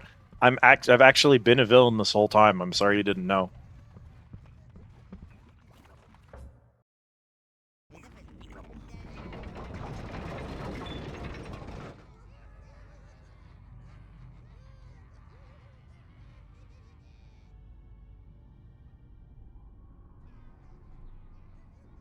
Yo, is it time for the Liz villain arc?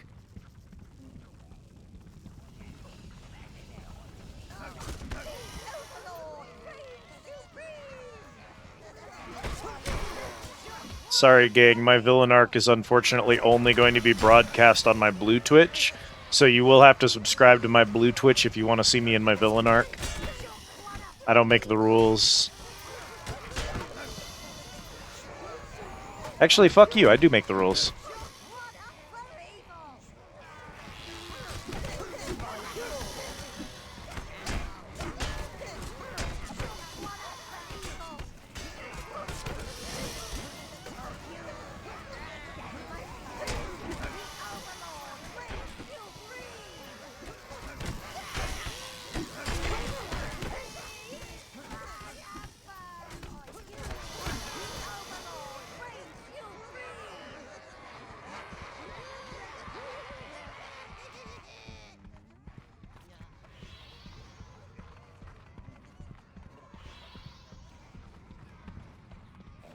Okay, let's go take a look at what we're looking at. I'll go upgrade some gear, and then we'll step outside to autosave the game again.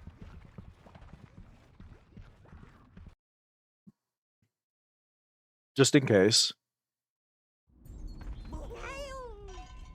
Oh, see, it autosaved there. Very strange. What am I working with? Upgrade the Durium armor. Has 125 total? No! Yeah, I chose the steel armor like an idiot. Okay. If I do 300 there... Oh, maybe... Maybe we do 400 here. And then we do like...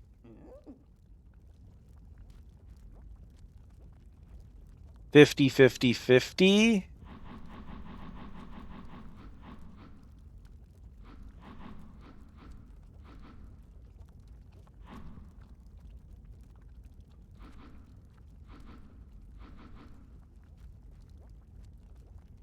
And then I'm going to go farm blues so I can get 25 more blues in. Maybe. See what that does to my health. Yeah. Alright, you ready to see some men die?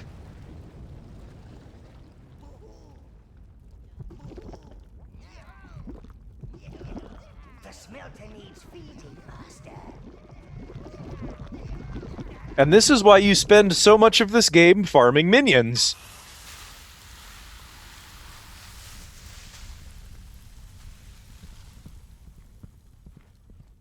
Because they're used as fodder for the fucking armory. Alright. So that's 40 defense now.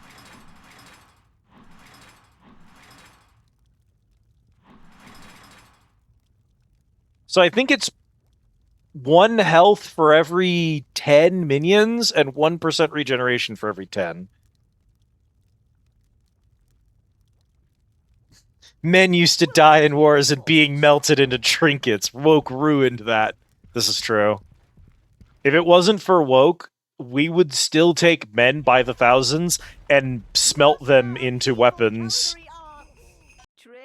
And truly, I do think the worst thing woke has done to this world is reduce the amount of men that we throw into the furnace. I do think that's probably the biggest evil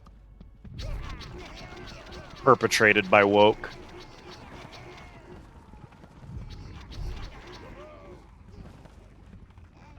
Alright, one of these beetles is the blue beetle.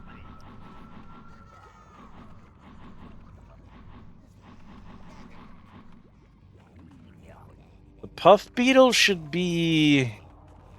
Pack beetle is red. I think puff beetle is the poison one. Dazzler beetle's the blue one. These have an annoying attack, but they should be okay if we fight them in small groups.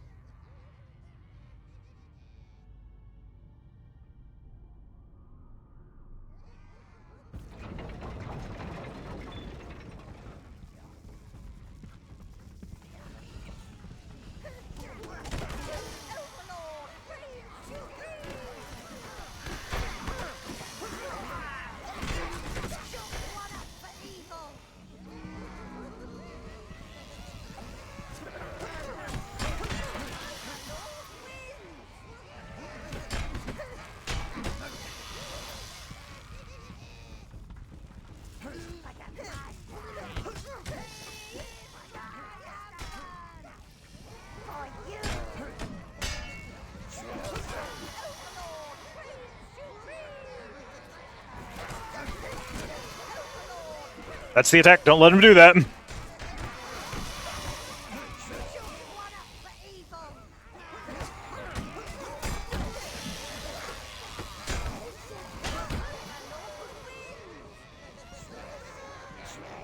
Okay, no casualties. Yeah, that was worth a lot. If you just throw 25 more blues into the armor, and that completes the armor.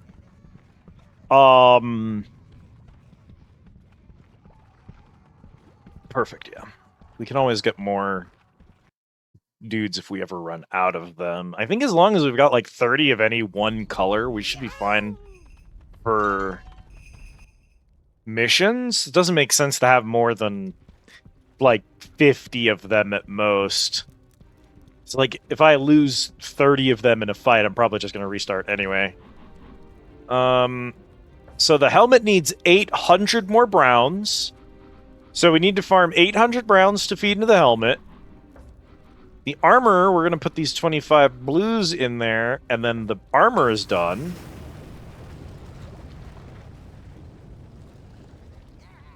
Go, boys.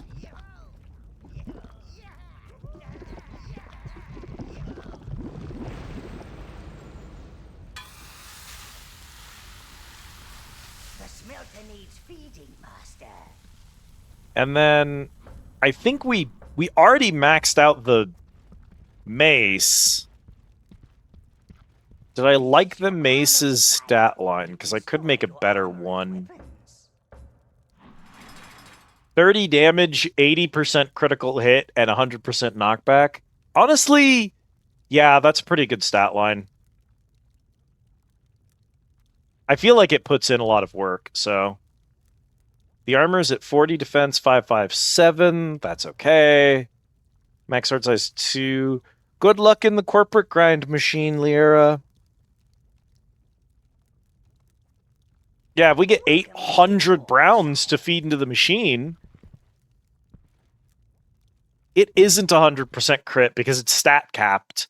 When we get the third tier, there should be a third tier of weapons that'll have a higher stat cap. Once we get those, that'll be 100% crit.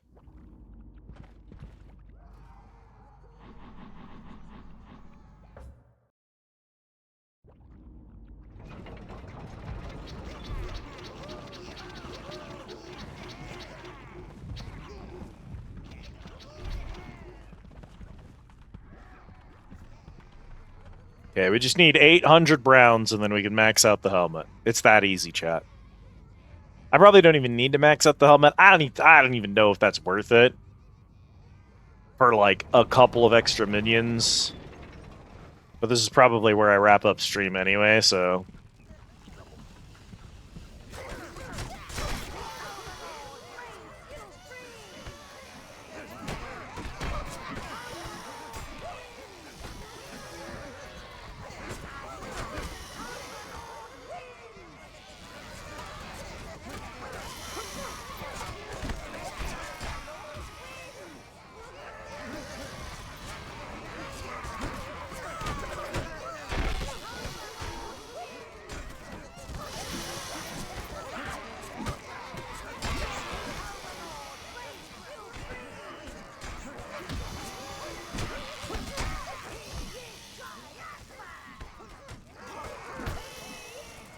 I love blues in this game.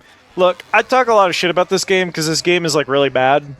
And that's just sort of the way it is, and that's okay.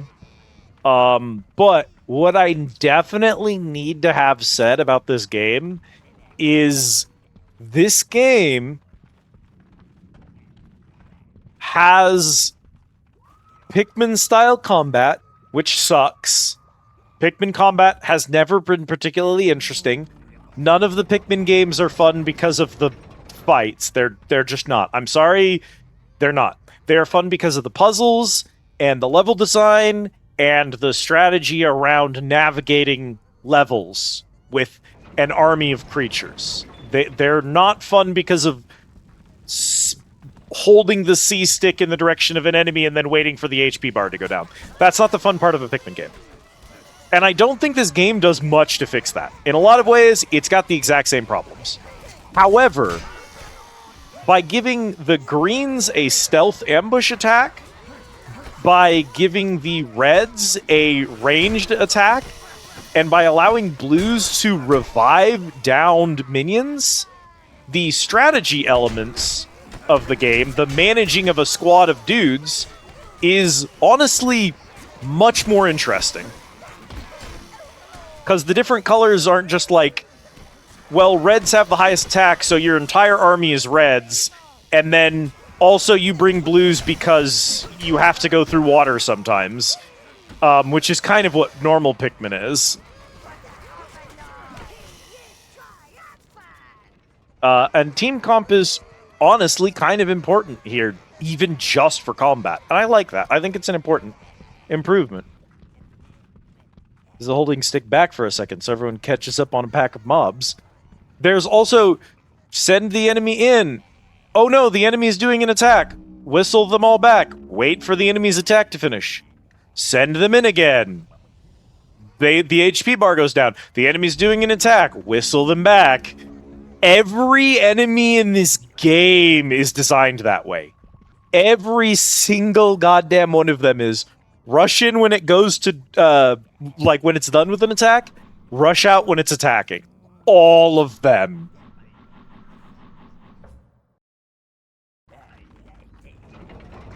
And like, can you do more with this system? I think you can. Well, I mean, I know you can. Patapon exists. Patapon is a rhythm game. And it has more to combat than this game does. Patapon is actually the evolution of the Pikmin genre, not this. It is a marine footsies game, you're not wrong.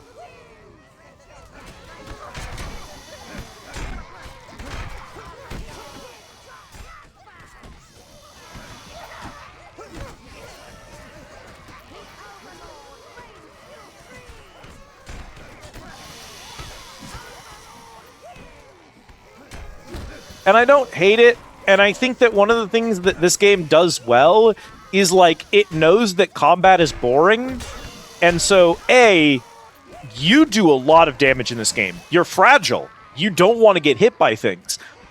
But by the player doing a lot of damage and the player being really fragile, it very much encourages the player to get enemies busy with your minions and then rush in and do damage yourself, because it feels good when you hit something and its HP goes down. That's so there's a dopamine reward of being the one to do the big hit, which is nice. And then on the flip side to that, the other thing that it does really well is most bosses, most big fights are not beating up an enemy. They are mostly puzzles. Because it knows that puzzle solving is what makes the Pikmin genre work.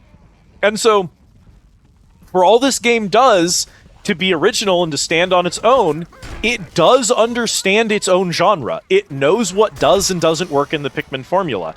And I think a game like this, it would have been too easy for them to just go all in on combat because they want to be different than Pikmin, and so they don't want to have a bunch of, like, puzzle solving and world navigation using the minions. And I think that that version of Overlord would have been infinitely worse. but they understood what made Pikmin successful, and they said, that's something we do have to learn from. We can change a lot of other stuff to make our game stand out and be unique, but we cannot change that at its core, a game about controlling 100 dudes all at once is going to be a puzzle game. It's going to be a logistics game. It's not going to be a combat game.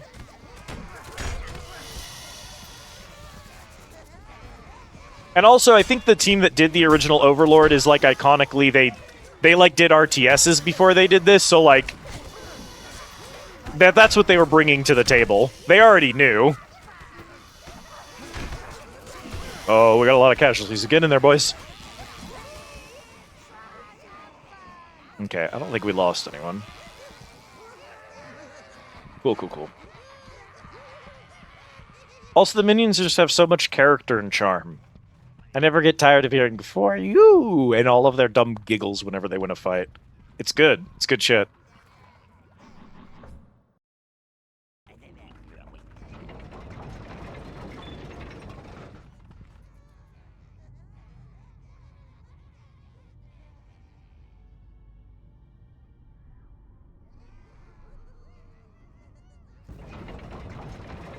They really are. And, like, for all of this game's weird and honestly cringy, dated writing that it can sometimes have, the minions have real charm to them.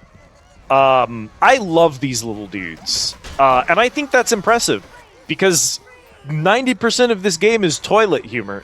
So making the minions, like, beloved in spite of that, I think is a testament to the team's efforts. I think they put in real, honest effort to making a good game here. And while I think they came up short in a lot of ways, I respect what they did achieve. I'm sad we don't have more Overlord games in this day and age, because I think the team was cooking. I think they needed more experience with the genre, and I think they needed to figure out what the hell they were trying to do here, because I think in a lot of ways they were, like, is still doing a lot of experimenting in this phase. But they're clever games, and I think that they really had a lot of potential that I don't think is fully realized in what we did get from that team.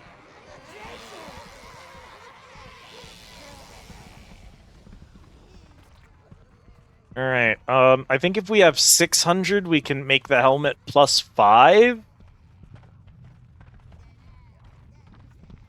Thought the same. I wish there were more Dungeon Keeper games, the Monkey's Paw Curled.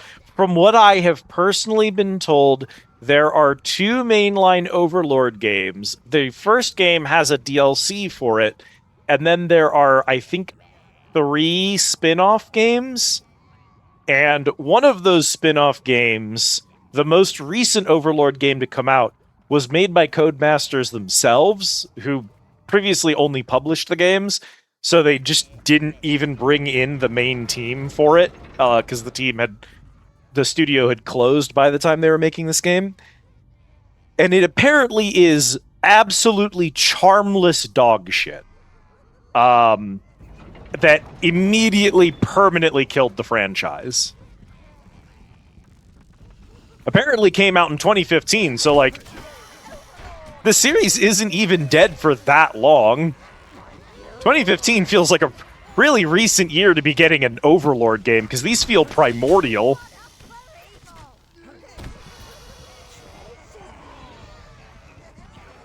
And from what I understand, it wasn't even a, well, 2015 is the year of woke, and Overlord was unwoke, and so they couldn't stomach. It's not like they pulled a Borderlands and their people just got sick of toilet humor. It's apparently the game is just actually bad.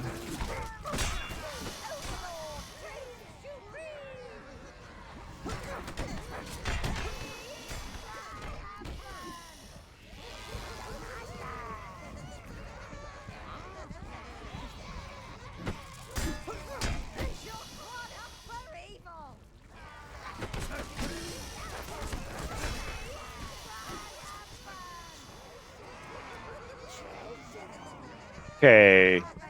Of course, I can't just stop at 600 because I'm gonna need I'm going to need to have browns after I'm done, so we're going to have to hit like 700, but we're almost there. Getting like, what, 80 or something a run? Where are we at? 510? 510. Probably like 3 more runs of this, we upgrade the helmet, and then we call it, I think is the plan. Raid us the hecky out of here.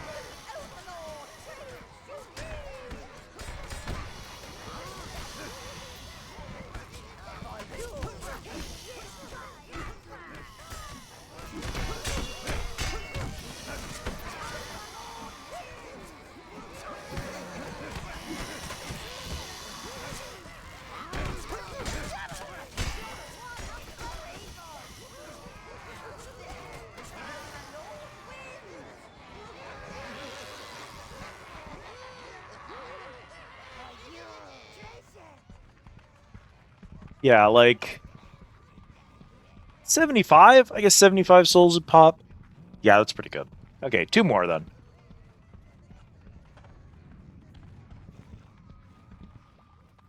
Yeah, it's a weird one, because in my heart, when I have a franchise that I love, I just want it to go on forever. And I think a good example of that would be something like Dragon Quest fans have, for the most part, been eating pretty good. DQ11 is exactly what the Dragon Quest fans wanted. So, like, there's examples of that. For me, Yakuza, the franchise, has been going on for forever. I will say that I'm not a huge JRPG fan. So the newest Yakuza games I'm less engaged with than the beat-em-ups. And I do hope that they keep alternating, giving us beat-em-ups on the side.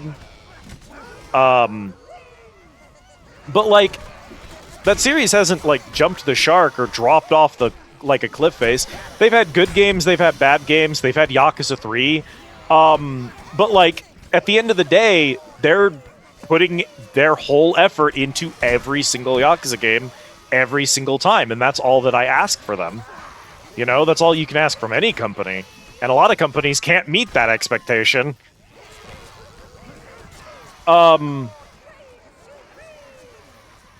So I look at something like that, and I'm like, I'm glad that we're still getting Yakuza games. But then, the other thing is, like, some games it's good that they end. Some franchises, it's perfectly fine that you get 3 or 4 of them, and then you never get another one again. And I know that there are definitely times where that can be kind of a contentious opinion. But there are games that I'm glad that they didn't get sequels. They're, like, not to pull the Batman quote, because I think it's wrong a lot of the time, but the whole, you either die a hero or live long enough to see yourself become a villain, I think there are instances in which that is absolutely true, because some games, some genres, some specific examples, they do what they set out to do, and then there's nothing left to do. And it's hard to follow it up, and it's better for the team that made it to just move on. There is beating a dead horse. And there are times where you set out to tell a story, you tell a story, and then what do you do after that? Here's a hard one. I'm going to ask you a tough question. Can we get a 3rd Hollow Knight? And then I'm going to ask you a harder question. Can we get a 10th Hollow Knight? Can we get a 20th Hollow Knight? At what point have we told the story of the bugs? At what point would Team Cherry need to try a different aesthetic, try a different setting, try using different characters? It's not that Hollow Knight is tired or done for. I think Hades is another example. Do you think there's enough Greek lore to do 10 copies of Hades? Can we make it to Hades 10? Or does that team need to move on after a couple of them? There's more than enough content for 2 of them. There's easily enough content for 3 or 4. But I think that sometimes a team has to look at a game and say, yeah, we told the story that we set out to tell. We've filled the world with lore and with experiences. It's just time to move on. I think that absolutely happens. And I think it's fine when it happens. And I am happy for the teams that play the experience that they want to play, that do the games that they want to do, and then move on and try something else.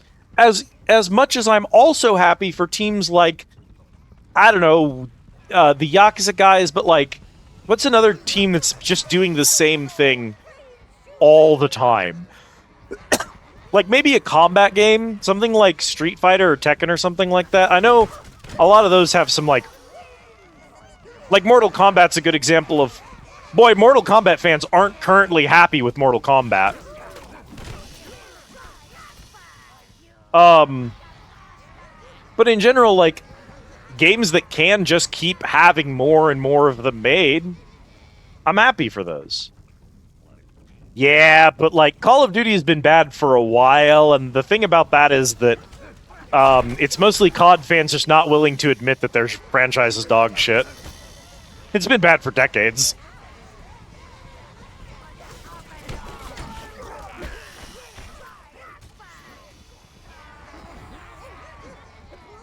Back to the Penny Arcade about the God of War and Gabe reminding us there are other gods. Yeah.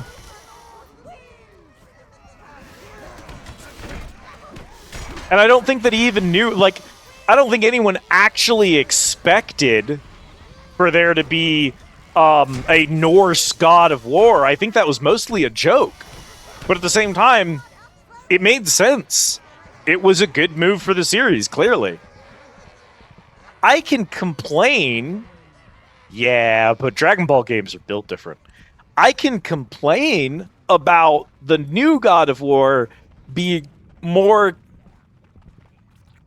grounded and slower than the old school ones and kind of missing the old formula.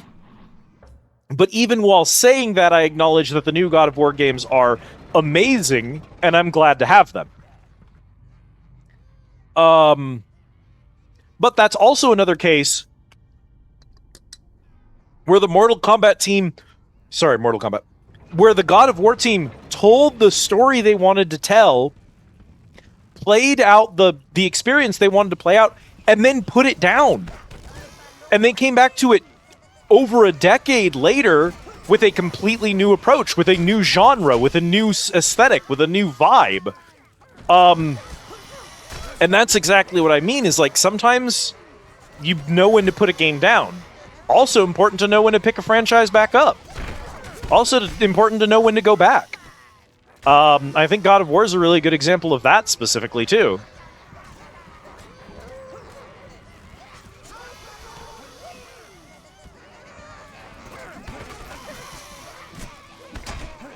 But, like, I look at Overlord, and I look at the story of the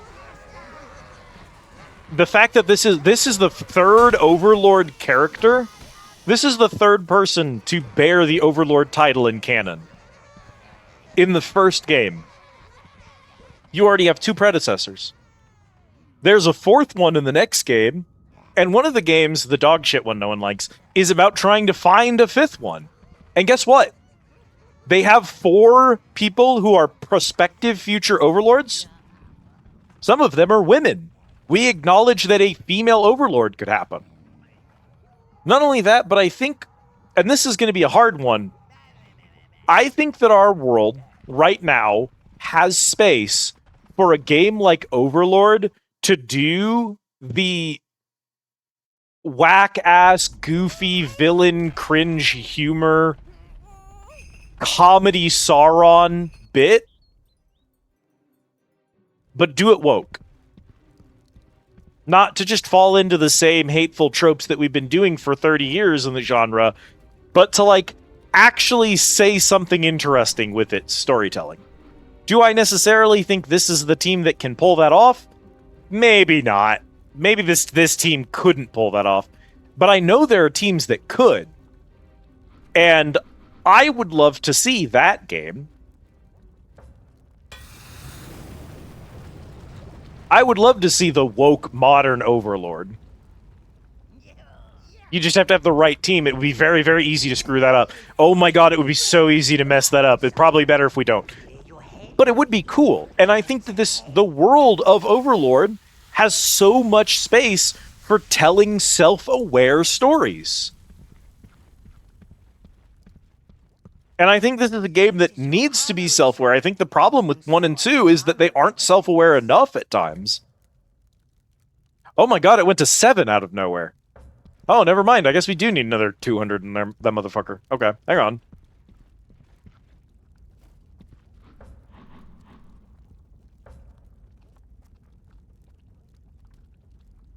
Stick-style goblin taking the mantle. You could do so much within this setting. And I think that's cool. I think it's cool that there's so much in this setting that you can do. That it's such a ripe world with so little dedicated, this is how things work. It's so irreverent of its own canon that I think it's a great opportunity to continue exploring the setting and to just continue to do weirder and weirder shit with it. Whereas, like, raise your hand if you want 8 consecutive Signalis games. Raise your hand if you want a second Signalis. I'm going to be honest, I don't know that I do. If I wanted anything more from Signalis, I'd want that team to do something else in the setting. I don't want to see 8 consecutive stories of the same character doing the same thing. I don't think it works the way that, like, Silent Hill or Resident Evil does. Or rather, I think it does work that way. Like, I think there's only so many stories you can tell with one protagonist. I think to do another Signalis, you'd have to tell a different event through a different protagonist size.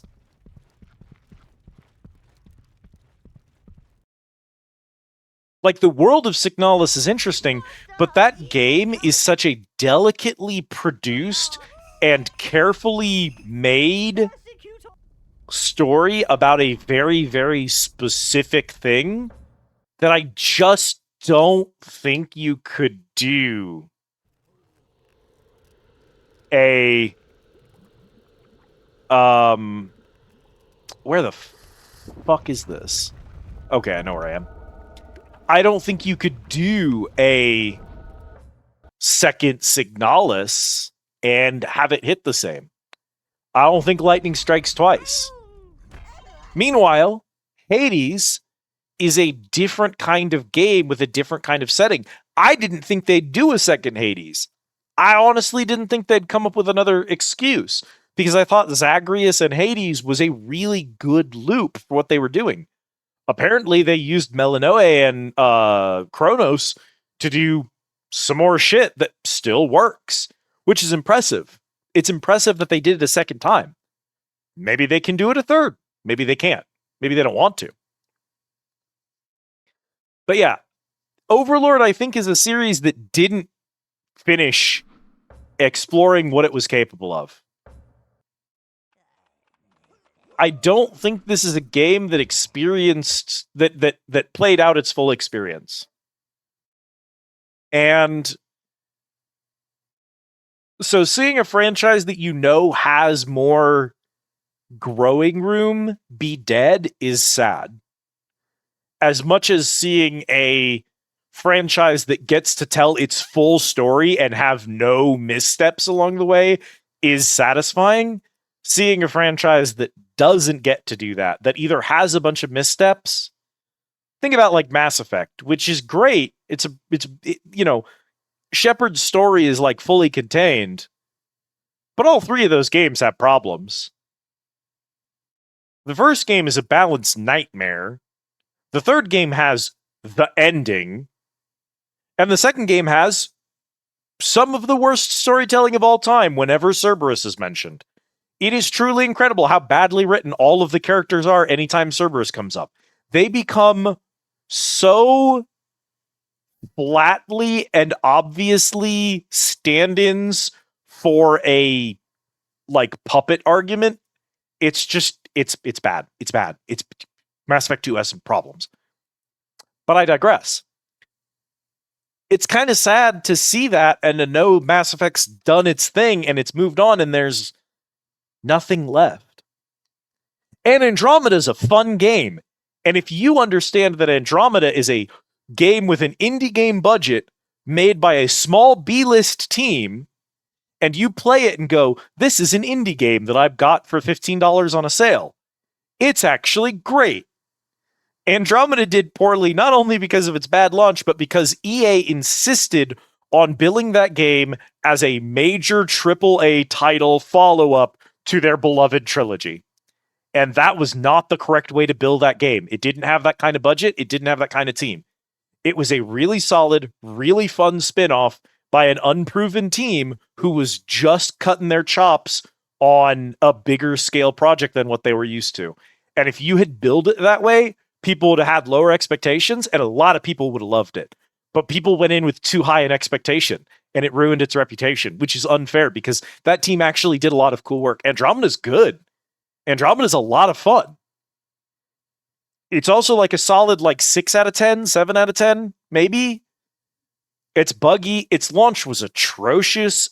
It didn't get any of its DLC, which means that a huge chunk of its story is just never going to be finished. There's this whole arc about trying to find the missing ships and bring back all of the missing species, and a lot of people hate it now. A lot of people, they hate that you play Andromeda and there's no Quarians. There are just no Quarians in Andromeda. There might be 1 or 2, but for the most part, there aren't any. And people are like, why aren't there Quarians? Well, because there was a Quarian DLC planned that got canned, so now you just don't get to play Quarians. Where do we even go? You can't go back to the main story. Because of the infamous ending, there's just no way to continue the main galaxy. In order to continue Mass Effect, you would have to reboot Andromeda. And that either means a Andromeda remastered, which is never going to happen. I don't know. In the year of Dead Space remasters, maybe I shouldn't say it would never happen. And maybe an Andromeda remastered would be what the series needs. I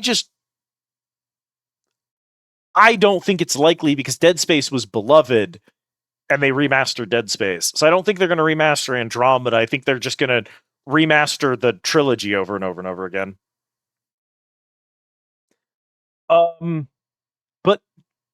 But you could do a second Andromeda. The problem is EA isn't going to want to bill a follow-up to a game that was received tepidly. They're just not going to want to do it. And the weird thing is, I feel like other devs might. I don't know if that's a hot take or whatever. I don't know if people agree with that one. I feel like people who aren't EA would probably be willing to make a Andromeda 2 and try and, what would you call it?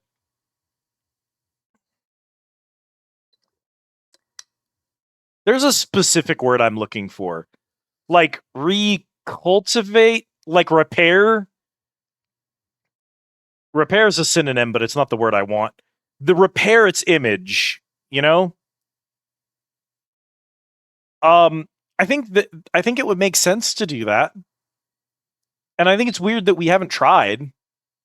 Well, I don't think it's weird. I know why we haven't tried. It's rejuvenate the image that the game has.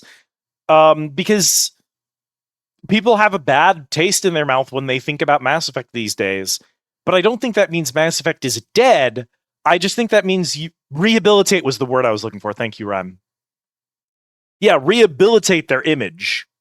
I think that EA doesn't want to do that because they don't want to do anything that's risky. They only want to make safe plays. But I think Mass Effect is a franchise that deserves to be rehabilitated and deserves another chance to prove that it can work.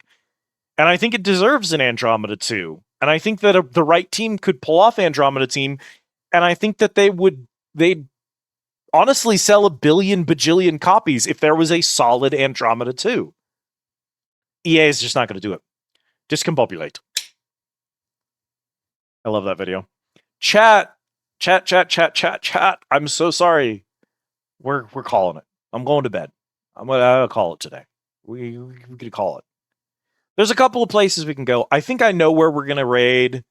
This is someone who I don't see often awake at this ass crack hour. And I want to go say hi to her. So this is a Discord link. If you go into the Discord, you can get go live notifications. You can find out when I'm going to be live next. Thank you, Dubbin. Thank you, Autumn, for the care package.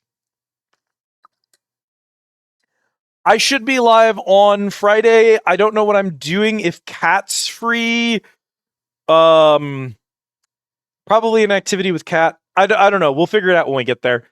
Should be a Friday stream.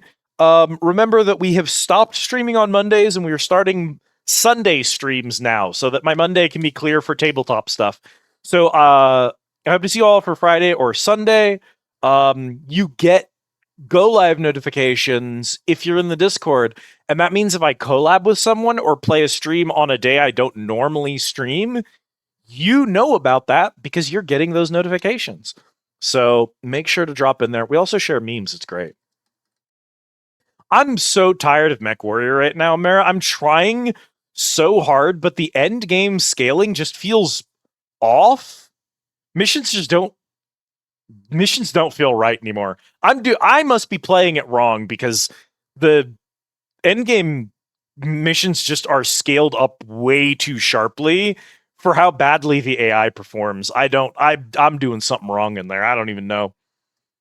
Thank you, Abraham, for hanging out. And yes, tabletop. I'm very excited. We're going to make it work, Mara. We just have to find a fourth. We just have to find a fourth and we can make it start. Grab one of those go live notifications. Go live. I did it again. I did that on Sunday too. Jesus. Grab one of those raid messages, drop them into our targets chat. Top one is for if you are subscribed to the channel. The bottom one is if you are not subscribed. Copy those, paste those into our targets chat. Thank you all so much for hanging out. It is closing time at the Squid Easy. If you haven't already, make sure to go into those redeems and do bartender the usual. It'll give you 10 tickets for the day. You want to get those every day because you can only do it once per stream, so make sure you get those. Kitchen is already out of burritos, so no burritos for you. Sorry. What else? I think we're good. There you go. There's your order. If you do !order and enter any words you want, you can also set what you will get each time you do that redeem. Little fun feature. Yeah, I think we're good. I think we're going to raid out of here. Hello, Net. Thank you all again for watching. Go say hi to Squid Senna. She is delightful. I love her model. I love her voice. She's a very, very talented voice actress. You've maybe heard her voice in some things, depending on what parts of the internet you hang out on and what games you've been playing lately. Because she's had some pretty iconic roles. The Picard. Indeed. Yeah, so you can choose your own orders. I'm proud of that. I'm gonna keep bragging about that because I'm proud of that. The default is indeed the classic Picard because I'm funny. Wait, you spelled his name wrong, but he still said gotcha, boss. Has he gained sentience? What happened? What? How'd that occur? Baffling. Anyway, I think I did all my wrap-up stuff. I hope to see you all again soon. But it's closing time of the Squid Easy. You don't have to go home, but you can't stay here. Thanks for watching. He responds to Cal. So even if you... It's like...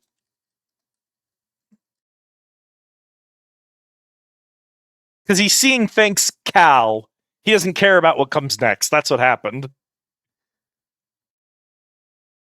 Because it's any message that includes thanks Cal, thanks comma Cal, thanks for nothing Cal, or thanks for nothing comma Cal. Yeah, he just doesn't care what comes after it. That bear has fucking tenure. Okay, we gotta wrap up, chat.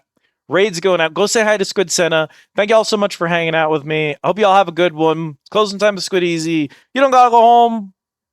Can't stay here. Thanks for watching. I love that it responds to that, Mara. Oh my god. Okay, goodbye.